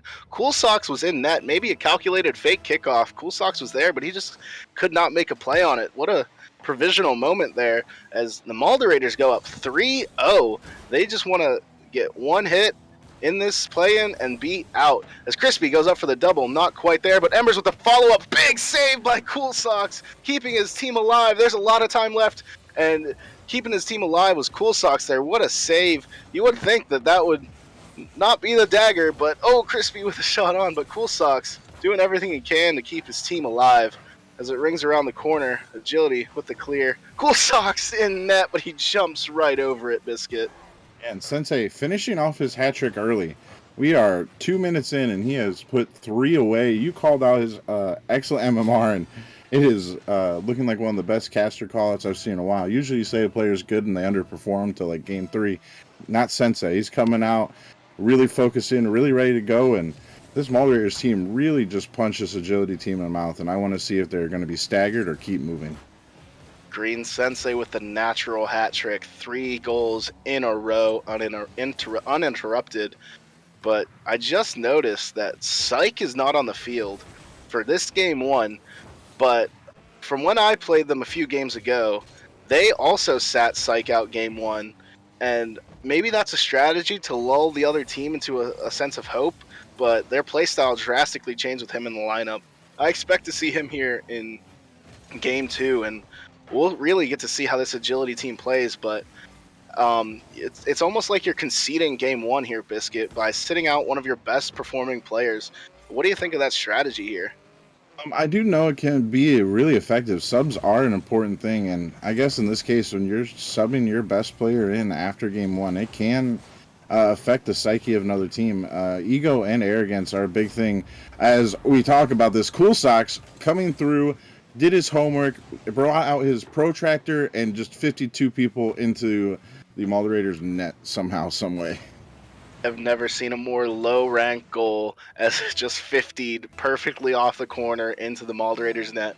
There's still time left here. There's 2 minutes, and if Agility can come back here and win this game, that would be huge because they don't have their best player on the field. If you can win without your best player, that really rattles the other team here, but it's going to be a big deficit to overcome. But with Syke sitting out, and the ability to come back and win this game would prove huge. But yeah, like, it's tough conceding game 1 as Sensei goes up double commit with Crispy. But I'd like to see how they play with Syke on the field, but seemingly conceding game 1, I just don't see the advantage, Biscuit. I don't see a giant advantage. I could see it being more of a useful tactic in a best of 7 where games aren't quite as important. When you're playing a best of 5, thank God this isn't a best of 3. Conceding that first game, that's a lot. That's a lot of capital you're giving up. If this was chess, that's pretty much like sacrificing a rook to maybe get a pawn or two, and that may equal out in value down the line. But it's not. I don't know. Personally, I wouldn't play that type of style. But I mean, we could be eating our shorts after this if they just turn around and 3-1 after this with Moderators maybe getting put on the back foot by this decision. 1 minute remaining. The deficit remains the same. Moderators and Agility in game 1 here, looking to go the way of the Moderators as they peppered the shots on. They had 8 shots compared to Agility's 3. Like I said before, we'll wait and see how Syke plays. But Cool Socks with a big clear. You'd like to see more out of him. He is their highest rated player in MMR, and he's conceded some easy saves to at least cut the deficit to 1 goal. He had 2 easy saves that he just missed, so we could be seeing a 2-1 game. But Cool Socks with some mistakes proving to be detrimental as we're under 15 seconds to play. Sensei with the ball off the backboard to himself. He plays it, 50s it off to the midfield. We're under 10 seconds to play. Game 1 seemingly to go to Moderators, but Moderators with the 1-0 advantage. They are the higher seed, they were higher ranked on PR, and they easily take this game 1, Biscuit. Yeah, take it with passion and style. I like to see what happens when Syke comes in here in game 2. Could be a huge change of pace, as you said, and could be maybe the catalyst that starts this Agility comeback. I know it's only 1 game, but when it's so convincing this hard, you got to imagine Agility needs something to change now and for it to happen quick. as we see Griffin leaves the lobby. But another thing to note about best players, Crispy Waves on the bottom of the leaderboard here. So you're letting Sensei carry, but like it's also a thing with Psych sitting out that your secret weapon is there, not really doing much. So maybe the Malderators have a counter, a trap card per se, with Crispy sitting at the bottom. Only 2 shots on net. He has yet to be released. So we'll see as Psych and Crispy get to go head to head in this next matchup. But we need to see more from Cool Socks. Abe, I should say, was pretty much non-existent in that game. So who do you think should step up from this agility team that was on the field? On the field, I'd actually like. I know it sounds weird to call it the top scorer, but you'd brought it up earlier. I think you need to see more out of Cool Socks. I think he's such a phenomenal player, and I hold him in high regards personally. I think he's such a good player, and yeah, he got 481, but there was so many opportunities he just missed out on. The kickoff goal, and not to roast him too hard, kind of a rudimentary, like easy save to make. It wasn't coming in that hot. Just moments like that. I know you get caught off guard, but I'd like to see more out of him. Maybe look to link up with Psych and really give this Moderators team a run for their money. As we get into game 2, Malderators a game up. They seeming to come out with all this pressure as Sensei with the kickoff that started it all. As Cool Socks meeting Embers, it's going straight back into the corner. Psych with a touch, but faking out Sensei, but Crispy right on top of it with a big demo from Sensei. Embers can't finish, not quite positioned. This Malderators team has been in the offensive end for 30 seconds, and it's capped off with a goal from Crispy Waves. Embers just dimes him up. He is 6th in provisionals in assists per game, and when you're dishing to a shooter like Crispy, it's just elementary, Biscuit. Yeah, and this can be worrisome. Crispy finally breaking the gold scoring need here, and if you're agility here, you don't want to see that. You wanted to keep at least Crispy under wraps. Give yourself a chance. You got to nullify their best player bare minimum, and now he's on the board. You'd be afraid. And as I said, Screen Sensei, what a save, my friend. And to all this talk about Crispy and Sensei, Embers as well is a phenomenal player. All 3 of these Malderators are just so threatening on the ball. They make incredible touches that are so hard to play against. And they're just all 3 of these Malderators are just incredible players. As we see Embers off the wall, dishes it mid for Sensei, who can't quite get there. Not the pass he expected, but he puts it over Abe into an open net, but a save by Psych. He shows up in the game that he gets subbed in, and he's proving to be the deciding factor to at least keep this a 1-goal game. Abe misses the shot opportunity as it floated mid, gives Sensei a breakout opportunity. He plays it over Psych. He's around the corner. He pops it up to himself. Big save by Cool Socks to give Abe the breakout opportunity. He plays it over 1, but Crispy stops him. Cool Socks in the net. He makes the calculated touch right over Crispy. He's going up. Let's see what he can do here. As he's out of boost, he only has 10 remaining in the tank.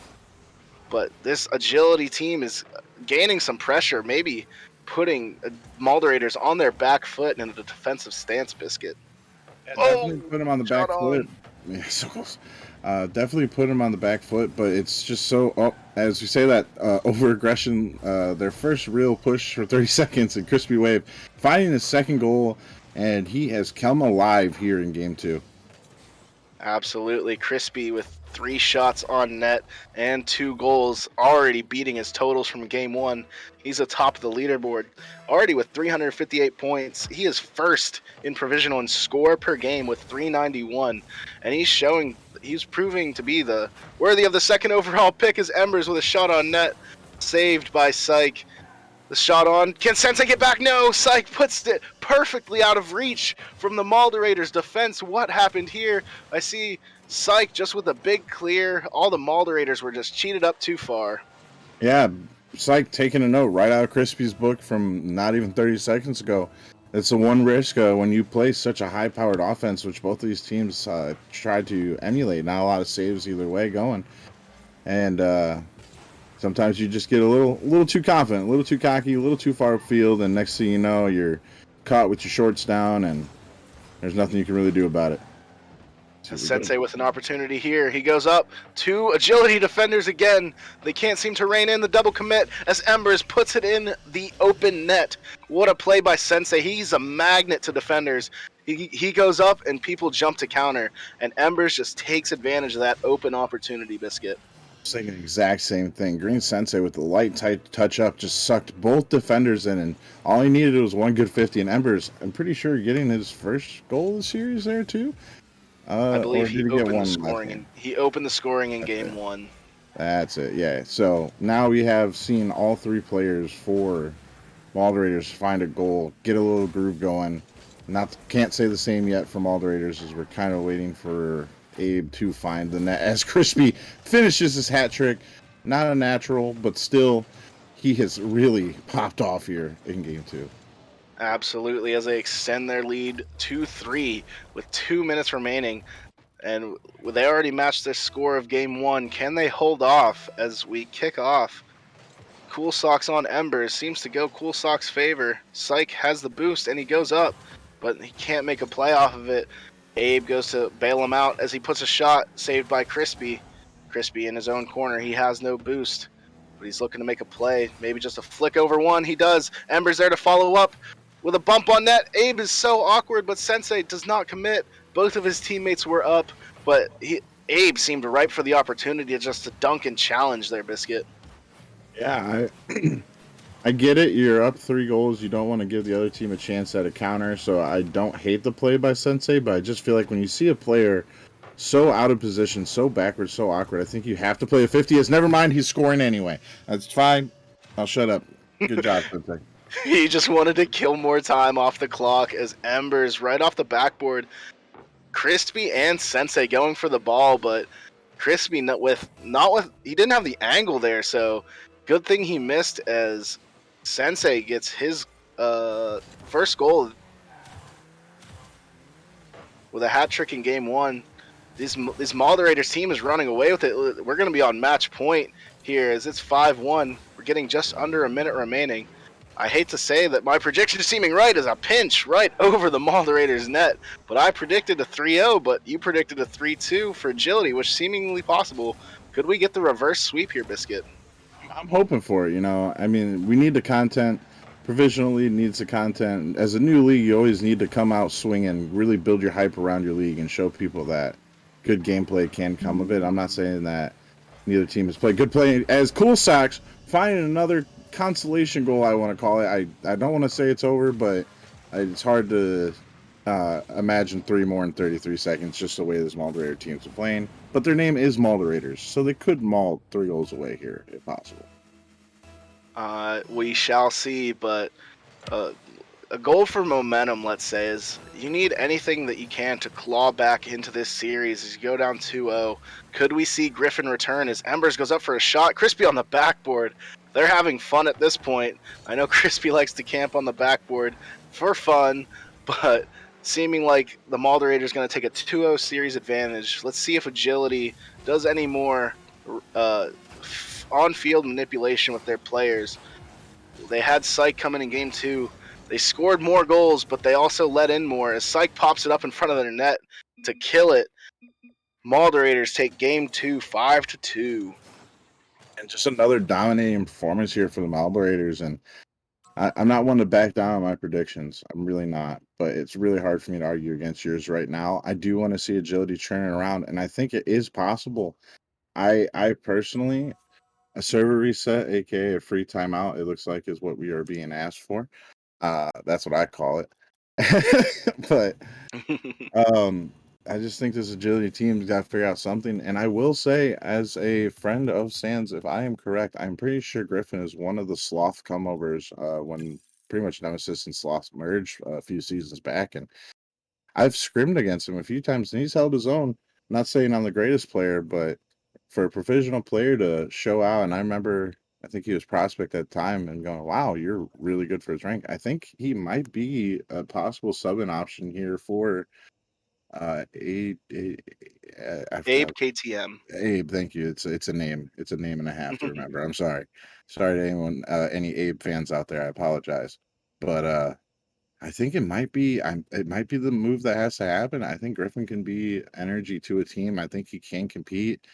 And at this point, what do you have to lose? I mean, no one goes home today, but you got to figure out something that's going to work. Because ideally, if you're agility, even if you lose here, you want to come back around and play them in the grand finals or something. Absolutely. I can attest to the ability of Griffin. He is not one to pop off on the stat sheet, but he is one that's formidable in the on the defensive end and in the midfield. He is positionally aware and he will challenge you at the great opportunity. I would like to see him sub in because I feel like he might be able to change this for agility. But in game 2, Mulderators had 12 shots, and I can't remember the exact totals that agility had, but it was not nearly as much. So you'd like to see more in the midfield from agility. Just get in the face of these Mulderators and try to limit these shots against and try to counterattack and catch them off guard. It is possible. It's seeming like they're dominant here, but they are beatable. I can see it here from their gameplay. They're not invincible. But we'll see as we get into game 3. Crispy Waves and Green Sensei looking to take over once more as Embers and Sensei go into the offensive end. Psych on the ball now, going into the Mulderators end. 2 Mulderators on as it pops up down front. One for a demo, the other one cheating up, but he can't get a shot on in time. It is Griffin. Griffin is subbed in, but he couldn't get there fast enough to get a threatening shot on. Great play from agility, and I understand being third man, you don't want to cheat up too far, but it's seeming like there are multiple opportunities here in this series where the third man, if he was just a little bit closer, just a little bit faster, that it could result in goals here, Biscuit. Yeah, and that was honestly one of the better offensive attacks so far for this agility roster. As I say this, they are under fire, but Cool Sock's making it clear. Great offensive look and no overcommit out of it. It was actually a pretty good rotational. Griffin with 2 good looks at the net, unfortunately unable to score them, but that's the type of pressure you need. And I think this is actually the first time that we've made it a minute without agility getting scored on to start the match in this best of 5. Absolutely. I believe game 1 was 23 seconds and game 2 was 32 seconds, I want to say.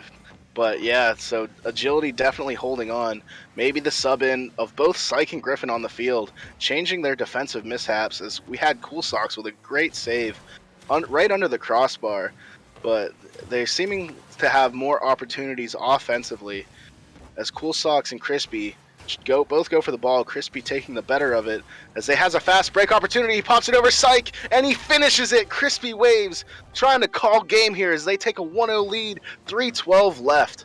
Yeah, Crispy and Griffin just kind of getting baited out. What a great recovery on the sidewall. I mean, hard to expect any player to recover that well and get right back to the ball if you're Griffin. Probably thinking he had a free catch, but just a great finish and great awareness to realize Psych did have a chance to get back to that, seeing him out the peripheral of his camera view there.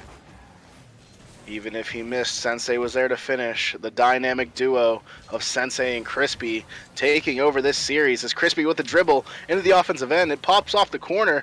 Sensei's up. It's just wide. Him and Embers both up for that, maybe confusing each other. Sensei on the ball now. Passes it to Psych. You don't like to see that, but Crispy safely in the defensive end as we're heating up. It's game 3. It's do or die for agility. You still have another life, but you don't want to see yourself playing on Saturday with a team with momentum as Embers finishes Crispy's pass off the backboard. 2-0 Mulderators. They seem to be running away with this game and this series, looking to make the playoffs right now. Yeah, and agility, just a great start, but you know they're a little flat right now, and I think there's still time. There is still time, obviously, until the clock says 0. But I think they just need to figure out something, figure out a way to get past this dynamic duo that is Sensei and Crispy. It's proving to be deadly with a nice addition of Embers here or there, as we might have one more 1v1 situation, and it's saved away by Griffin. As we see Griffin and Cool Socks going on the attack, they seem to mess each other up. The winner of this series looking to be Mulderators, going to play Fallen Angels next week, as I said earlier. Next week, as I said earlier. And first round of the playoffs looking to be really good as Fallen Angels and Mulderators seemingly to be evenly matched. We're looking for a great series there. But this one's not over yet. Griffin with a great save as it goes over the top of the net. Cool Socks with it clear into his corner. Psych a little slow to the ball. He's going to get beat by Embers, but Embers with a whiff. Griffin with a counterattack opportunity. Just lost the ball. As Sensei's up for the double, he gets a touch wide. Crispy backflips, feels backflip right away from the ball, but he still maintains control.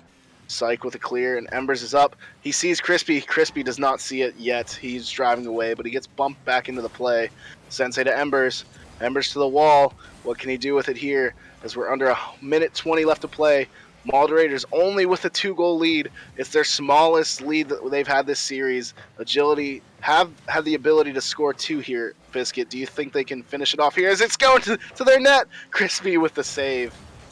Yeah, I do think they have the ability, as there is a crazy save coming out there for this Moderators roster to really keep this game out of reach a little bit. But I do think they have the ability. It's just finding a way out of their half, finding one shot to give themselves momentum, even if it's with 2 seconds left, something that maybe they can find a way to tie this and take it to OT bare minimum. The detriment of Agility this series being their shots conceded and shots for. They only have 2 shots here this game. It's both saved by Crispy. You need to get more shots on, and you got to stop the bleeding as they have 7 shots on net. We're under 30 seconds. Agility needs to pick up the pressure as they're in the offensive end. Crispy with the ball above his net. He drops it down. He's going to be met by Psych. Psych just a little awkward. 50 by Cool Socks to Griffin with a soft shot. Embers with an easy save. Oh, Griffin with a dunk, but Sensei's on his goal line. We're under 10 seconds, and Embers says no more. No hope for Agility. He says, I'll be watching you guys on Saturday as Moderators 3-0 with 7 seconds remaining. Yeah, just a great dagger shot right there. I think the game was over either way without the goal, but getting a 3-0 lead, pitching a shutout to finish the series it's looking to be, and just a great game here by the Moderators. If you are the Agility roster, I have a tip for you. I know I'm over talking you, and that's fine, but I have a tip for you. Next time you see this team, if you do, ball control is key. They play a very heavy third, and I'm going to give you a coaching tip. Catch the ball once or twice, and you guys probably have a better chance than playing boomer ball against them. Here's your tip of the day from Biscuit. Definitely a lot to learn as we have the league filled with Diamond 3s and Champ 1s. Still a lot to learn for these players as we see a lot of players from the lower leagues grow up to ascend and to be one of Nemesis greats. And what a series from Moderators. They showed their dominance. They had slacked there for a little bit to lose their advantage and to make it out of the playoffs and into the play-ins. But great series for them as they look to make this play-in run as they advance to become I'm thinking of the number. I think they'd be the 5th seed as they were coming in, taking this game to play the Fallen Angels next week. But for Agility, they have one more opportunity to look ahead. They play Dissonance or Uprising, whoever wins on Wednesday. Dissonance getting their best player back, Bradish, from a ban. So we'll have a lot to look forward to in the Provisional League. But congrats again to Moderators. Agility, GG go next. We like to see it, but unfortunate from them this game. Any final thoughts, Biscuit? Just great series. I want to compliment Moderators on the win, but not their GM because Crip, screw you. But great series. Scoreboard will be a little misleading. I do think this Agility roster has a lot they can build off of, and you could very well see these teams running it back at some point in playoffs. And if I was Fallen Angels, I might be a little spooked after seeing that dominant of a performance, though. I definitely am scared, but I know the team I built and they are up to the task. But as we call it a stream, we had a long day here, a lot of excellent matches. We want to thank you all for showing up. But another group of people we want to thank is our Nemesis subscribers. We want to thank Cryptist, Speed Demon, Sodak, Valence, Rockerman, and Owen for their Titan subscriptions. I want to thank DJ, Chunk Light, Sodak. Oh, Nixaway, I'm sorry. And Chunk Light again, it seems. But yeah, double thanks to Chunk Light, and thank you all for supporting Nemesis. And great thanks to you, Biscuit, for being my partner in the booth as we say good night. Yep, great to be here, brother. Good night, man.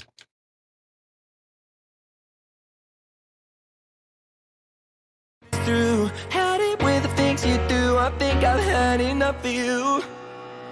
thumbs through bell loops. I hardly felt you. We were kissing, something was missing. No room for tears shed inside our twin bed. Darling, you're a mess. Goes good with your dress. Vision in my hurricane after her, but it dance in the rain's what I prefer. Caught in the eye of her eyes. Vision in my hurricane after her, but it dance in the rain's what I prefer. Caught in the eye. I think I've had enough of you. I don't have time for you. I don't wanna see this through. Had it with the things you do. I think I've had enough of you. I don't have time for you. I don't wanna see this through. But maybe, just maybe, one more dance, little bit of romance. Go ahead and take my hand. 100-second chance, one more dance, little bit of romance. Go ahead and take my hand. 100-second chance. I don't have time for you. I don't wanna see this through. Had it with the things you do. I think I've had enough of you. Broken in places, one for the ages. Taken hotel room, vacant without you. And sleep in the basement, none of this makes sense. All things considered, I couldn't quit her. Vision in my hurricane after her, but it dance in the rain's what I prefer. Caught in the eye of her eyes. Vision in my hurricane after her, but it dance in the rain's what I prefer. Caught in the eye. I think I've had enough of you. I don't have time for you. I don't wanna see this through. Had it with the things you do. I think I've had enough of you. I don't have time for you. I don't wanna see this through. But maybe, just maybe, one more dance, little bit of romance. Go ahead and take my hand. 100-second chance, one more dance, little bit of romance. Go ahead and take my hand. 100-second chance. But maybe, just maybe, one more dance,